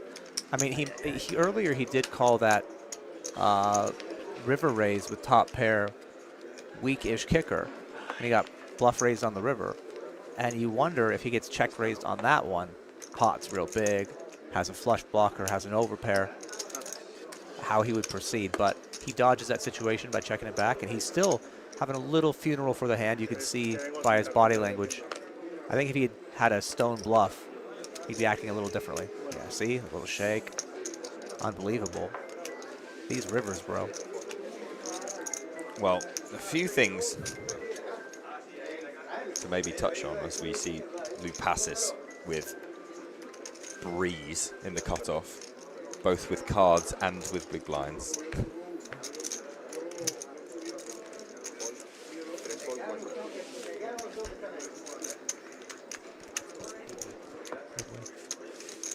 Janabi gets one through. Well, Lucia, Team Pro 888. Never usually see it called that. You usually see an 888 ambassador, wouldn't you? Got the sunnies on, and is still in the mix. Our last remaining ambassador, as she often is. Yeah, correct. Yeah. Not surprising. Can the 888 poker team go back to back? Ian Simpson, last year's champion. And you said earlier about the butterfly effect. My least favourite example of that of all time, last year's, Madrid main event, where on the final table, Ace King was opened by hijack.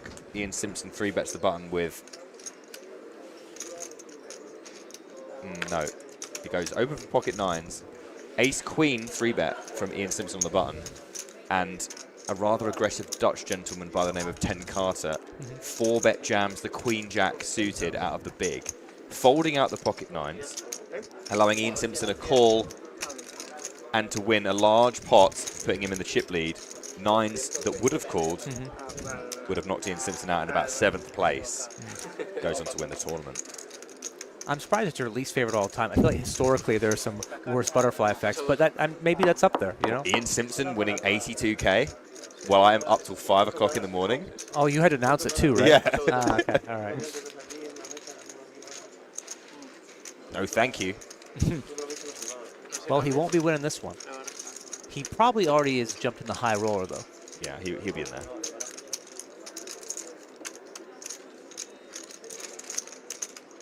Ian, by the way, is the all-time money leader on the 888 Poker Live circuit. It's all very bad. Yeah.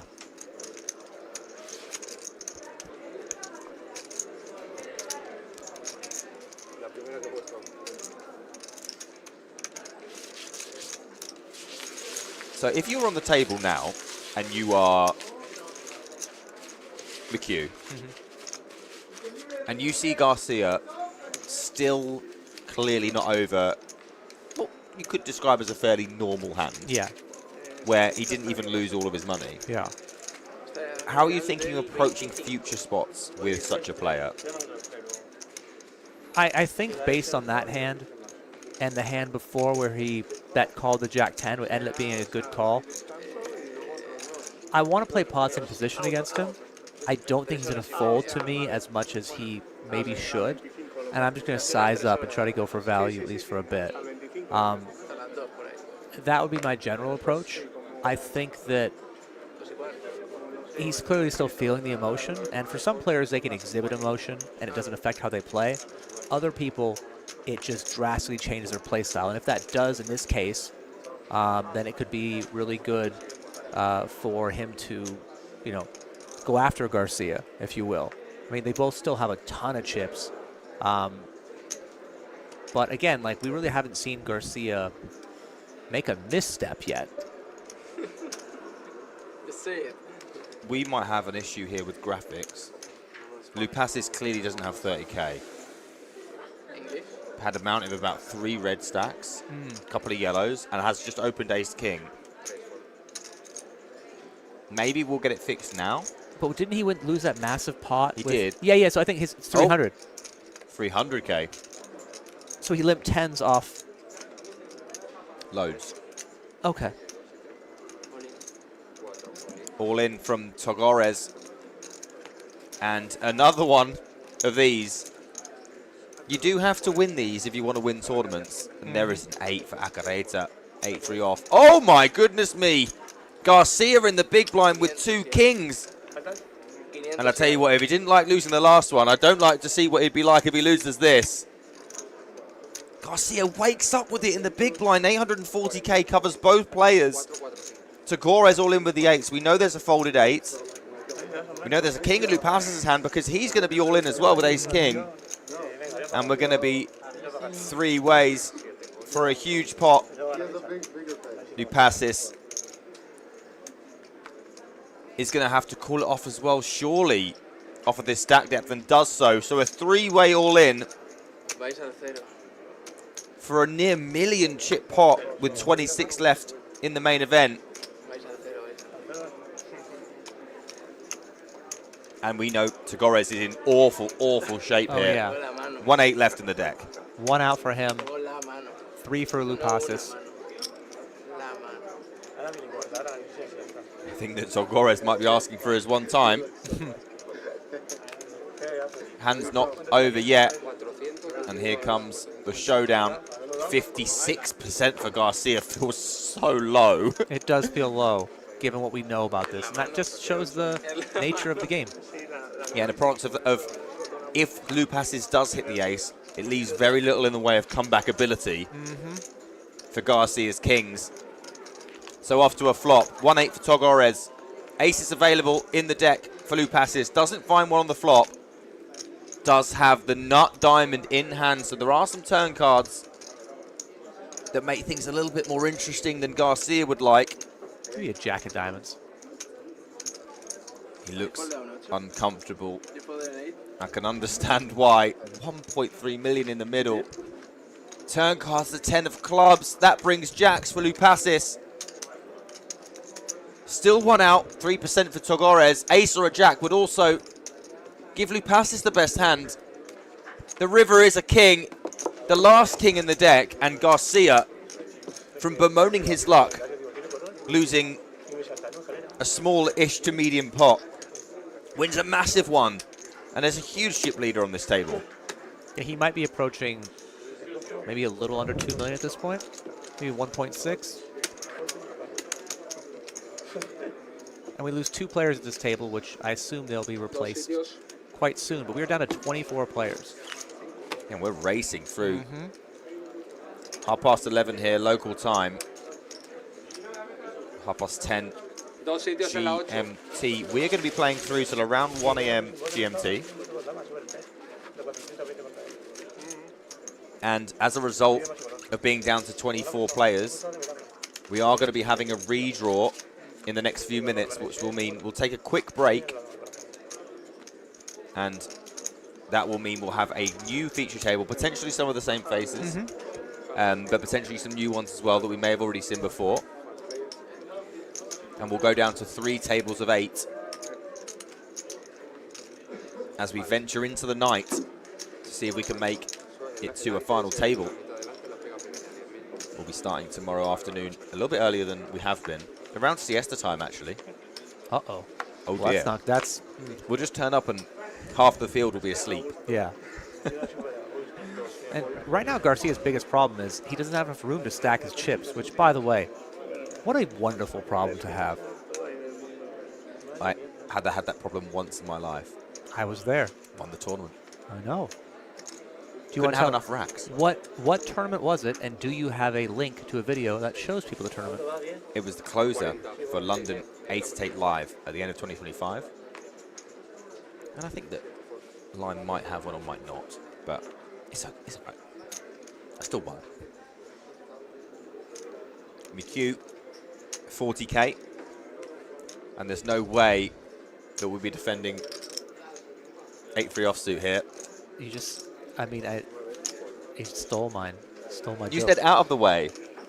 It's a okay.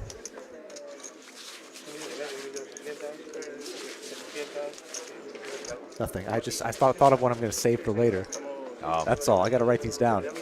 I need him to do very well so I can continue to use my way puns. We have lost the sound from the table. We all have. All of us. Every single one. But we're on it.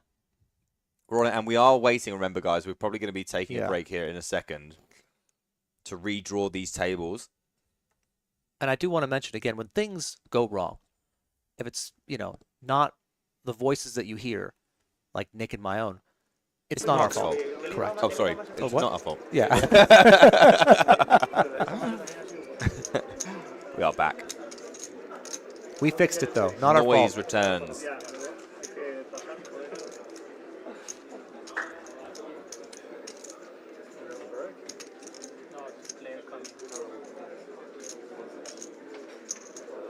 So we're adding some players to the table. Yeah, it's a redraw.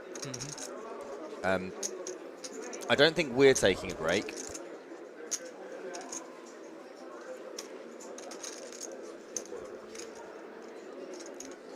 It's going to be 10 minutes before the tables are redrawn. Oh, wow. Okay. All right. I didn't know it'd be 10 minutes. Because they just moved now. They just moved a player here. Are we gonna? Do you think he's gonna play? Are those greens? Yes. What do those mean? 100K? 100K. Wow. I didn't even get a single yellow the entire tournament. I didn't get a single chip. Well, you chose to not play. It's different. So, guys, given that what you'll be looking at is not exactly thrilling, we're going to take a quick break ourselves and just go and get some water refills, go and chat about the extreme action that we've seen. A very fun bubble and then loads of blood following it. And I'm sure more to come as we move down to 3 tables and 24 players remaining in this 888 Poker Live Madrid main event. We will see you in about 10 minutes. Don't go anywhere.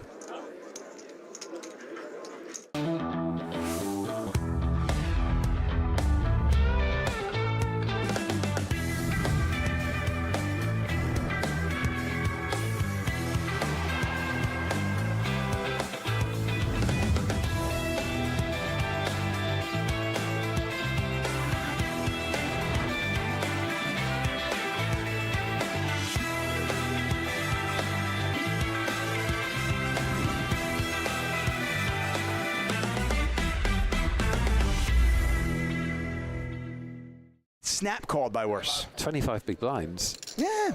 No gamble, no future.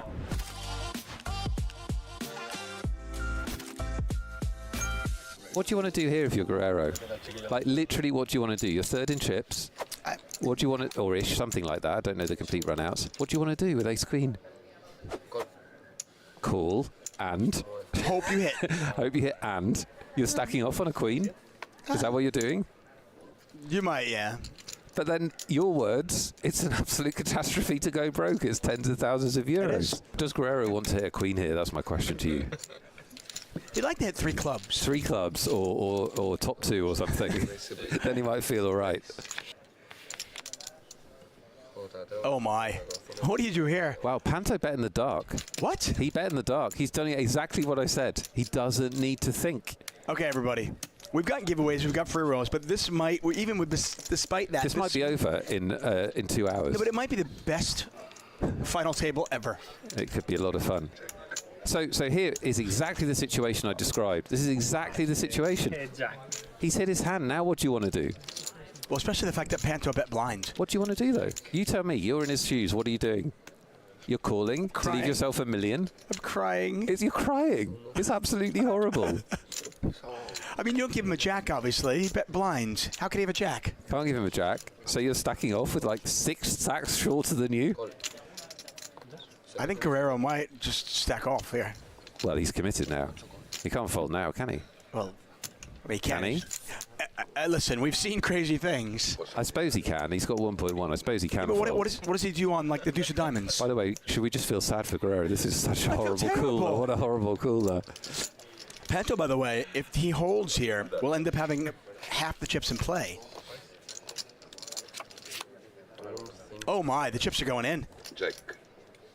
Did he check?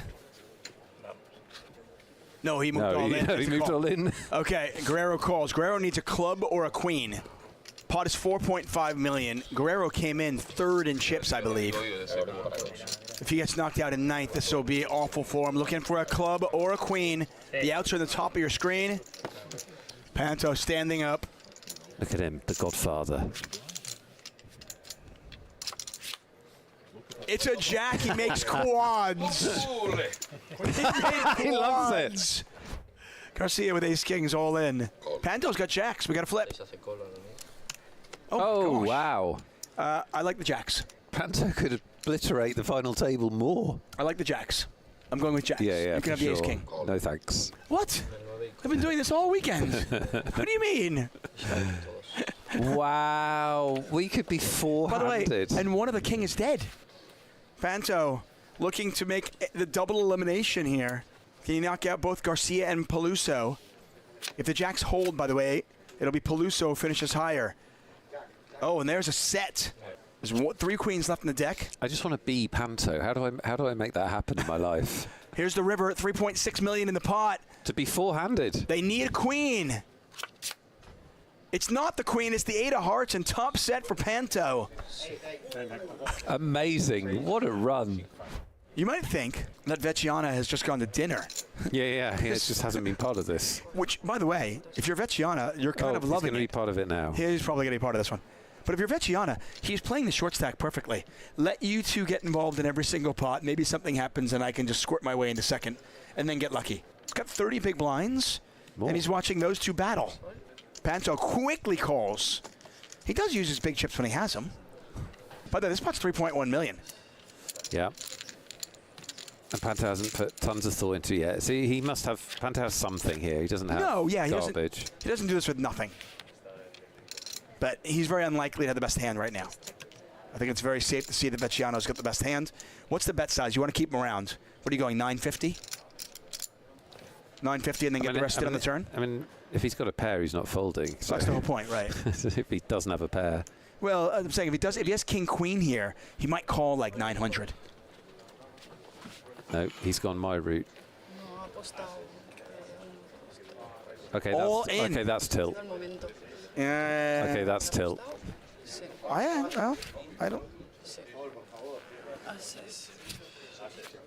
don't know if it's tilt for him. Oh well, maybe, I don't know. It's pretty tilty. He got 3-bet with 5-3. I just think he likes to gamble. Yeah, maybe he just likes to gamble. Probably how he has all the chips in the first place. He's looking for running hearts, a 5 or a 3. Vecchiana trying to survive here, and he will. Ace on the turn, and that is it. Vecchiana, our new chip leader. Panto with Jack 7 suited. That much. Vecchiana probably has ace jack here. King queen. King queen, same thing. I think a fairly trivial all in. I suppose you could just call. Yeah, I think he's going to want to call because I think he thinks. No, I like the all in. I really like this. Oh wow! You get called by worse. And look at that. He gets snap called by worse. 25 big blinds. Yeah. Yeah.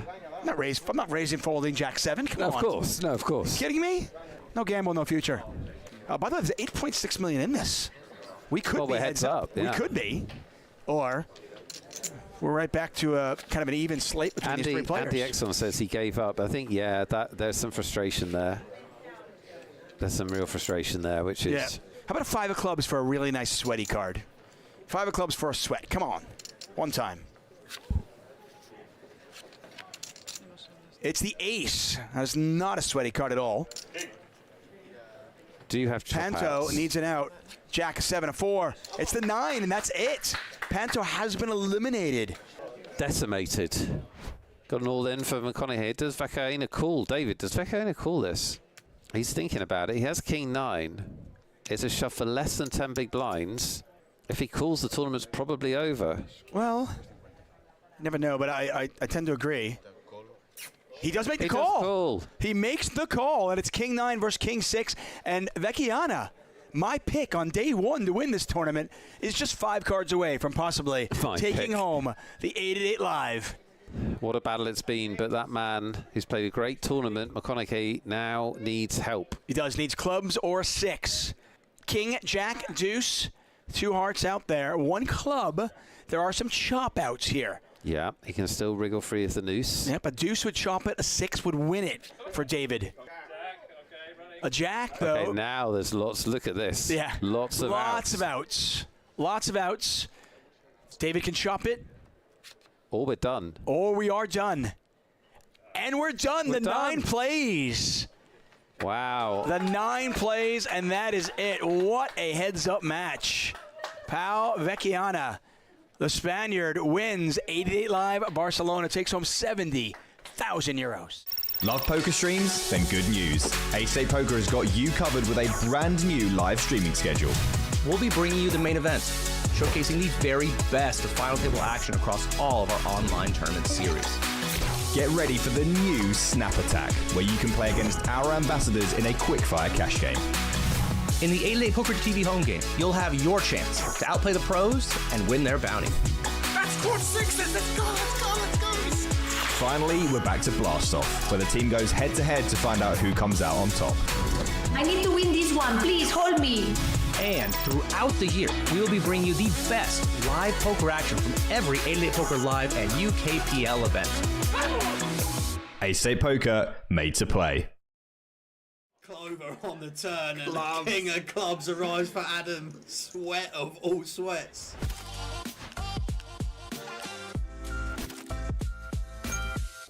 Ace king, by the way, for Howren, who 3-bets. Now this is the kind of gross spot that I was talking about, like king queen suited early on in the tournament. Sure, we can peel, we can 4-bet. Gary's got 10s behind. And Gary's probably the one guy you would say that probably could still send this. I think a lot of players are just going to fold here. Yeah. This seems like a pretty, I don't want to say straightforward fold. He is going to shove. Wow.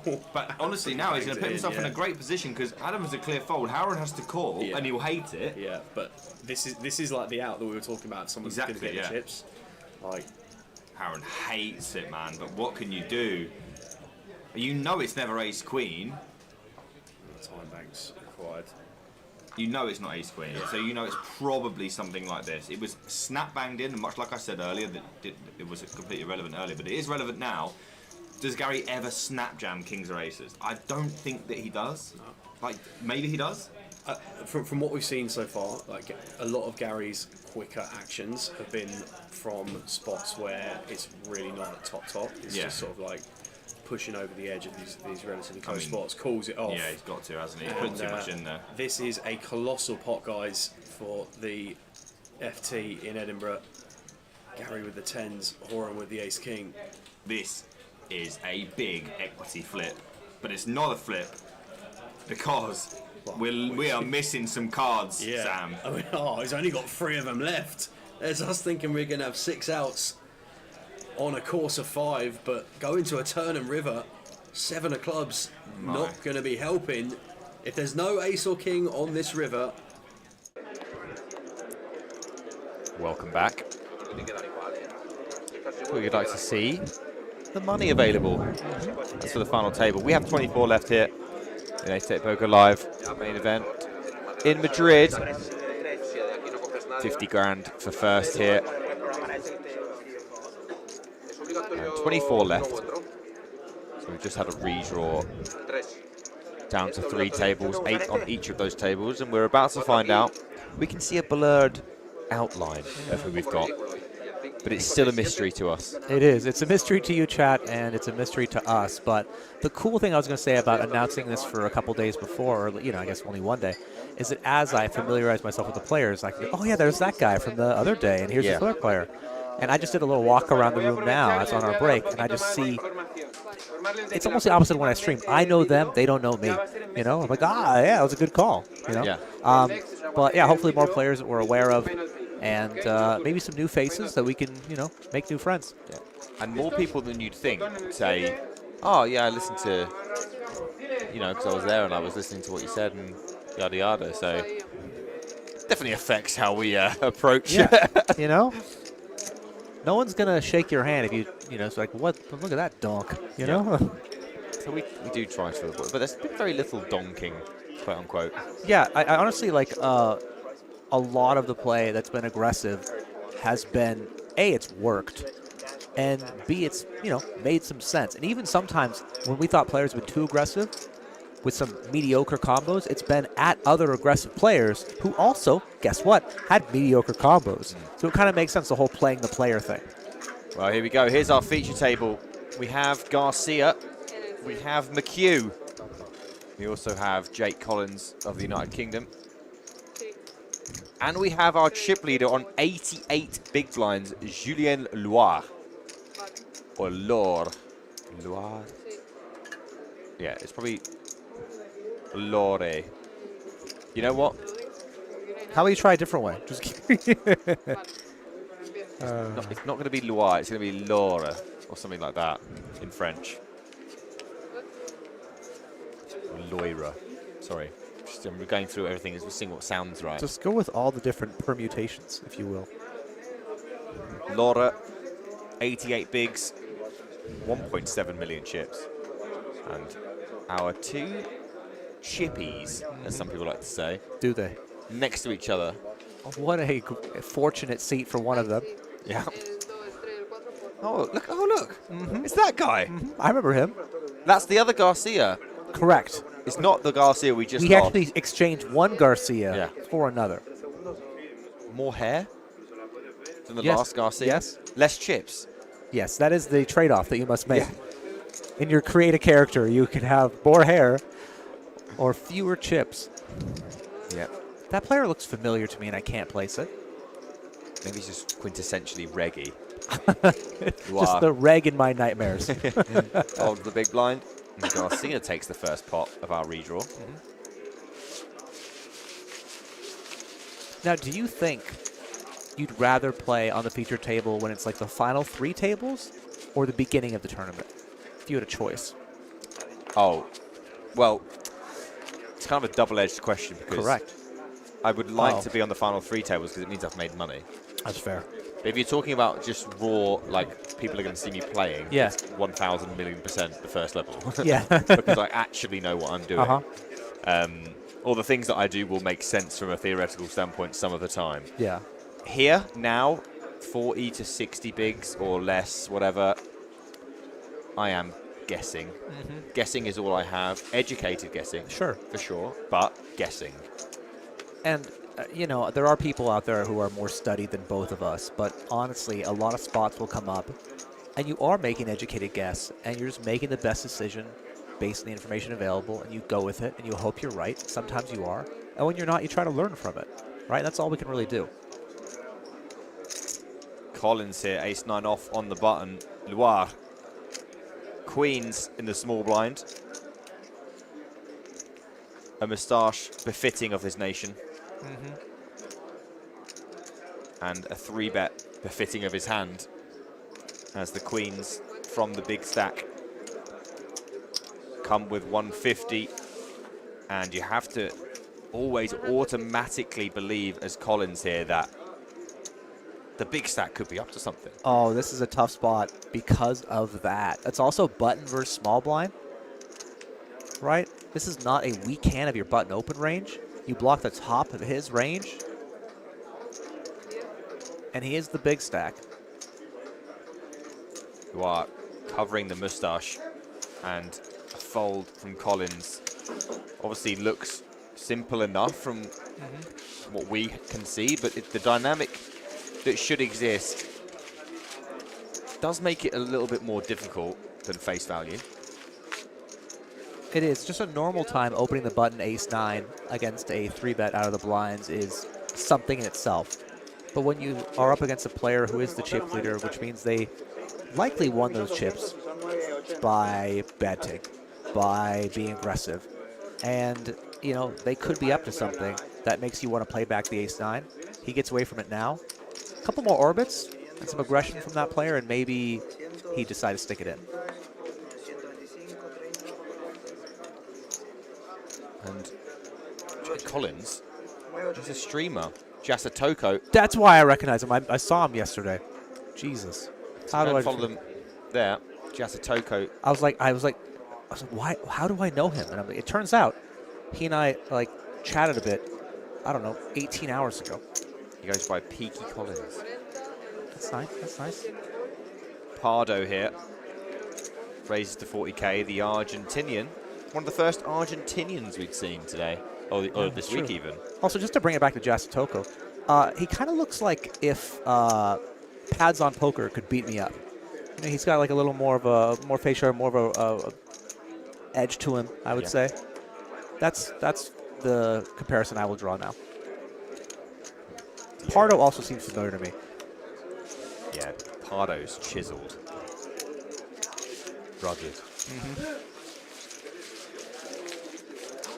All black hoodie. Very intimidating. Doesn't look, not a friendly vibe.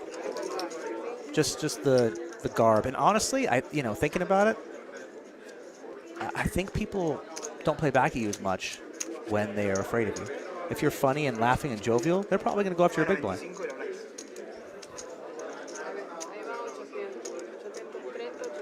Lots of things to consider. A little bit of a chip stack question here. Pardo. 9.95 más los blinds. El que no conté. 100, 200, 300%. Seems to be counting in Spanish here. The stack. And I can't think of any other reason to do that other than the fact that he believes he's been shortchanged at some point somewhere. 90, 95 versus 9.95 más los blinds. No, sí, Do you mind swiping the alarm in the box? Sí. In the box, my phone is ringing. It's going to keep on ringing if we don't... sorry. He's in here. A lot of commotion at this table, and none of it right now about the actual poker. Pardo looks annoyed. We don't know exactly what's going on here. Something like the chip count, maybe? Yeah, we're hoping that any of those things that aren't to do with the actual poker itself just aren't going on, because obviously it's nice to just have a clear clean game where nothing goes wrong. Also, it might help if one of us could speak Spanish well enough to understand what's going Well, I on. was having a listen, and the only thing I could hear was that he was counting his chips. Yeah, no, he was saying I didn't numbers. catch the bit that I understood the numbers. I just didn't and I could count them myself. It's just I don't know why we're counting them. We missed that bit.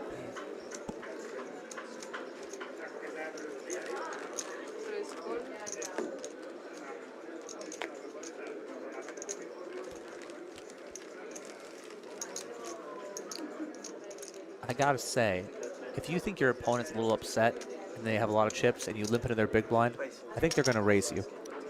He does that here, has a hand worthy of it.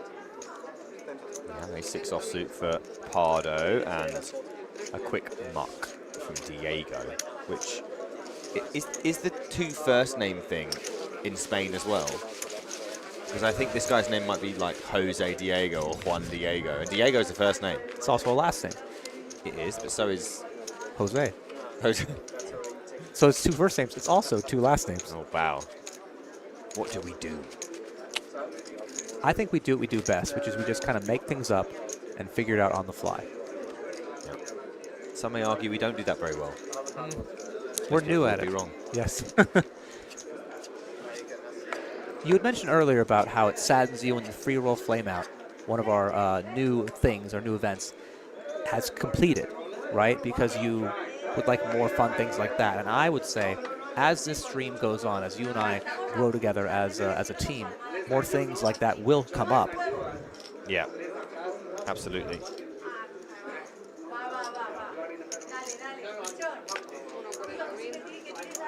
Loire, 40k. The only remaining Frenchman.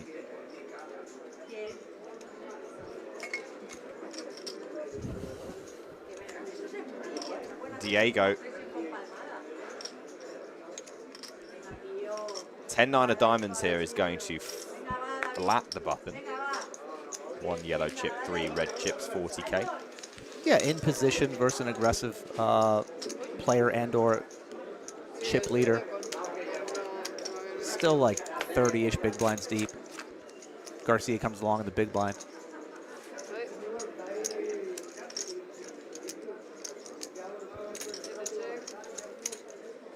High flop.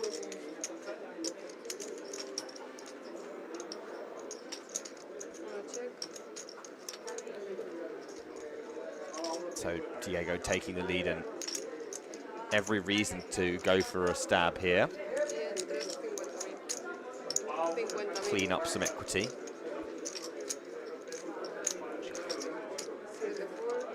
I think if Garcia's suits are reverse, he could consider going for a check raise, but folding's pretty reasonable. We're going to do a keyword, guys. It's 12 o'clock here. Ding dong. Heading into the 18th of January. Now, if anyone's been paying attention, you know exactly what that means. What does it mean, Aaron? I mean, I was distracted by ding dong. Not sure where that was from. It's about to be the 18th of January, at least where we are. What does that mean? I know what it means. You don't think I know. You don't think I know, but I know. This guy's trying to act like I don't know. Like I don't know it's the start of the XL Winter Series. Wow. Yeah, you didn't know I had that pull. So locked in. Oh, wow. After all this time. It is the start of the XL Winter Series, 18th of January. Ding dong. Ding dong. That is the beginning. That is me ringing the bell for the start of the XL Winter Series. I know it's 12 o'clock here and not GMT, but we have just ticked over onto the 18th, so it seems appropriate. That is our... And the XL Winter Series does go through the 27th. There's a 1K on the Sunday, a main event worthy of discussion. If you haven't heard about it, 500K guarantee, 250 buy-in. There are tickets we have that allow you to get in for even cheaper than that. And the best part, Nick, do you want to talk about the best part? There's a great guarantee. That's a 500K. That's great. There's a better part. There's 1.5 million guarantees across the whole series. Yes, that is true, but a better part of the actual main event. But what is one thing that you like more than almost anything in the world? Well, I was going to say paying no rake. Money. I was going with money. Sure. And guess how you get more money? It's by paying no rake. Yeah, but you can't not pay rake. What, in a tournament? Well, how would a poker site make money and pay their commentators? It's a great question. So, like, what is actually the good thing about this tournament then? There actually is no rake. Shut up. It is a rakeless main event. All the money that you put into the tournament goes towards the prize pool. It goes towards larger bounties and larger prizes. When you say no rake, do you mean, like, figuratively? No, I mean it literally. Like, there is zero rake. We will take no money from this. Is it a great business idea? It's not my job. I'm not in charge of that. I would have said no, but apparently people who are more intelligent than me decided it is a great idea, and we're doing it. And regardless, we're doing it. Rakeless main event. And right now we are seeing some clapping push-ups. It's questionable form. Oh, that's good. Has he done his back end? Do you want to commentate on that? I was about to, but he stopped after 7. Okay, I have a question for you. Do you think I can do more or less than 7? More. All right. How many do you think I can do? I've got the numbers so consistent, it's scary how little I improve or deteriorate. I was going to go with 4. 4? Yes. Clap push-ups are hard. Is that? It's a clap push-up. Oh, no, I meant just regular push-ups. Oh. I've never done a clap push-up before. 4 sounds good. Then regular push-ups? Yeah. 20. It's a great guess. It's 23. Okay. 24th one, pretty hard. Oh, wow. There's a little something for everybody here as Garcia, gut shot plus backdoor nut flush draw, but Collins, Jasatoko if you prefer. I do. 2 pair. Backdoor flush draw himself, but we know that would be disastrous. Yes, it would. But, you know, blocking the backdoor flush draw is pretty good for him right here. Now, there are arguments to raising. I think a lot of people do go for a raise here, and I think it's reasonable. Could also just decide to call. Yep. But he's going to go for a raise, counting out those raisin chips. Yeah, looks like a meaty raise, and this kind of really sucks for Garcia because your hand is good and has decent potential, but apart from the 3, nothing immediately enjoyable. Correct. But I think this is a spot where I might stick some more money in with some Garcia because, well, he quickly folds and doesn't worry about it. This board's really good for you, you know, and your opponent's not going to really have aces. And if he is, he's going to check raise them. So I think I would have stuck around, but I would have been in really bad shape, and Garcia gets away for quite cheap.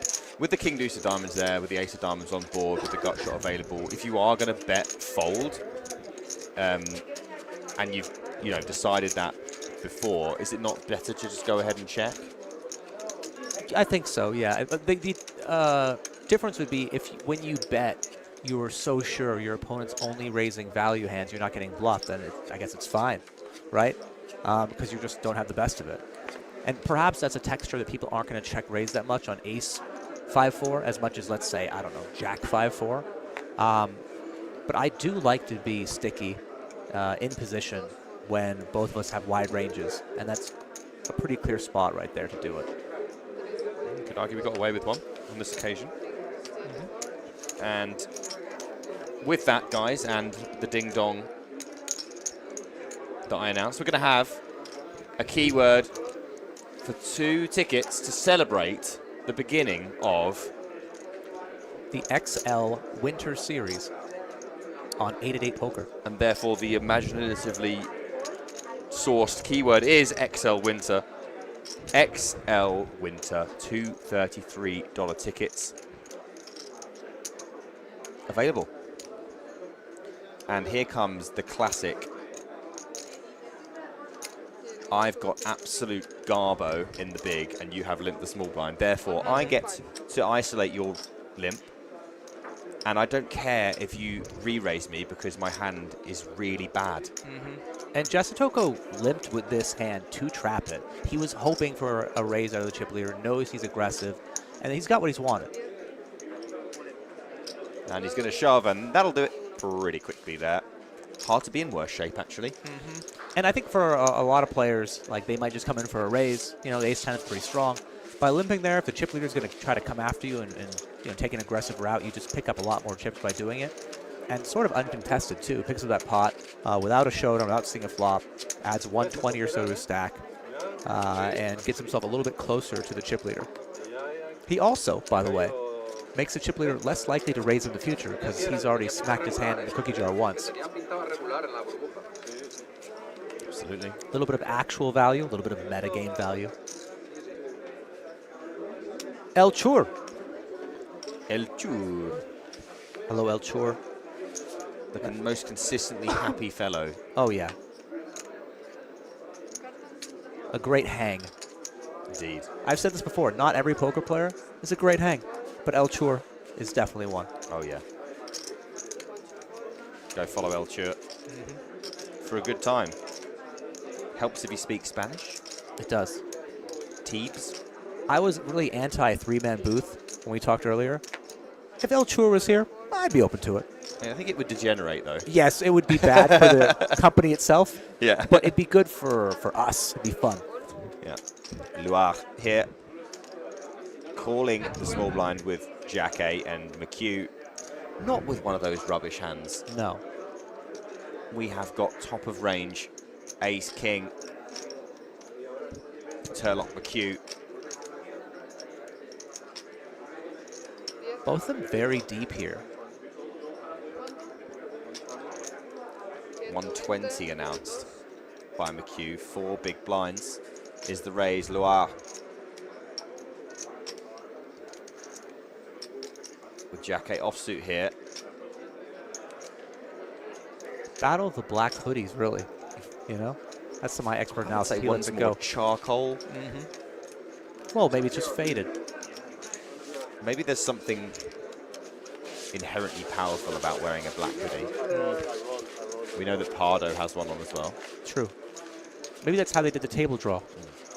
Anybody wearing a black hoodie, you come with me. I think the blind-on-blind spots between two chip leaders are really interesting. Just in general, like when you're in the small blind with a mediocre hand the first time, sometimes you can just limp. You can also raise. I don't see anyone ever fold. I do think limping is something I like to do, just if I want to see if they're going to raise me. We got winners of our giveaway. Farting Potato Lord wins their first ticket of the week, but winning their second is Adrianos Fit. Another ticket. Ho, ho, ho. Thanks again, says Adrianos. And an all-in from Beardith here. Garcia with 2 9s will be forced to call. McHugh not quite with the pocket 4, so we're going to be off to another skillful flip.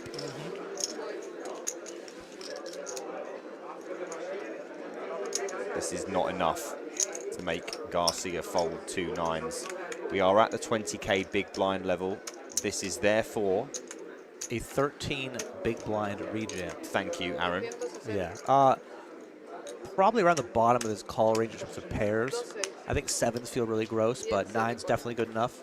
8s we know are basically the nuts, so obviously want to call those. I mean, every pip in pairs is so big because they can shove the pip that you move up. If that makes sense. Sometimes people are talking about combos to use, and it's just one notch, doesn't matter. Here it does. Here comes the flop. 9's currently in the lead, and a very fair fight. No one's missing any outs or redraws. Queen high board. There is an ace dead. Queen high board here. Ace and king, the only available outs for Beardith. And a king on the turn. 3%. And when I said that both players had the outs, I actually meant that each of them had lost one. And only the case 9 would have helped Garcia on the river. And that means that I get to say Beardith for a bit longer. A win for everyone, chat. We've just got only names that you want to say at this point. Yeah. We've got Loire, McHugh. Turlock, McHugh. If they let you pick the table draw, you're just like, give me the best names. Yeah, best names, lots of different flags. We've got loads of flags here. We've got a Brit, we've got an Argentinian, we've got a few Spaniards, obviously. We have got an Irishman, or, if you like, an Earnock. An Earnock. I don't know if the poker is going to really rub off here and you're going to absorb that, but you're becoming far more cultural by the minute. Yeah. And obviously the Frenchman, Loire, as well. We are down to 20. I do have a note of those people who got eliminated that I could share, I guess. I probably should. Ambassador, Lucia Navarro, is out of the tournament. I asked her what happened, and she said to me, I would tell you, but it would depress you. And then she laughed. So I do not know what happened. Oh, that's heartbreaking. But that does mean, at least I think at this point, potentially our last streamer in the field of anybody who actually streams poker. Like Ambassador, they're all gone. Jasatoko is a streamer. Still here. Still in it. There might be cling one on other to anything. Yeah. There might be one other guy who's a streamer who's in this field. I kind of recognize him. But I'm not positive, so he doesn't count yet.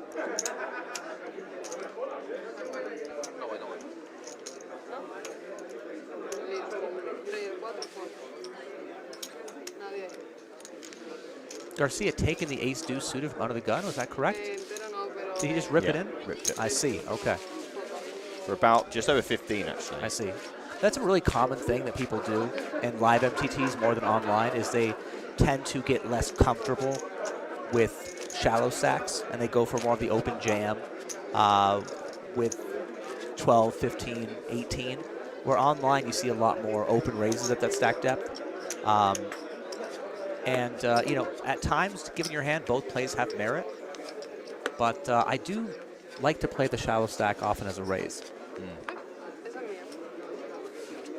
I think especially ace-deuce suited, if they shove back, you're beat. You're just crushed. Yeah, it does seem reasonable. Beardith folds under the gun here. And Jasatoko with ace-king. 830k, good for just under 30 big blinds. Feels like it should be more than that. It does. It is 30 big blinds and what, like 18 starting stacks? Yeah. Garcia doesn't immediately fold, and the reason for that is now clear. All in with the ace-4 of clubs. Snap call by Jasatoko, I would have imagined. What? Oh, does someone else have cards? No. Yeah, no, Jasatoko didn't know it was on him. Sorry. And obviously, just double checking we have ace king. Yeah, I mean, I wouldn't have expected it. Yeah. It's hey. Yeah, sorry. I feel it, man. Classic online player. Yeah. I got you, man. Don't worry. That's totally understandable. Yeah. Apologizes. Nothing to see here. Didn't know it was on him. Obviously, if he did, would have snapped it off. And 69% equity for Collins as we go to a flop. Clubs available for Garcia. 4s available. There is a king, which will mean runners tapping the table with 10% Not over. equity. 10%'s way more than we've seen people win with. That's a classic 5 of clubs tap the table. Oh my God, 5 of clubs. No way. Guess the next one. What's the next one? The queen of clubs. If it's a queen of clubs. The river card is the 7, and it pairs the board. Jasatoko with a little sweat on the turn, but can't ask for much more. For Garcia, kept himself alive as long as he could. Played well over the course of the weekend, but now we're down to 19. Only thing I would have recommended for Garcia is after he tapped the table and got the 5 of clubs, I would have stood up and grabbed my jacket. Yeah, maybe give it another tap. Yeah. But Jasatoko wins that pot and has chips in odd amounts, which again, let you know, like me, he plays online. Yeah.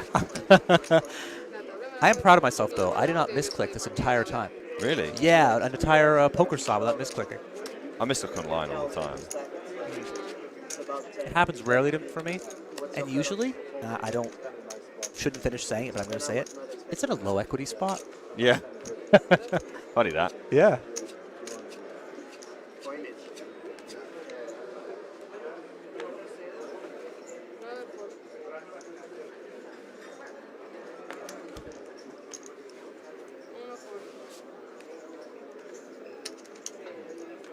Turlock McHugh folding. Sounds like some sort of wizard. Pardo on the bottom with jack 8 of diamonds. We shall be V-pipping. VPIP, for those unaware, refers to voluntarily putting money in pot.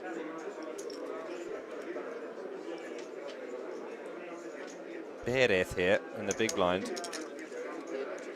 No. Yes. He has folded the Jack-10. Frightened by the hoodie. I do love me a good Jack-10. So I tell you who doesn't like Jack-10? Well, who would that be? Perez. Correct. With that Jack-10 there, I think that if I had to rank my options of what I was going to do, I think 1 would be call. 2, and actually a fairly close to, not as, would be shove. Yeah. And especially, I believe, based on what I think Prado's doing, based on the fact, I don't know, he seems familiar to me, looks reggy enough, could just take it as a shove knowing he's going to open the button wide. But I don't like folding hurts my soul. You are. Under the gun with Jack-10 suited. Significantly better than Jack-10 off. It is much better. It is prettier to look at. It can make better flushes. It also it's just more playable. It's going to be a raise here from Perez, who makes it 75k. We can only imagine this is quite good, this hand, because obviously having folded the Jack-10 previously. How did he make it 75k? Some confusion going on here. He tried to make it. May he not see the raise? Well, he announced raise before the chips went into the pot, so it will be classed as a minimum raise. Now, the minimum raise is not 60k more. It's going to be 25k as the big blind, so it will be an extra 35k on top, so it will be making it 90k. Yes. King, Queen of Hearts for Perez. I think Loire would have peeled regardless. Certainly will be peeling now. Jasatoko, Mr. Collins, taking his time with King 6 of Diamonds before putting it in the bin. And now a very nice call for Mr. Moustache. Loire, our Frenchman under the gun. He might decide just to go for it if he thinks that Perez is going to be just attacking because he didn't see he raised, but we know that wouldn't be. With a hand like this. If you think your opponent's just raising super wide, we just see him fold the Jack-10. We know it's probably a stronger hand than Jack-10 suit. Well, it could be that, as we take a flop here, 9, Queen, 3 with a diamond.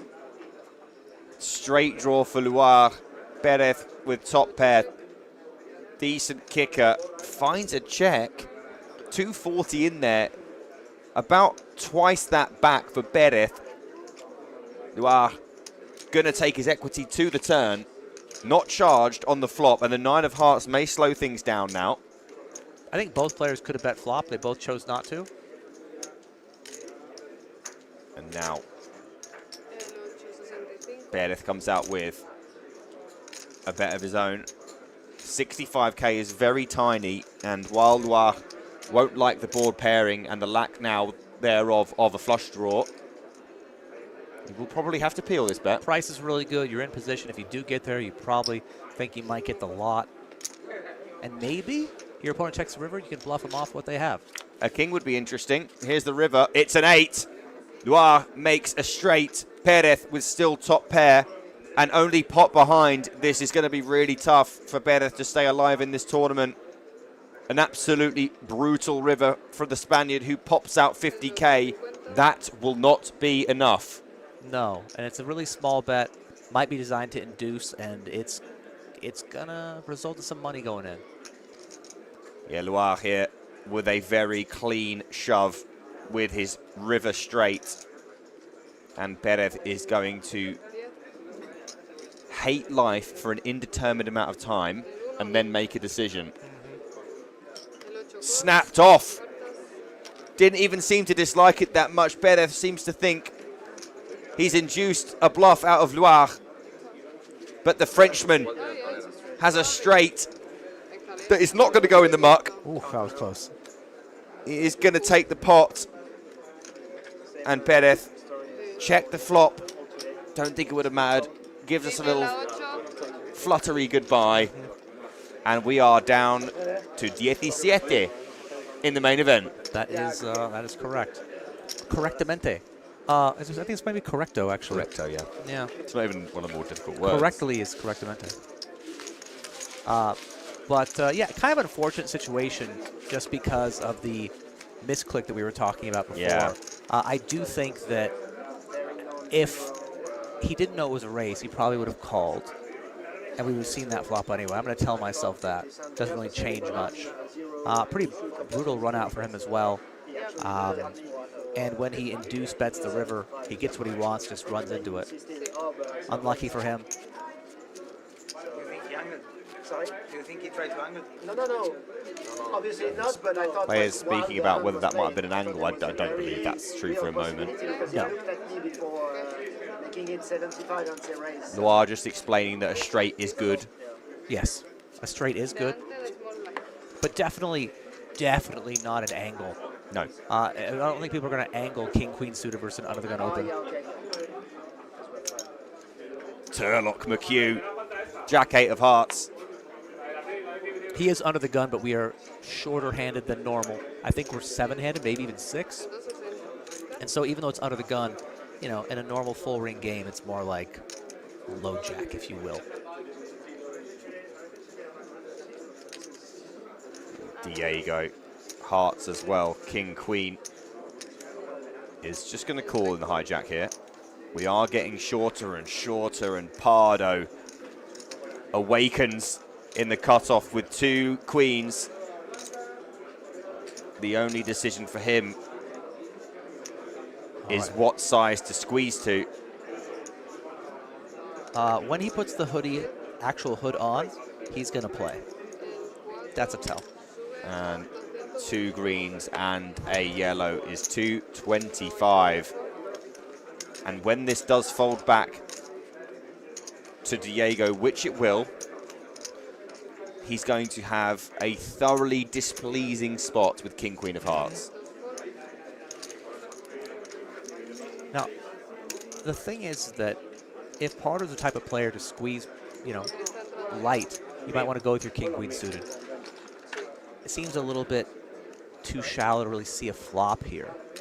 But King, Queen suited did a really nice hand that you might want to see some flops with. I really think all options are available here, and it's very player dependent. He's going to let this one go. Red strength from the squeeze and wasn't far off. No. I want to pay attention to when he puts the hood on. How quickly he was, you know. If he doesn't do it at the beginning of the hand. Oh, hello, other Garcia. Oh, welcome back, Garcia squared. Oh no, we lost the other one. We did. We actually, what got happened the square was root of Garcia. we had him, and we replaced him with another Garcia, and now we're getting the same Garcia back before. Your Garcia. Correct. Yes. Back for another battle against his arch nemesis, Turlock McHugh. Down to 17. 2 tables left in the 888 Poker Live Madrid main event. Oh, and this other gentleman sitting down, I play with him a bit, and we'll talk about it. Okay. Aaron, we've got 5 tickets left to give away. We are running out of time because of the sheer volume of action. Yes. Do you have a preference or a means of which to give those away within perhaps the next 10 minutes? I can ask you a question in 10 minutes if you'd like. I would enjoy that very much. Okay. That would make me very happy. Okay. Okay. I will have a question prepared for you shortly. Well, excellent. And that, you know, indirectly gives Lime the nod. That we'll be playing Nick Thinks. Now, have you put undue pressure on yourself? Do you actually have a question, or you basically said 10 minutes is like the line where it's like reasonable to think? I could do it in shorter, but I do want to talk about the new players a bit, because part of the benefit of playing this tournament is that I get a little more insight that helps me in the booth, right? And this gentleman here who just, I'll wait till his action's on him at some point.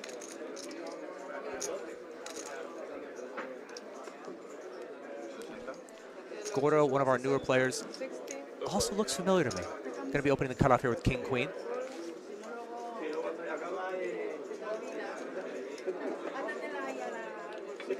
Will the chip leader try to assert some early dominance? Hello. Welcome. I am the chip leader, and you are not. No, he will fold. Continue as you were, says Loire. Gordo, oh, he looks stern, well groomed. The first hand I played today, I believe, I open ace-jack at 3K. Call, over to Gordo in the big blind, who shoves 22 bigs. And I have ace-jack after opening. And I just go, it's a good squeeze spot. Looks kind of like a reg. Probably would take it. One of the guys who called, a little bit older gentleman who probably doesn't have a good hand. And I think about it, and I decide, you know what? I'm just going to fold. And I know where that decision tree ends me, or has me end up here in the booth. Should have called. Well, interesting. Also, this gentleman here, 3-bet almost every time I opened. So everyone left in the tournament, actually, if you think about it, I have helped propel these players to this point, doing my job as an ambassador in the booth and on the felt. Yeah. So go me. Antonio, only about 7 months late on the keyword.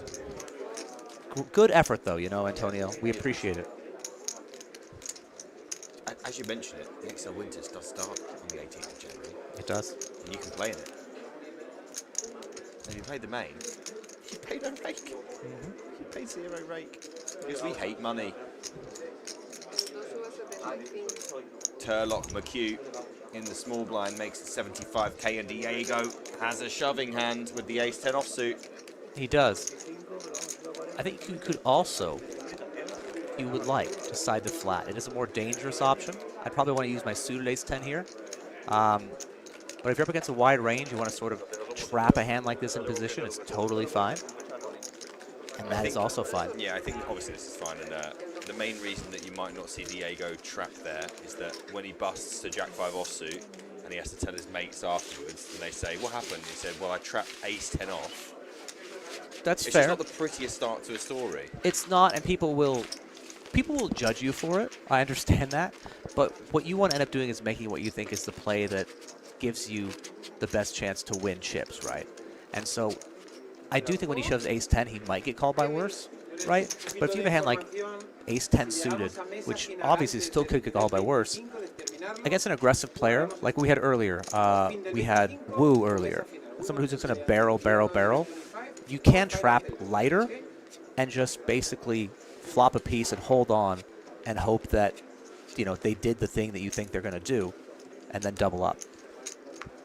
Yeah, we're just looking into my microphone volume. I have adjusted it somewhat. If that's better, let me know. If it's worse, also let me know. Sometimes our microphone thingies, microphones, when we drink water, which we desperately need. Yes. Sometimes we don't put them back within ourselves enough, and the volumes can get a little bit skewed. As you might be able to tell, guys, I'm beginning to growl somewhat as the week progresses. But if you think I'm going anywhere, you've got another thing coming. In fact, I'm commentating tomorrow, flying home, and then doing the main event with Josh Manley Poker. Yes, I will be actually on a flight at that exact moment, and I said to 888, if you'd like, I could connect to the Wi-Fi if you guys want to, pay for the in-flight Wi-Fi, and I could do it from the plane. I'm sure everyone while they're sleeping would love to hear it, but they decided against it. Turlock McHugh opens the button here. Pardo in the big with 10-7 offsuit. Boogs for everybody. But Pardo with a straight draw. One of the least interesting straight draws you can have. And McHugh with a backdoor flush draw. And running trips draw. Bets 100,000 chips. And takes it down. Yep, seems pretty reasonable.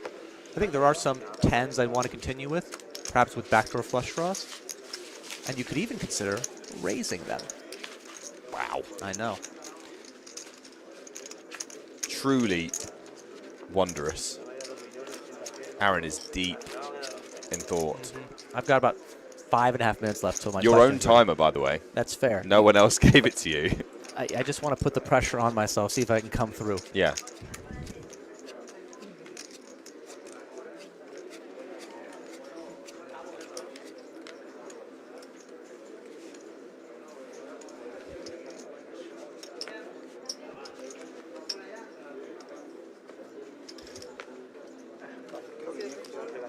Garcia's mannerisms are fun to watch. What do you think about the disruption of the black hoodie meta here from Gordo, wearing a patently white one? I mean, it is a bit yin-yang, you know? Although he does have the same reggae mannerisms of stoicism. He, by the way, just like our own Ian Simpson, played twice on day 2. He busted his first bullet at my table, rebought back in, and came back. Same seat. What are the odds? Apparently, higher than I thought. Or not very high, but coincidences exist. Sure, yeah. Also an option. Ace King for Diego. Collins' first real semi step out with King 10 off +2 is going to be a brief encounter. He won't waste any time licking that one in the muck. There's quite a lot of impressive grooming jobs on this table. You do really enjoy the facial hair.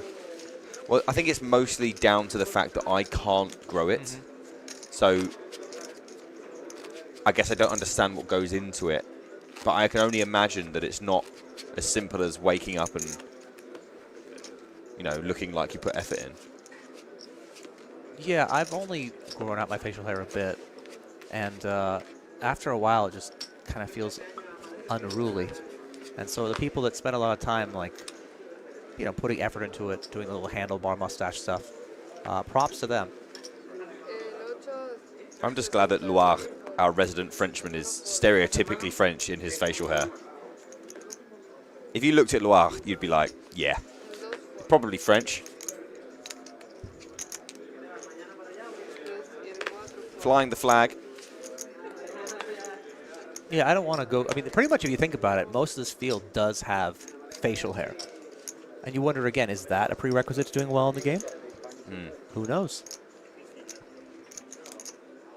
It couldn't possibly be that you misplayed or... No, it's that I shaved yesterday. That's what it is. Can't be my fault. King, queen off into the bin. King 3 off alongside it. Aaron has about 2 minutes. Oh, my God. Okay. All right. We got to hurry up. Do you want me to just... No. I'm good. I have a question, and I have another question, and I have a backup question. Well, I'm ready, but we'll wait 2 minutes. Gordo. With greens.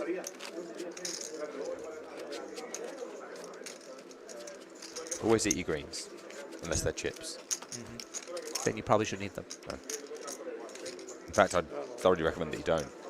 Yeah. One thing I will say, I haven't seen anybody eating at the table the entire... Big fan. Yeah, I love it. It makes me feel icky to watch. There are some casinos where you just literally can't. Yes. It might be this. I would hope so. It's definitely one I've played in semi-recently where you're not allowed to order food to the table. Which is just a great call. Yes. Everyone's going to, touch the chips, right? So not everybody wants to touch your buffalo wings. No, and you yourself shouldn't want to touch Correct. cards and then buffalo wings. Correct. And then cards and then mouth. Really should have gone with something like the patatas bravas here, but I did not. Less offensive is some sort of fork job. Sure. If you can eat the whole meal with a fork, it's somewhat passable. If you're using your hands at all, not okay. Not good. But there's also a little bit of now the food is near me at the table and it's in my space, which I don't love. If you're sitting at the table, it's a little bit less room. Someone's having spaghetti and meatballs or whatever. Anyway, I have your question whenever you're ready. I'm so ready, man. I have this first question. I don't know if it's going to be a good one. I'm going to ask you, and you can tell me if it's a good one or not. Well, we're going to upset chat if you do that. You're going to have to just choose one. Because they might answer it and then be like, but I answered that one and I knew I was going to get that right, so you've cost me a ticket. I'm going to ask this question anyway. Okay. You ready? 2 seconds. We're going to play Nick Thinks, guys. The rules are, Aaron's going to ask me a question, and you are trying to guess what I think the answer to that question is. Not what the actual answer to the question is. It only matters what I think the answer to the question is. The 2 closest people to my answer, no duplicate answers, answer only once. Now remember, guys, I'm going to make sure this question is acceptable. We'll win a ticket, $33 ticket. 2 closest answers. Pardon me. It's all right, man. I'm going to make sure this question is acceptable. First, we have an ace-king. Who has ace-king? You can't remember his first name, can you? Turlock McHugh. Beautiful. Turlock McHugh Right here. in the nick of time, guys. Just pull. Whew. Collins in the big with Queen 8 off. What a thoroughly middling proposition. Yeah, and as we get closer to final table, there is more ICM in play. And so you're going to be defending less out of the big blind, not a pure chip EV defend. And so I think it's a fine fold. So my question, which again,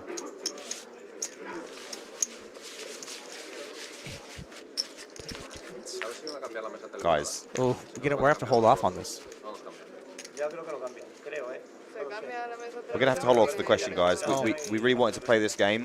Sometimes things are sprung on us. We try our best to keep things running smoothly. And then Mark ruins everything. And tells us we have a break. And that's going to be in just 2 minutes' time. So we don't have time right now to do the giveaway. Apologies. When we come back, however, yeah, you stick with us through this short break.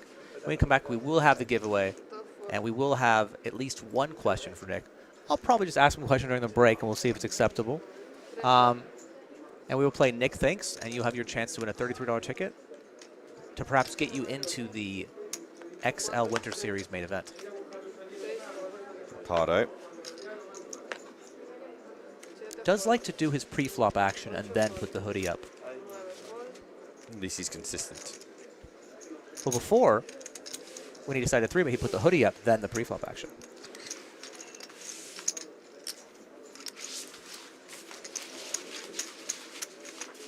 $16 left in the main. And a break coming up real soon here. Probably because we have 2 tables left. Maybe redraw there. Might have a seat open here.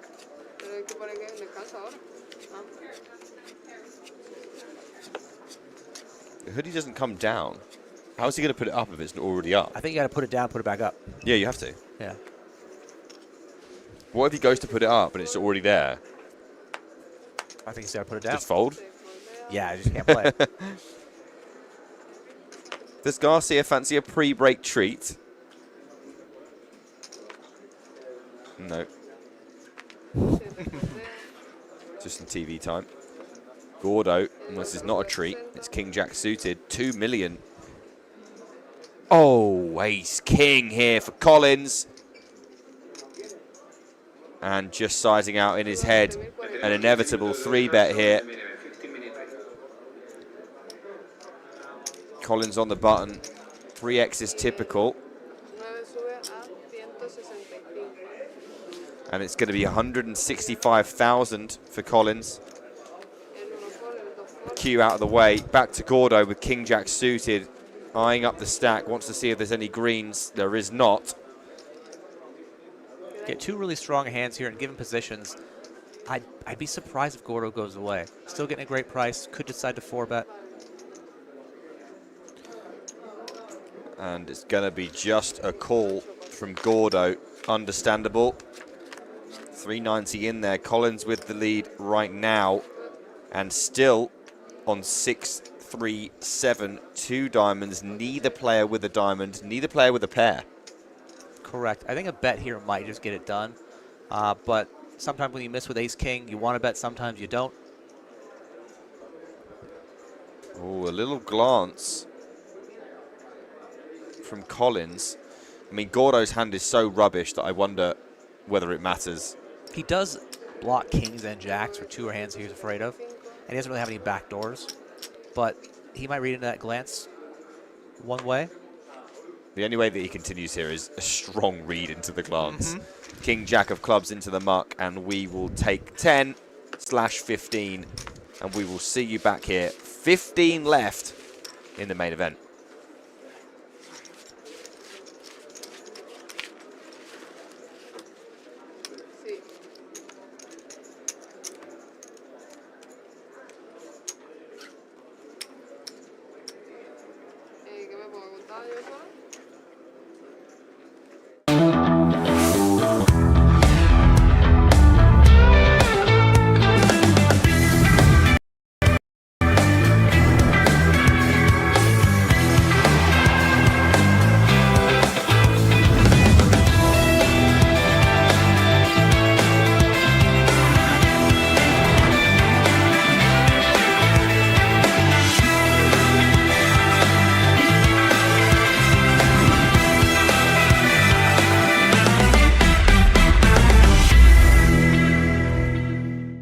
Dean Lyles could be getting another trophy after all these years.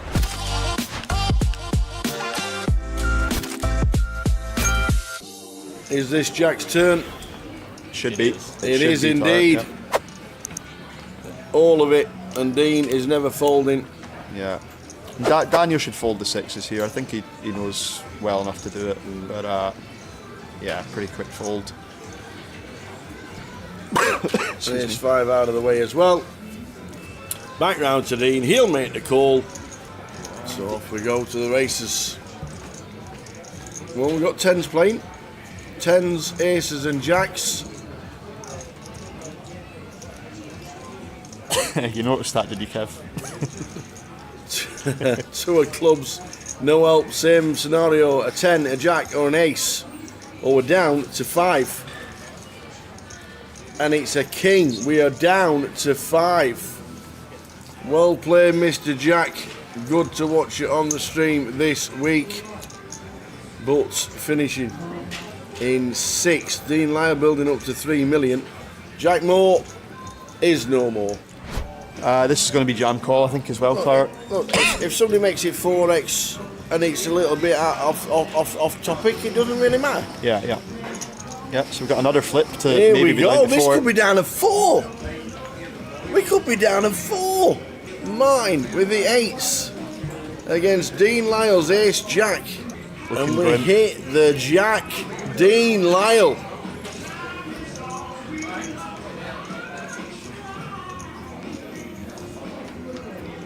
All the spades are working. We need an 8 for the festival nuts or a spade to survive.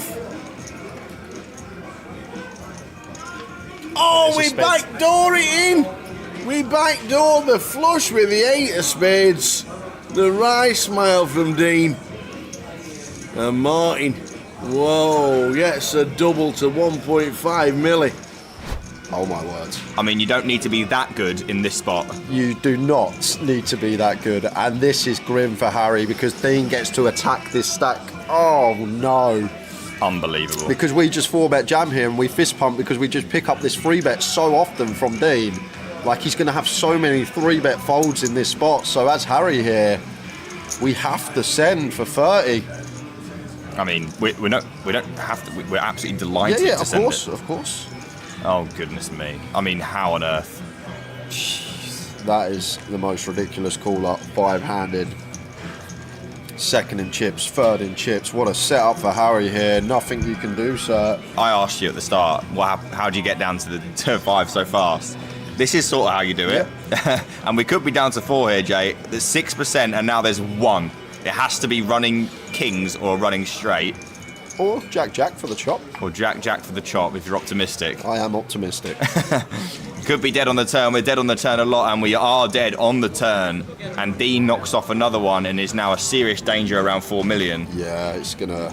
I don't think Dan's gonna love seeing that. Yes, he ladders, but now Dean gonna be closing the gap on first and chips and a very accomplished player. Any hand now could be it, where Martin takes his stand. And we know that Dan would call if Martin found something here, and it's not a snap fold, and it looks like this could be it, Tower.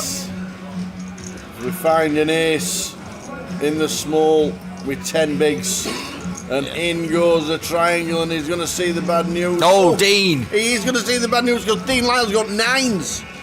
I mean, is Dean going to go for a small re-isolate here? It looks like he will, and a fold quickly from Dan, who lets go an ace, and Martin's in huge trouble here with only 2 left, Tower.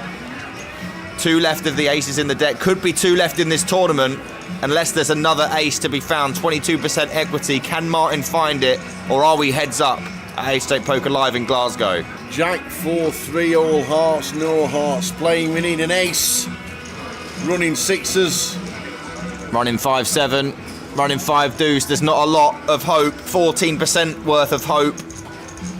The turn is a 4, and now it has to be a black ace, Tower. Barry, can we find it? Or we will lose Martin in 3rd place and be heads up. River card. Is an 8. We're down to 2 players and heads up at 888 Poker Live here in Glasgow. Martin, well played, sir. I'll tell you what. He made a big call yesterday with the ace 3 of hearts, and he ended up taking one out, and that was one for the books for Martin, and they turned it into 3rd place and £31,000 and change. We just had our stakes, and now we got some pies dropped off, and Dean's got kings and Dan's got 6s. Oh my! Wow.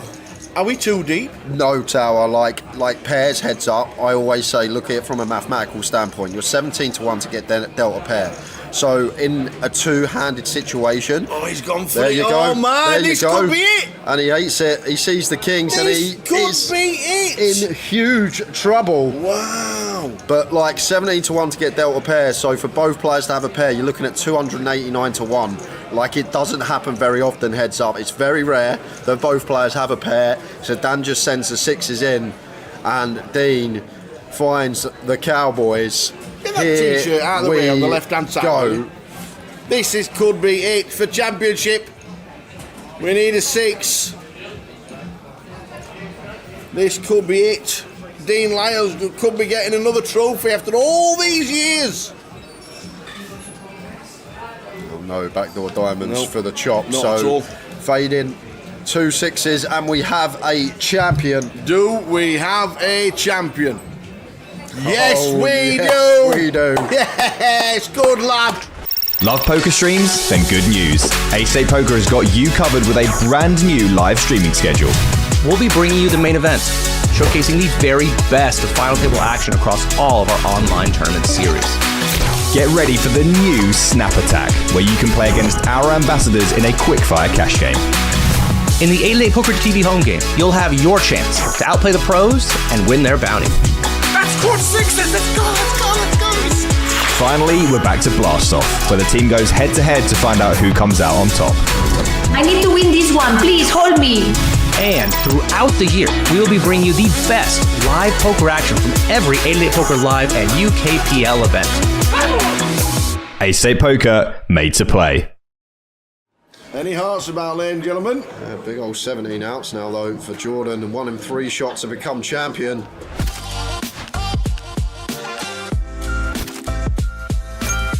Quite a few times. Kartik's all in with 6-4 offsuit on the cutoff. I have to say, Tower, I'm not sure about this one. 6-4 in the cutoff. This seems a little bit loose. He's still got 10 bigs. I mean, we'll probably end up calling here, I imagine. It's just too far ahead. Made the call. It's too far ahead of range. Yeah. And you'll see just how far ahead of range it is when Kartik flips over 6-4 offsuit. Yep. And he gets the You've caught me, he says. Pants firmly round the ankles here for Kartik, but 40%. He's live.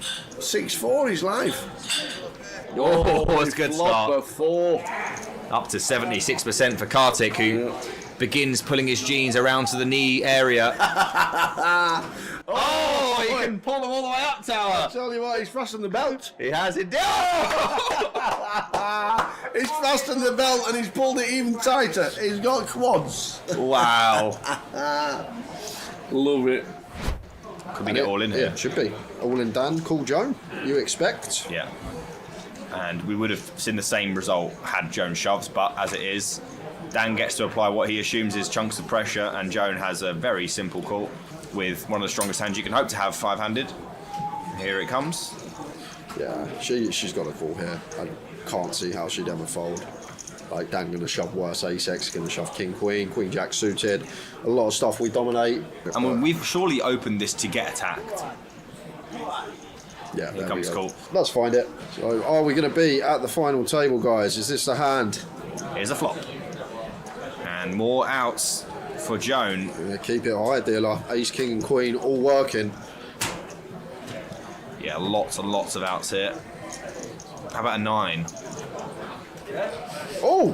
How about a 9? You feeling all right? Steve calls the right, 9. let me go again. Ready?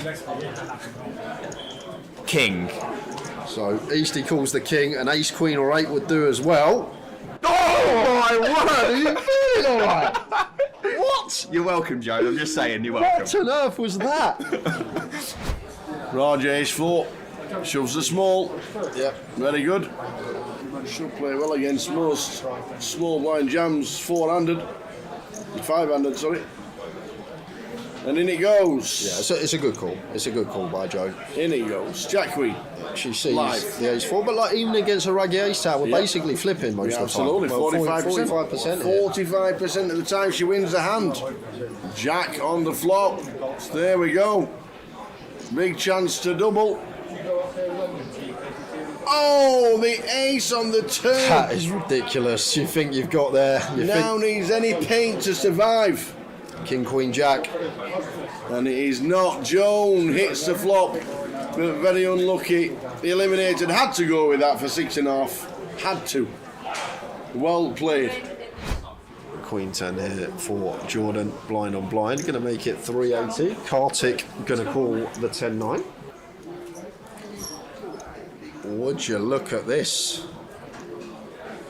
Would you look at this? Bottom 2 for Kartik. Are we going to be heads up? Jordan with middle pair, up and down, backdoor clubs. This is an action flop, blind on blind. Kartik with the 10-9. Is he going to fast play? Is he going to slow play? And it does just set Jordan in. And Jordan with middle, up and down, backdoor clubs. I can't see a world in which he folds this. Is this going to be the hand in the go that gets us heads up? On the backs to go. We are flipping. That does improve us. What's that? 23 outs, I make it? How many outs does that make it? 23 outs. And there is one of them. Wow. Half the deck almost for Jordan, and he finds the 7 of clubs on the river. Puff of the cheeks, big old pot going his way. Up to 4.5 million, over half the chips in play. Kartik down to 8.5 bigs. Jack 8 for Jordan. Raja's all in with the queen 9. The Jack 8 makes the call. Behind, but has Raja covered with the ace, with the queen 9 for Raja. Jack 8 for Jordan. Raja just needs to stay in front to double up again. Jordan needing to hit. Yep. Does not. He does not. Looks like a double to 10 bigs. It looking good for the queen 9. Still looking good. Any hearts about, ladies and gentlemen? Big old 17 outs now though for Jordan, and 1 in 3 shots to become champion. It's an 8 on the river, the absolute 8. He's done it. We've got there. We've got there. The food safe. He's got there. And we have ace queen against ace 8 for the title. Well, there's an 8. Oh, what a flop.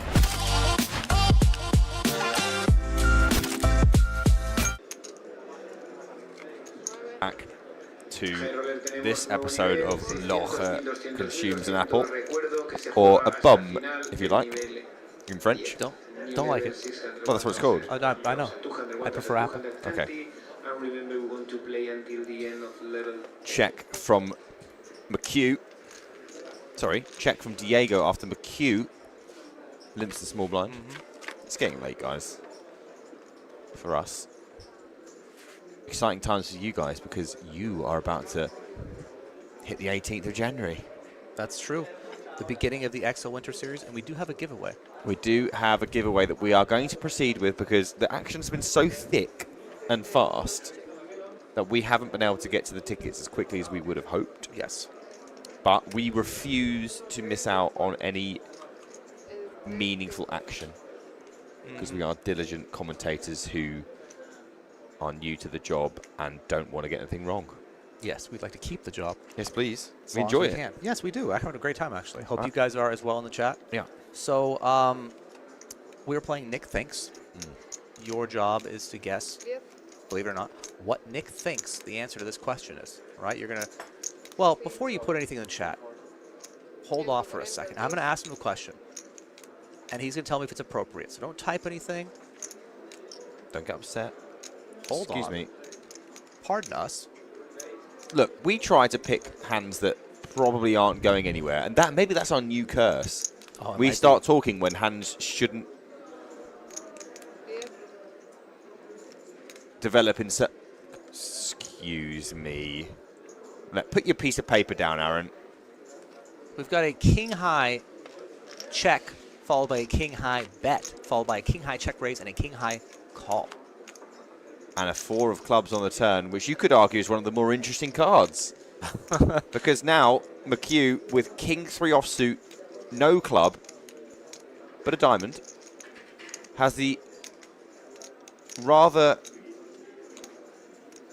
unappetizing option of barreling or checking this turn, blind on blind, and it's going to be a knuckle, literally, from the Irishman over to Diego with king high, who checks back, hoping for showdown value versus some of the draws that McHugh will obviously have, and the check mark now for Diego, king jack high playing. McHugh with just king high, but using the 8 as part of his 5-card hand, and now, again, no club, 400k in there. Diego with about just over pot back is going to knuckle one more time. Snap knuckle back Both from players Diego. think they might have the winner. And not sure whether it plays, but it absolutely does. And the look of disgust from McHugh. What do you mean, float? Yeah, he's definitely thinking about how am I going to play against him in the future? What am I going to do? What just happened? I tried to bluff king high, and I got called after the player bet the flop with king high. Very frustrating. Yeah. Anyway, you were saying, Aaron. Anyway, we were playing Nick Thinks. You were going to guess the answer to this question of what Nick thinks. And how many tickets are we giving away for this? 2. 2 tickets. The 2 closest answers will get tickets. But before you put anything in the chat, we need to make sure this is an appropriate question, and Nick is going to decide, okay? Yeah. So don't just get to typing, because we might have a backup question, which we certainly do. So we'll start with the question. My question is to the nearest dollar, Nick. Okay. How much rake is going to be paid in the $500,000 guaranteed XL Winter Series main event? Ooh. So let me just think, like, stipulate out loud. I don't think that this is very fair because this number's going to be really high. You think so? So I don't think we can do this question because, it's like, too high. Lime will have a really hard time with the answers in the chat. So I would say don't use this question because I would imagine the number is somewhere in the region of at least 50k. That would normally be a great guess because people do charge 8 to 10% on rake, but actually, this tournament is a rakeless main event. The correct number would have been 0. Mate, I know it's getting late, but you're getting delirious. No, it's no rake. They're not even taking a penny. Seriously? Yeah. How do they turn a profit? Nobody knows, but they're doing it. So you're telling me this poker company, yes, that runs poker tournaments, yes, and they make their money off poker rake, yes, who makes their money off of poker rake solely from tournament rake, yes, because it's not a game you play against the house, it's a game you play P versus P, yes, isn't charging any of that rake. Correct. Well, I'd be damned. I know it. I've ruined the question now. You're right. It's not the good question. But it is a great opportunity to tell you guys, rakeless main event, 888 Poker XL Winter Series, 500K guaranteed. And I guess now we'll get to the real question. What do you mean, real question? Well, that was a humdinger. It was very real. And the lack of rake is also very real. A distinct lack of rake. Yeah, we got him. We got him. Appreciate it, guys. Appreciate We're still going to give you. We're still going to run another question. Yeah, guys. yeah. We're okay. Okay. So my question is, you are very aware that Ian Simpson is the cashes leader in the 888 Poker Live tour. This better get better. No, it's not. With somewhere around 330,000 cashes. 282. Sure. Wow, he knows to the. Yeah, okay. Exactly. That's how my much. My question is, how much do you think fellow ambassador Vivi Saliba has cashed for on the same tour? Now, you guys want to guess what Nick thinks Vivi has cashed for on the 888 Poker Live tour in her entirety of her life? Guess what Nick thinks. Don't guess the exact amount. You could go look it up if you want. Won't help you one bit. You want to get inside Nick's head. So what number do you think Vivi Saliba has cashed for on the 888 Poker Live tour?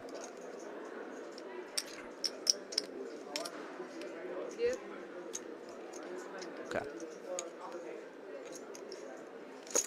Do a defend from Diaz here. Played a bit with him before. Really, my only experience with him is him 3-betting my opens and winning pots. What player? Owned me. And a rather interesting flop here. Diaz, fairly short, does flop a straight draw against the hijack open. It's an ace-high board, just a little more disappointing for him. But verse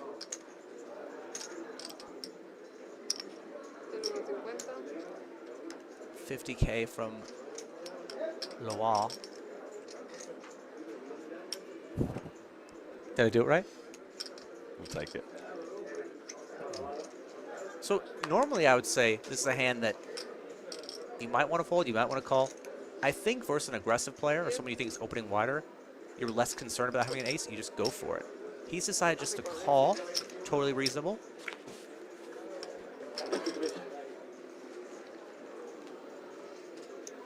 Three of spades on the turn. You're back. I like that we have distinct roles. Yeah. It makes it really easy to know when people are going to say something. Pretty much. Yeah. I was hoping for a 4 on the turn just because it's a spicier card. Three of spades. And that is a gut shot for Loire, who is going to use it as an excuse to barrel. That looks like 130 and a very quick fold. Any thoughts towards, at least from your side, Diaz could maybe check shove this flop? Yeah, I think I would have played the flop more aggressively just because, again, versus an aggressive player, they're not going to have as many top pairs as maybe what a typical range looks like in that spot. And even if, you know, he has a hand as strong as second pair, or like, I don't know, King Jack high, it just goes right in the, King Jack goes into the muck, Queen 10 goes into the muck, you win the pot uncontested quite often. And yes, ICM does play more of a factor as we get down to the 14 players featured to our final table, but you've got reasonable equity. You're short right there to begin with. I think when you're going to defend the 7-6 off there, you do want to play your draws a little aggressively, and I would have gone for it there. I actually thought he was going to go for it, but he just decided to call there.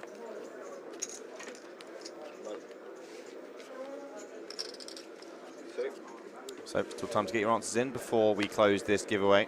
I have locked in my answer. It can't be changed. One more minute.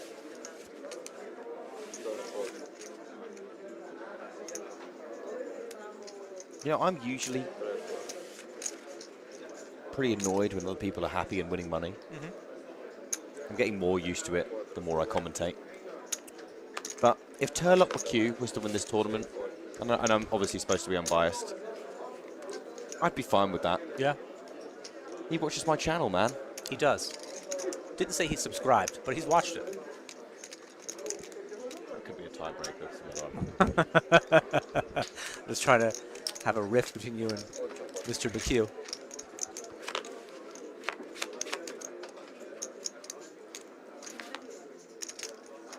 King 8-3 rainbow.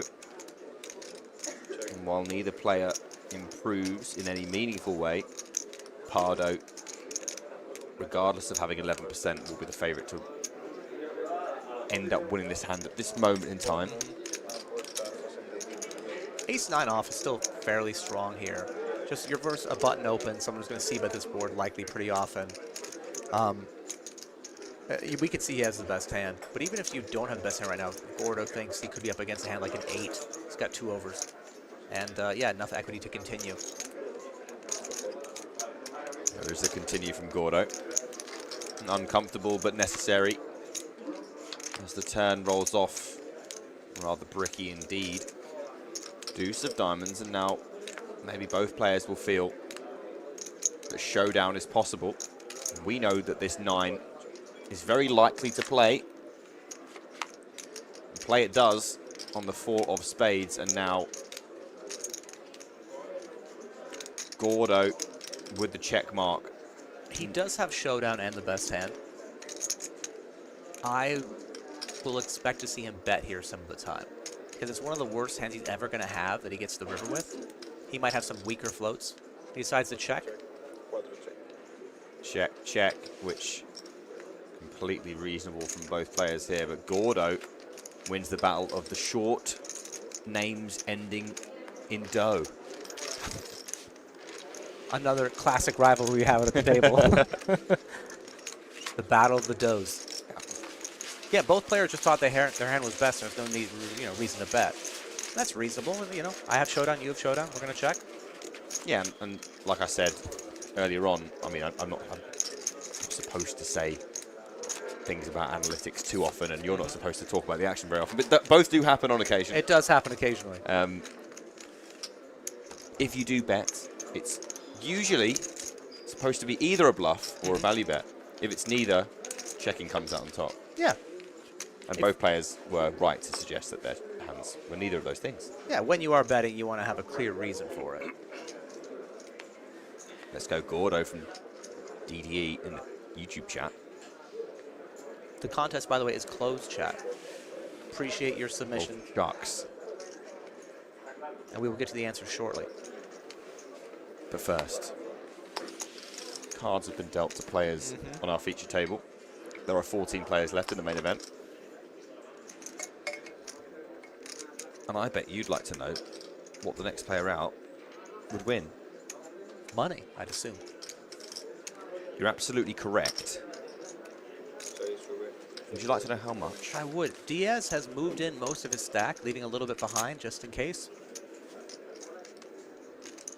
If someone was to lose all of their chips at this present moment, they would leave the tournament arena. Of course. But first of all, they'd make a short walk to the cashier and pick up 3,400 euros. 3,400. That is roughly 5,100 euros more than I won in this tournament. But wait. Oh, I see what happened here. I also lost money in this tournament. That is right. My number is inflated because I'm owed a little bit. Yeah, I owe Aaron money. I also owe Alexander Rizvi money. I bought 5% of both of his bullets. He played a grand total of 2 hands per bullet. Oh, wow. For a really reasonable 88 euro expenditure. 4 total hands. What a fun time he must have had. And the only reason I bought it is because I couldn't bear to watch him crush everybody on the feature table. Yes. Not having a piece. Hedging. Yes, exactly. And I just bought you because you're very good. He's very good too. Yeah. On a bit of a dry spell right now, though. Let's do a lot of bullets. Well, also, you would guarantee yourself either I am with you for this journey, yeah, exactly, or you're getting some money. There's a lot of non-financial reasons for both purchases. Gordo folding the queen through suit on the button. A little surprised by that. Yeah, he is raising into the chip leader and another bigger, big-ish stack, but he and the chip leader are close or so in stack size. But maybe the hand before when he opened King Jack and had to basically lose a bigger pot to Ace King deterred him a bit.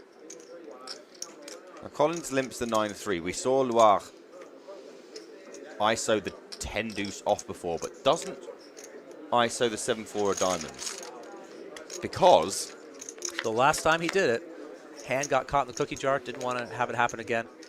And that is, again, you know, some value in going after the chip leader. Maybe they stop bluffing you as much, just a tad. Listen, when you're playing for 50 grand, tads add up. They do. They tad up. They tad up. Wow. Both players with a bunch of nothing here. I'm going to go with a guess here. First one to bet wins. What do you think, Jasatoko? With your flagrantly coloured hoodie. Don't you know the meta? It's black and white only. Check, check. To the river. Both players want to check they're not being sandbagged. And now both players have to try to represent an ace that they probably don't have. Jasatoko, I think, is going to have more aces here. And he's going to bet. And he's going to probably win. But, yes. Yes, he does win. Right, we asked a question. Well, Aaron specifically asked me a question that was to do with our contest that involves us giving you 2 more $33 tickets. And the question was? The question was, we all know that Ian Simpson has cashed for the most on the 888 poker tour, if you will. 888 poker circuit. My question was, how much do you think, Nick, fellow ambassador Vivi Saliba has cashed for on the 888 poker live circuit? So, Ian plays a lot more because, 1, he does 1 billion bullets and fires everything. Yes. And 2, plays the UKPL, which is a significant amount more. Extra billion bullets right there. And he also won one of those and won one of these. So that leaves, like, I would imagine, quite a gap. Vivi has won some side events, but she only really plays the high rollers, the mains, and a couple of big shots if she can bring herself to on the Sunday. So I thought it was going to be significantly less, in the region of a third. And I just picked a number. You know when a number just comes to your head, you go, that's fine. Yeah. That's how I decide how to bet. Yeah. I ended up on, this is quite funny actually, I ended up on 94k, which means that Run Gooder on their birthday Oh, wow. has won a ticket. Congratulations, Run Gooder. I thought it was their birthday yesterday. No, it's today. Well, technically, it's yesterday. So today is yesterday. Yeah. Ooh, crazy world. And also, Tokyo Goo. You've also won. You know, it might also be their birthday. They guessed 90,000 and 92,000 respectively. And those answers are good enough for 2 tickets. Great guesses. Congratulations. Let us know, Tokyo, if it's your birthday also. If so, happy birthday. Yeah. And Nettie, if it's yours, happy birthday to you.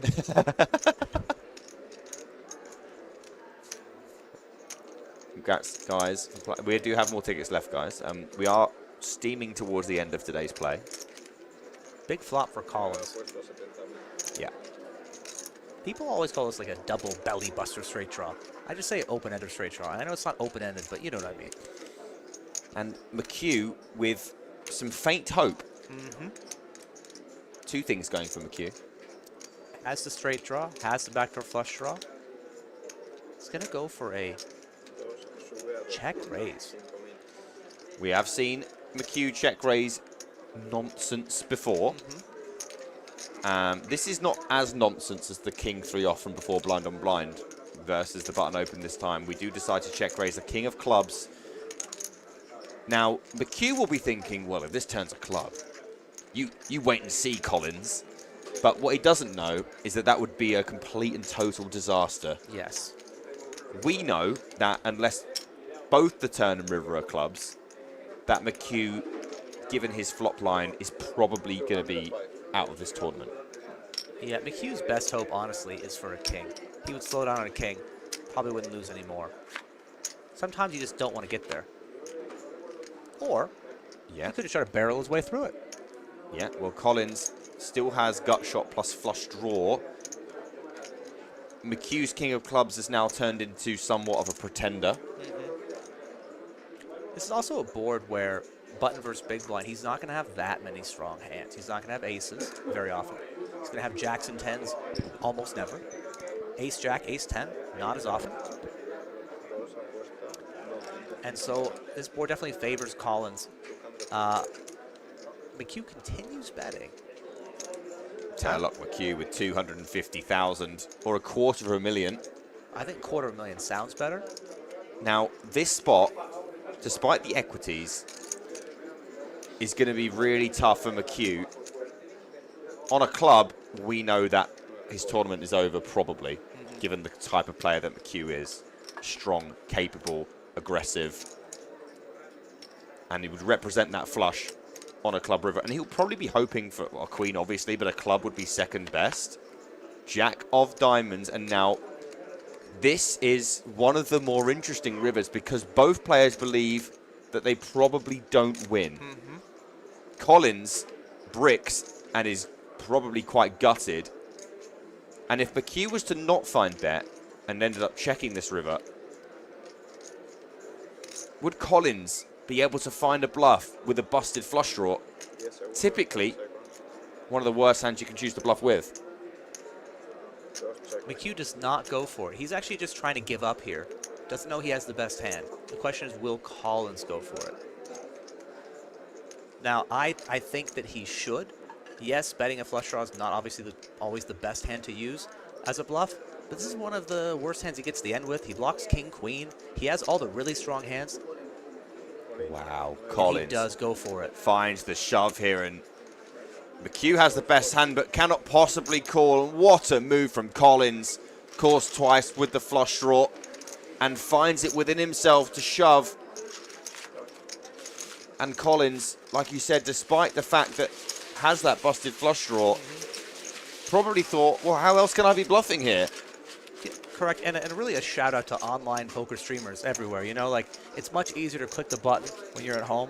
It's one thing to do that. It's another to just do it with the chips in a really high equity spot, deep in a big tournament, and with your cards exposed. You know, both players, if they just would have gone for it, obviously would have won that pot. But I also think both played it really well. I loved it. Yeah, McHugh gets there with one of his worst hands, but you know, like, there's so many value hands his opponent can have, and he decides just to give up, and that's reasonable. It's also a pretty shocking river for us because, I mean, how does a jack improve us when we check raise bet turn? Jack 10? Even hands like ace 10 now shrivel up. Yeah. And Jasatoko's got to be thinking, well, if McHugh did have something like jack 10, which seems feasible. Sure. Maybe ace jack that doesn't shove pre. I mean, these are all things that are possible. But they really check the river. All in from Loire on the button. And that'll do it. What are the blinds at this point? I think they're still lowish, right? Do you see that? Plus 100K. 20, 40, 40. Okay, 20, 40, 40. Pretty deep shove. There's some pressure you're applying. And you can make better hands to fold, I suppose. You have king, queen. But you're definitely getting snapped off by those strong ones. But he adds more to his stack. And just like when we watched the bubble play out a few hours ago, as the final table bubble approaches, people really want to make that. So they might knit up a little bit, overfold, which would allow our chip leader to add to his stack even more. Gordo, who hasn't had the most opportunity to get involved since joining our table, opens up his ace-4 of hearts here to 80,000, which is our minimum. McHugh with ace-4 of spades, and typically a hand that can get shoved does decide to let this one go. Another very typical hand to shove. Yeah. Pocket ace off of 20 big blinds. I think it just goes in, you know? It is a hand that definitely does benefit from folding out some overcard equity. Calls out the small blind. Calls a maybe a safer play, but it's going to be hard to realize your equity in the spot. You're getting bluffed off a bit with a hand like 8s, but he goes for it. You see a 3-way flop now. He's up against 3 overcards instead of potentially 0. And breaking a pot. Here comes the flop. Ooh, deuce, deuce 5. The deuce of hearts would have raised a few eyebrows for Gordo. More disappointing second 2 on the flop. Pardo with flush draw, 2 overs. Diego with pocket 8s and the current best hand, but not the highest equity. Everyone's got a reason to think like, my hand's pretty good here. Flush draw, straight draw, overpair. Yep. And Gordo is going to go ahead and start us off with the betting here, and I wouldn't be surprised to see us go multi-way to a turn. I also wouldn't be surprised if Diego decided that this is probably about as good as his hand gets. Scratch of the chin. One thing I think is for sure, I don't think he's folding. That much we can agree on. So how does he want to continue here? It looks like call. It's dangerous. It's going to allow Pardo in behind in some way, shape or form. Now Pardo with around 30 bigs to start the hand. Pardo might decide to raise here just because he thinks that he has more deuces than Diego will in the small blind, and he has more deuces than Gordo will. So if this board's good enough for his range, he has a lot of equity, we can see that he's basically, has the most equity of anyone here. But still, if he gets anything against hand like 8s or 7s, it's fine. Folds out better hands is always good. Just a call from Pardo. And we are going 3 ways to a turn. Diego now has less than pot back and isn't sure what he wants to see. Well, that's not it. He wouldn't have picked that one. And now Diego having the opportunity to have shoved pre or on flop, both of which would have had a fair chance of picking up some chips, is probably not going to be winning this hand now. Both players check in kind over to our aggressor Gordo. The queen favoring him more than our blinds. Yeah, I'm intrigued to see who wants to bet again here. Multi-way, you do want to have fewer bluffs overall because there's less chance of people folding, right? You won't go as thin for value either. But if he thinks that, both players aren't going to likely have a deuce, maybe he can actually make them fold a hand like a 5. Or in this case, pocket 8s. Yeah, so pocket 8s will not be the operative problem here. It will be Pardo's big blind top pair plus flush draw. To 255 from Gordo on the turn. And Diego doesn't just have Gordo to worry about, who could have completely uncapped range here for Gordo, who could have top boat, aces, kings, ace deuce. You could have the 3rd best hand easily. Yeah. And decides to let it go. Could have played it differently. Pardo's improved to a point where his hand's just too good. Now, I think shoving is not the thing you want to do, right? You're basically end up calling here, trapping, and also hoping to hit your flush. But you could be way ahead, and if you are, you want to give him a chance to bluff. Yeah, so we see another call here from Pardo, and the river is the jack of spades, which is no help to Gordo. Could have hit a 3 or an ace that wasn't a club to win this one. There is one more way. There is one more, and does he want to go for it? His line so far is really strong. Multi-way pot, double barreling turn, and, might want to go for it. Doesn't expect his opponent to have a hand as strong as ace-queen, or, deuces are possible, but how possible are they if your opponent's not going to be continuing that wide pre? He's thinking about it. Is my opponent going to have that many deuces here? Some suited ones, maybe, and an ace deuce? Guess what I have? I have an ace. So I think it's a reasonable hand to use as a bluff. All in from Gordo on the river, and now Pardo with a pure bluff catcher. There is no worse hand that Gordo could have that wants to value bet here. Really So unlikely. the only way that Pardo could win is if Gordo bet flop and turn into 2 other players and is now bluffing the river as well. How likely does Pardo think that is? Just top pair here versus an extremely strong range. Gordo perhaps finding a bluff in a situation where you won't find many, but Pardo is going to find one here as Gordo gets called. It was a half-pot river shove. Maybe the maths worked in Pardo's favor. Only needs to win about a quarter of the time there in order to make a profitable call. Pardo picks off Gordo, who takes a massive hit down to 820. Gordo visibly deflated there, but honestly, you know, it's given the hand that Pardo has there, puts him in a really tough spot. You expect Gordo to have a lot of like equity bluffs on turn, and those might be club draws. Pardo blocked club draws, so ends up being a great call by him. I like Gordo deciding to go for it. Right, he's not going to have that many bluffs there anyway, and it's just a spot where his bluff got called, and you know what? It's going to happen. You know, I'll say this: if you have never had a bluff get called, you're probably not bluffing enough. You know, probably should still go for it. So, yes, it didn't work out for him, but it's that style that got him to this point, and I wouldn't count him out just yet. Right. I think a lot of sympathy in the booth for the triple off there. The people that barrel have my heart, you know? Whether they win or not, it doesn't matter. That's not the point, right? I know. You know what? If he gets it through, I know he's a hero in the chat. He's a hero to me anyway. A bit of butterfly effect, because if Diego decides to shove pre or on flop, we don't lose our money. Nope. Here's the outer table where we have a river bet and then an all-in from Wu on this turn. Obviously, we can't see the board here, but we can see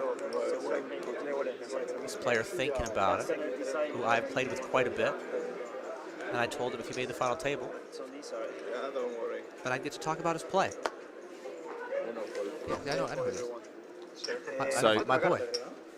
This is Mario Diaz. He has got a decision here on the turn.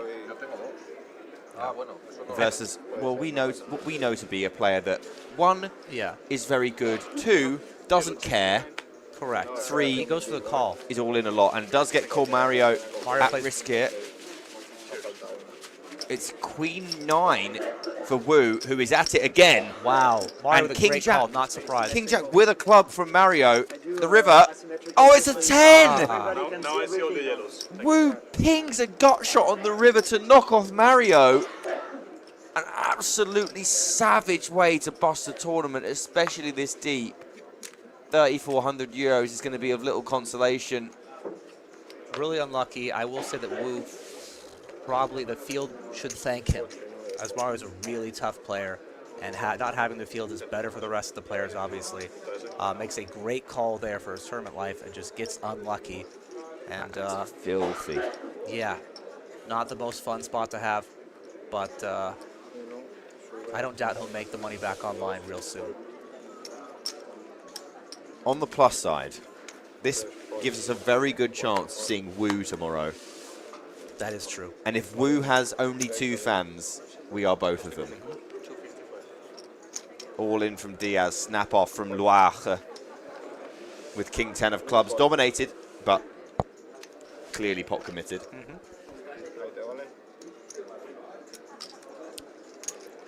And a completely unreasonable 39% equity. What? I didn't see that. Are all the aces dead? Yeah, I mean, at least the kings are alive, the aces are gone. Maybe everyone folded and nobody folded a club. Yeah. All of these things probably have to be true to get that high. 22% still, Jack 7-5 with 1 club. Oh. There's always a club on the turn. They were all on the deck.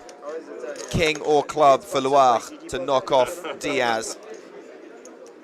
Another Diaz. Back-to-back Diaz eliminations? Question mark?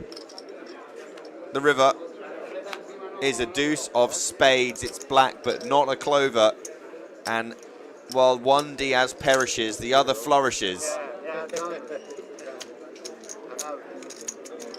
Back up to 540k. 13 left in the main.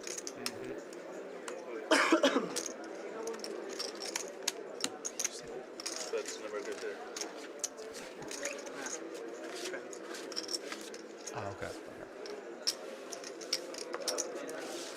Well, we are making our way towards a potential final table. I think we are done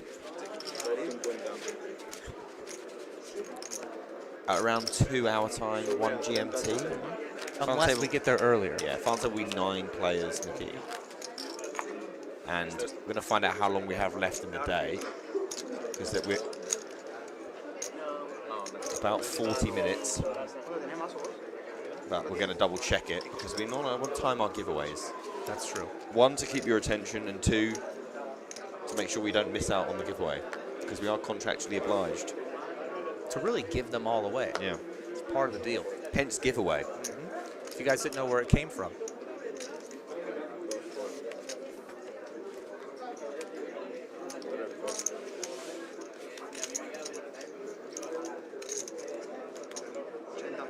$2.4 million. Deserved. Well, we really have seen some quality poker. Yeah. It has to be said. 3/4 of an hour left in play today. I don't think that if we got down to 9, I think we would stop. I will get that double checked for you. I can promise you guys, if you want to see a final table, you will see one tomorrow for sure. Oh, yes. Oh, yes, you will. Are they bringing in any professional commentary team for that, or is it? Just us again. Okay, cool. Nice one. We'll see you there, guys. Yeah. Maybe one day we will be the professionals. Maybe. Let's not get our hopes up. Maybe we already are.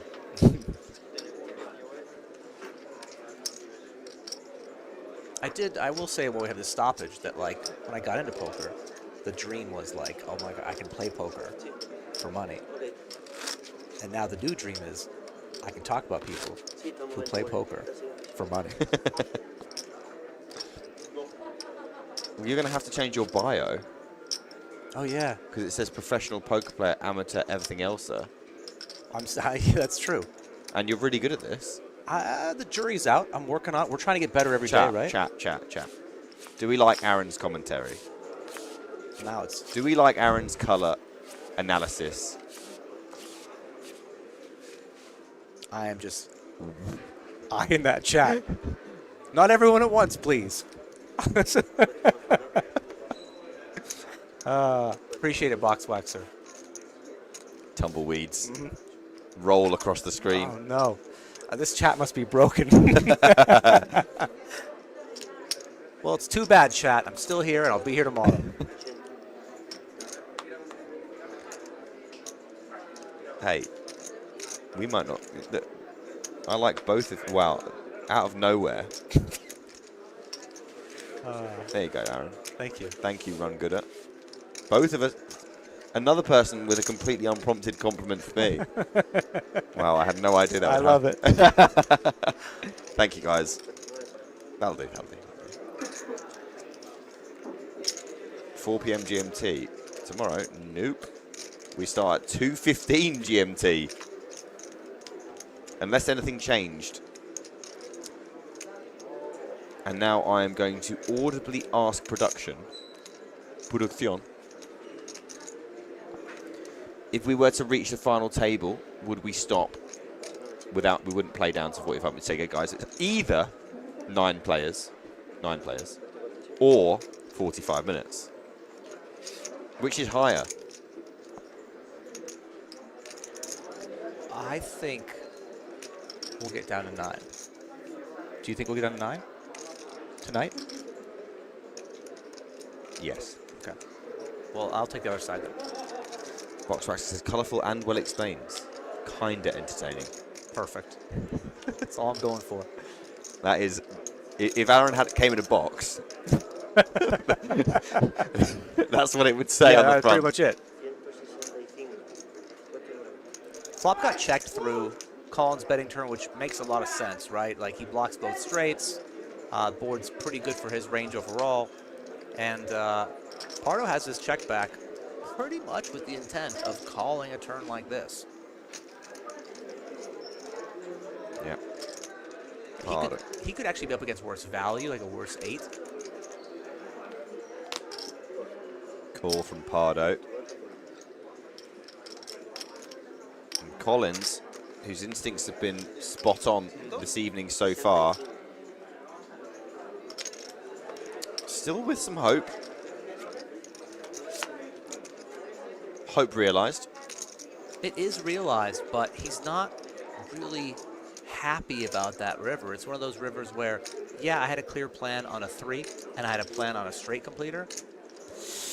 What now with top pair on the 4 straight board?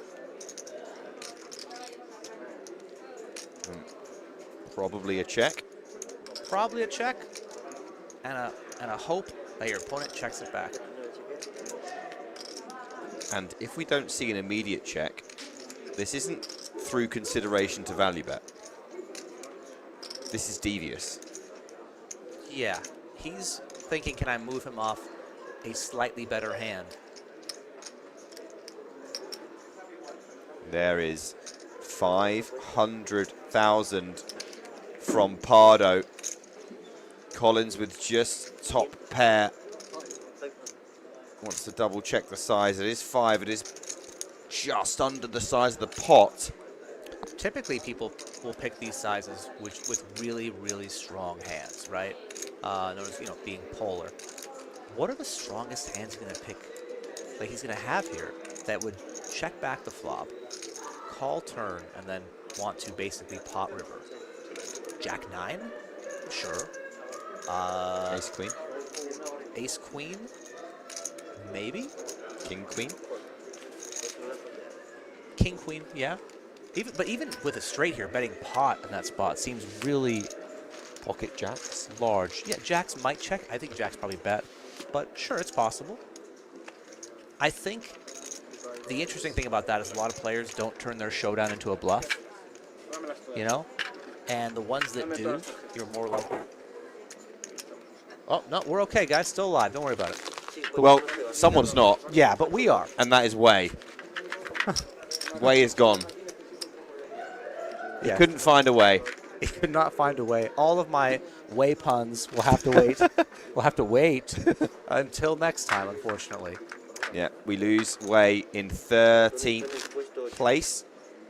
And we are down to 12 in the main. I was ready for when, he's in an all-in confrontation, and there's a card that, hurts the equity, and there's a no way. And then he gets there, and the yes way. And, all of this hard work for nothing. 4,100 is the current payout. 4,900 at 11th. What's happening here? Stuff. Is he moving? Oh, maybe they're balancing tables. Balancing the tables after the departure of Way. They were down to only 5 players. And we had 7. We had 7. Alas, we had to lose one. Seems fair.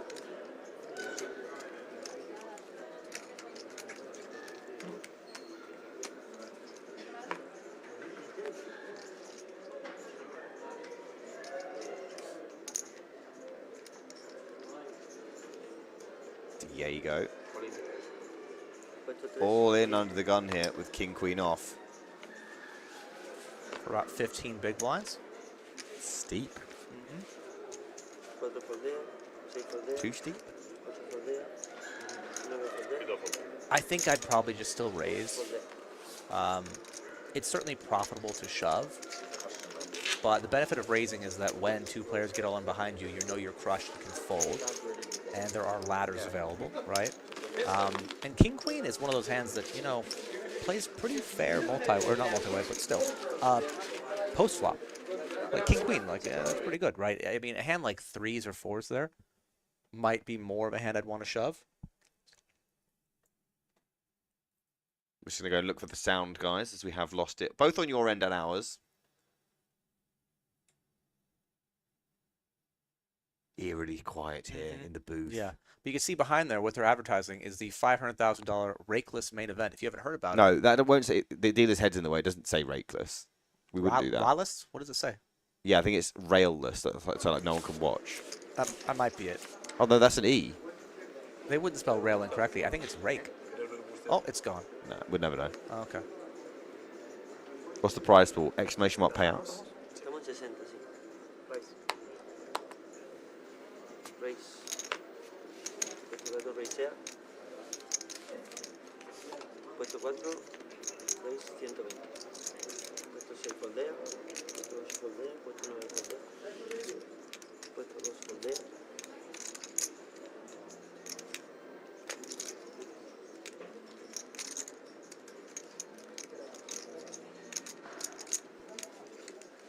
We are not hand for hand. All in from Diego, who I believe is on the big blind now. Was gun last hand. You can see the button over there next to Jessa Toko, I believe.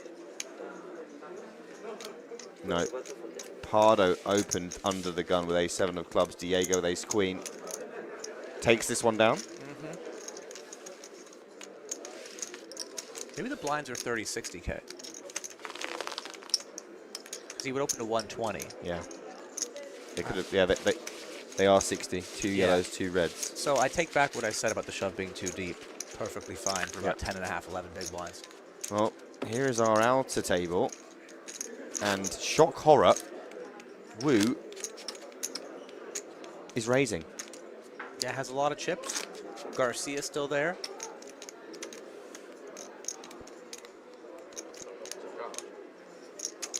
And the player in the 9 seat has flatted this Wu open. Garcia is tanking the small here.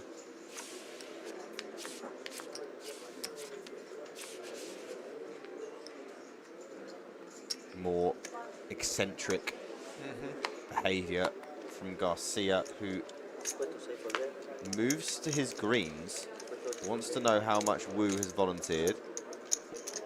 Puts it all in. Puts all of it in, and Wu this time clearly wakes up with a hand.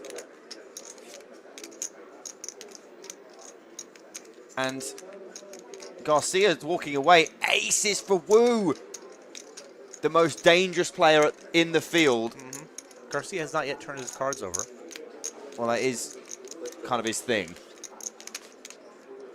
And just looking here, is that pocket 5s? No 5 on flop or turn. A 7 of clubs on the river, and Wu with the biggest display of emotion that we've seen from him all day. Garcia straight rips the small pocket pair off a huge stack, and he's out. Is he out? Is he covered for sure? No, it was Wu that was at risk. The pocket 5s chosen by Garcia to put the pressure on Wu, who, to be fair to Garcia, he's seen Wu do all sorts all day. Yeah. And if he's had any feedback from his mates watching the stream, he'll know that Wu is absolutely full of it. Just picked a really bad time. The Really worst unfortunate. time, some say. Yes. And I mean, the one thing we can say is that was pocket 5s. The one thing we can say is that pocket 5s doesn't do the best job removing hands from other players' range. If Wu is opening as wide as he was before, it still might be good. Always 20% chance to hit a 5, unless, of course, the graphics are updated. Speaking of aces. Torlock McHugh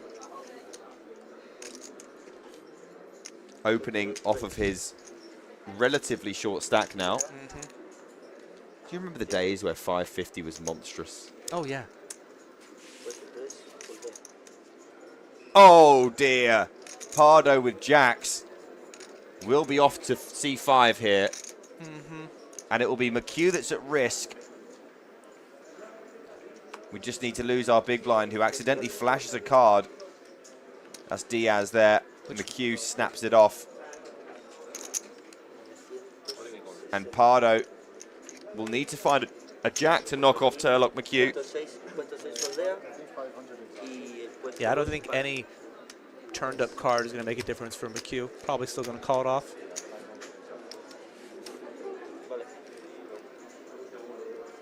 Pardo. The outs are live. They are. And I believe that we're missing an ace. Okay. 21% for Pardo. Extra 1%. Could be a suits thing too, right? 3%. Flop. No jack for Pardo. Backdoor straight available. And 2 jacks still. So we take a turn, which is the 3 of hearts. McHugh now only needing to fade a river jack to double up to 1.1 million, and does so comfortably. The 4 of hearts helpful to nobody. And McHugh back up to 1.2. Back over $1 million after bluffing off a bit of it. Hands kind of play themselves there. Even if you think your opponent's raising a strong range off of, we'll call that 9 to 11 big blinds, jacks is a bit too strong to be folding. And so fair play from both. Stacks are getting shallower though. Yeah, really are. Like, I mean, this is what happens. Like, the pace of play slows a little bit. Each pot is a little more intense. And that clock doesn't stop for anybody.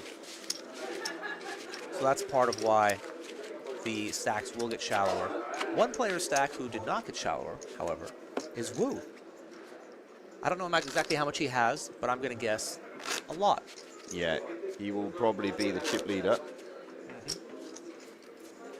And if not, he will probably still play like a chip leader. Yeah, he's not fussed. It looked like he had a lot, and it looked like the Garcia had a lot. Might have each had around 2 million, I don't know. Which, by my mathematics, would leave Wu in about 4 million. Something around there. You know what? Let's stop guessing. Maybe we can ask somebody to and figure get it some out. news. Collins with the Garcia demise hand. And around 25. Our chip leader is not actually Wu, as far as we know. It's actually Acareta. Oh, all right. Who was the one that bet called the King 10 versus Wu. Oh, I think that's a lovely thing. They can have more battles after that one. Call just goes for a call. Wow. Puesto 3, foldea. Puesto 4, foldea. Not something we see very often. No, I do understand that, you know, getting 3 bets annoying in this spot when you have 5s. But I think I still would have gone for the open if I'm going to play it at all. Like, I could actually see folding being totally fine versus a really aggressive field. But if I'm playing 5s, they just don't flop very well. I might want to use a hand like Queen 10 suited as well, but I'm not really one to construct an under-the-gun limping range, so it's not really my thing. But people who do that and do it well could probably chime in. You think we got some of those lying around in chat? Yeah, sure, why not? Jack 5 checked by Gordo, who is down to 10 big blinds. Happy to see a free flop. Not any help for Gordo. Check over to Collins. Intense stare from Gordo. Not going to make his cards any better, though. No. I think 1 big blind might just get it done here. It's more than 1. Just barely. 1.3. I do like that Gordo, even though he was clearly checked out of the hand. You know what I mean? In terms of, like, I'm not playing back at this. Like, this is a bad board for me. This limp is weird, whatever. But he didn't stop him from, like, trying to observe his opponent, see if he can pick up anything. Yep. And those are things that maybe you could use later. I don't play live enough. I don't know. But it sounds like a smart thing to say, you know? Yeah. Especially at 1:50 in the morning. Uh-huh.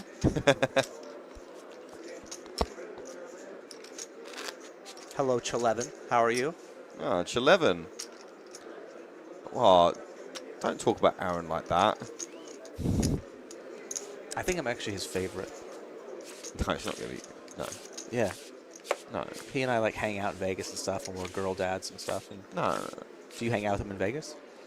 No. No. Are you a girl dad? No. Thankfully not. I'm not any dad, thankfully not. No, nothing against girls. Inch 11. See? Has been thoroughly doing it off in the new year, which we love to see. Thank you for donating to the UK poker ecosystem. Another man who loves a good barrel. Yep. Whenever I see a Chelevin bust out story, it just makes my heart warm slightly.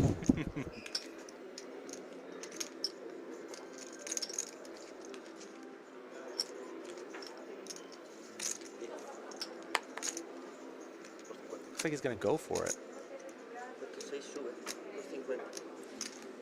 And there's Diaz. 3 betting to 250 with red 6s on the button. Pardo with king 10 off. It's 440 total, so under 8 big blinds. So I think the money just goes in here. Yeah, Pardo gets the king 10 in and will be in the shape he was hoping. And a fair fight. Out, not missing for Pardo. Can hit any king or 10 here to stay alive. Excuse me, Diaz would be the one that needs to avoid those cards in order to stay in the tournament. Pardo taken a hit just recently with those jacks. Now looking to recoup some of those losses in this flip.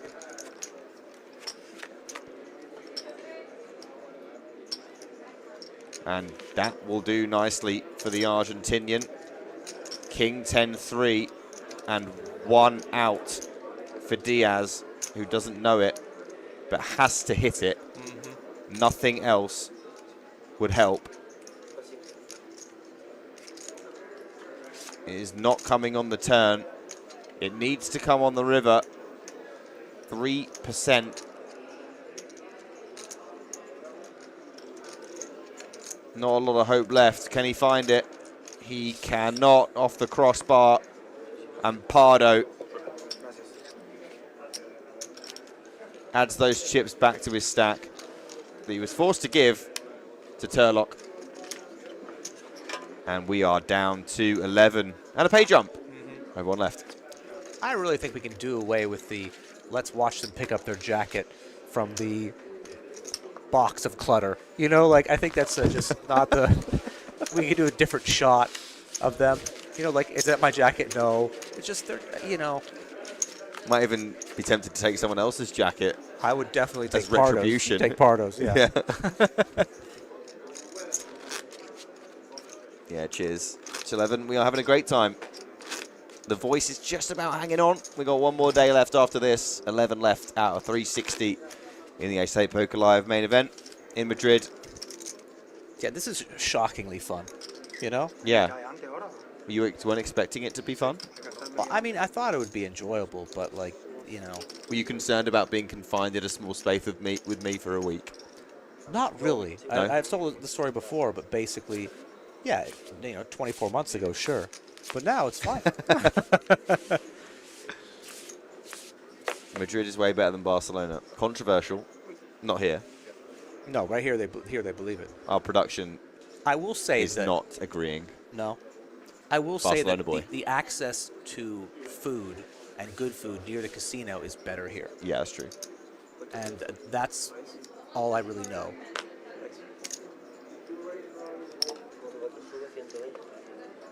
Will we see Aaron Baroni at any of the UK events? It's possible. Here's the thing, Mickey. If you want me to go to these events, you need to make noise with the 888 Poker higher-ups and say, hey, this is what I need. I need him at these events. And then they, in turn, will say, hey, Aaron, I need you at these events. And then I will go, maybe. That's pretty much the best way to get me to do it.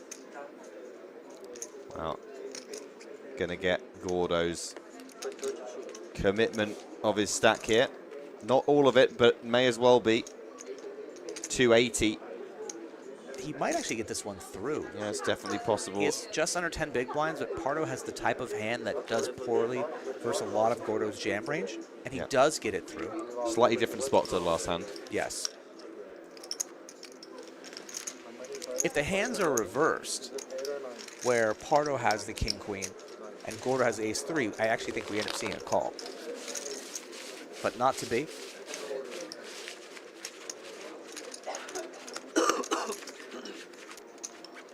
He can travel to the UK, but 4 trips is a lot. We need him desperately for both Madrid and Barcelona, because that is where he is locked in a cupboard with me. Yep. No one else is willing to do that. No. We all drew straws, actually. It just turns out that Aaron ended up quite liking it.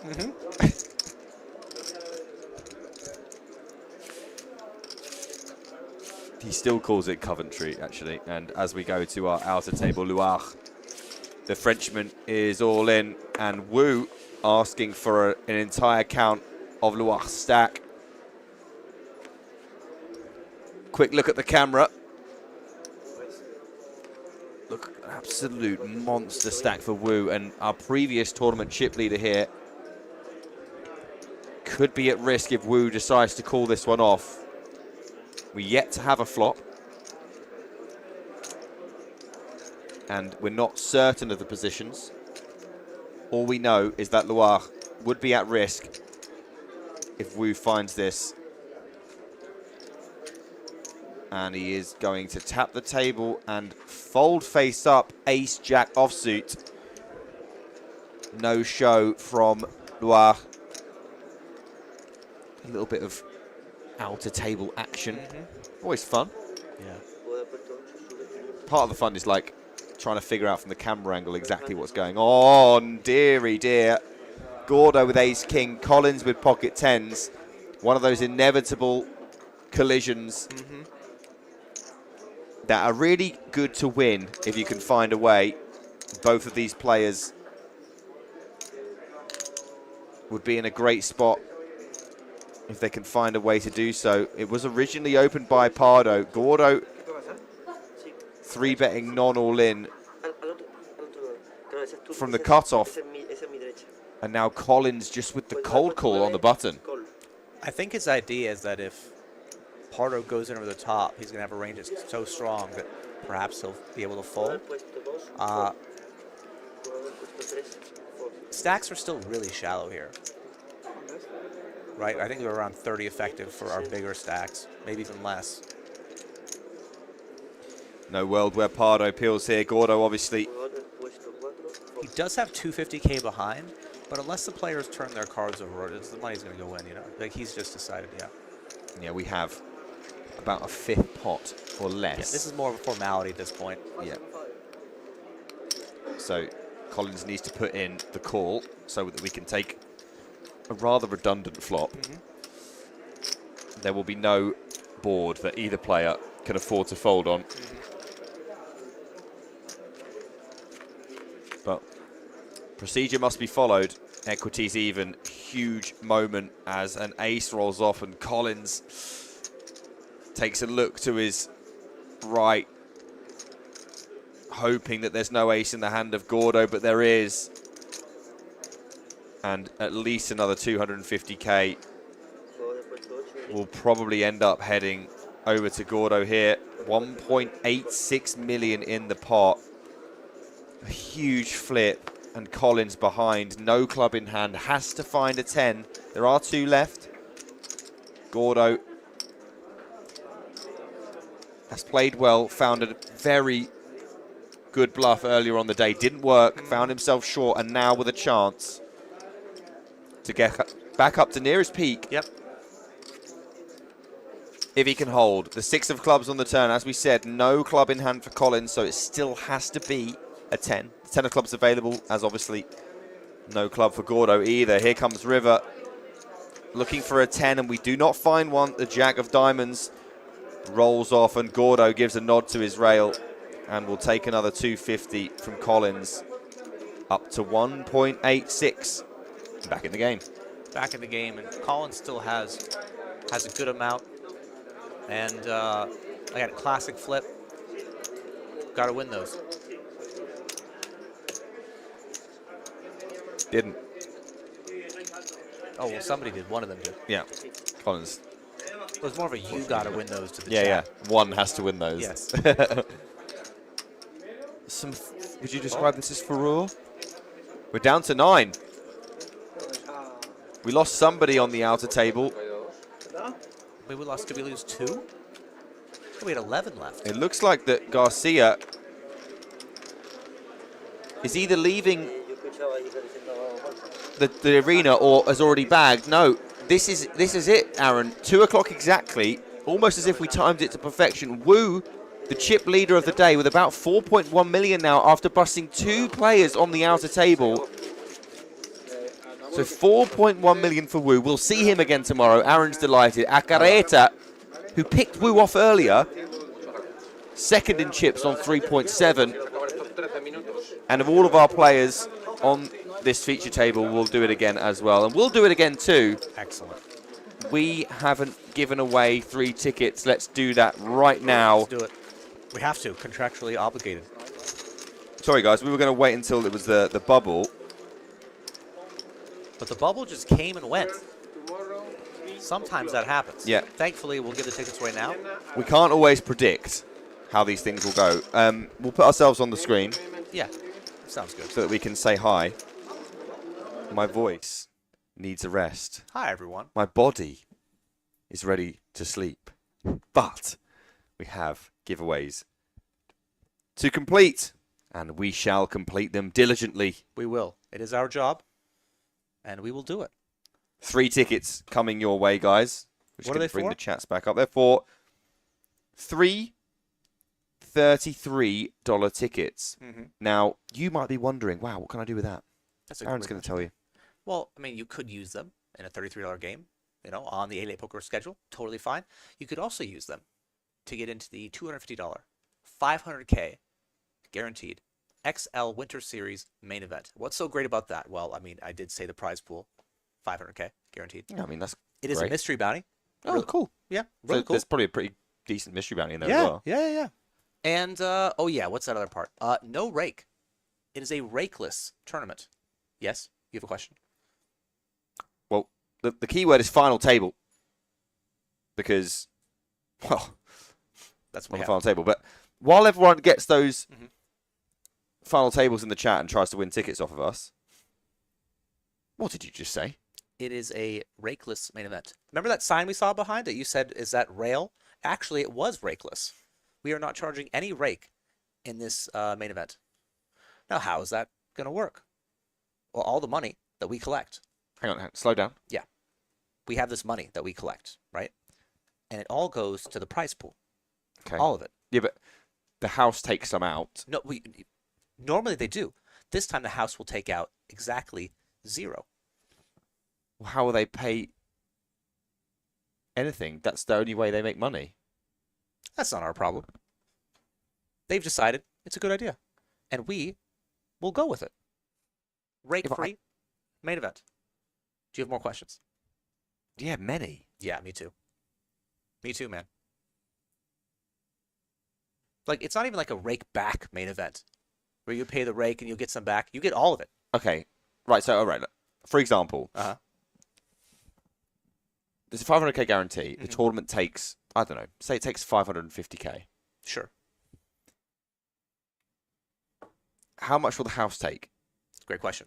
So, normally they would take 50K, right? Because it's like normally around 10% rake for a lot of places. Okay. But here, they're not going to take any of that. The 550K would all be in the prize pool, and they would take 0. Do you have a minute after the stream to just go over this with me again? It's pretty complicated. I'll explain it again, and we can talk about it also tomorrow, right here, as we talk about the final table. Right, guys. Mr. 4 Rolls, you've won a second ticket of the week. Congratulations. $33 ticket. Nick looking fresh. That's got to be banter. Darwin Classic, congratulations. You've also won a giveaway. And one more here. Player Quiller. They won one before, didn't they? Usually they win. So we're going to let Lime just quickly contact you with details while we tell you what's happening tomorrow. Aaron. Do you want me to tell them what's happening tomorrow? No, I'm going to just tell you. Oh, okay. Because you were so kind to explain to me about this rake thing. I appreciate it. That isn't happening. Now, we'll be back to do the final table. We got all the way down to a final table. We're going to start a little bit earlier. Now, some of the Spanish guys are going to have to skip a siesta or at least move it around a little bit.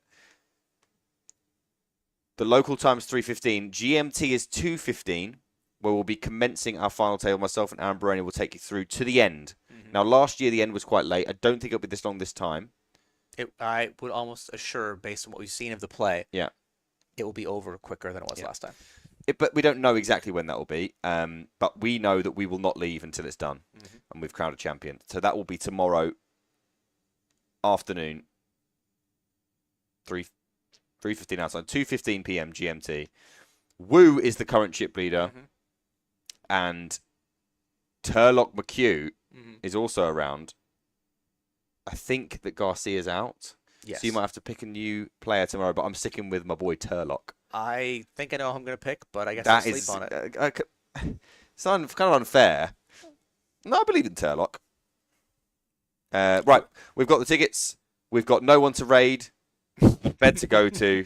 It's GG's. Aaron, thank you very much for dragging my sorry behind through the technical aspects of today's stream. I appreciate it, and I'm looking forward to doing it all again tomorrow and crowning a champion. Can't wait for tomorrow. Should be a really electric final table. Tune in and watch all the action. Thank you very much for watching, guys. We'll see you tomorrow afternoon, 2:15 GMT. See you there.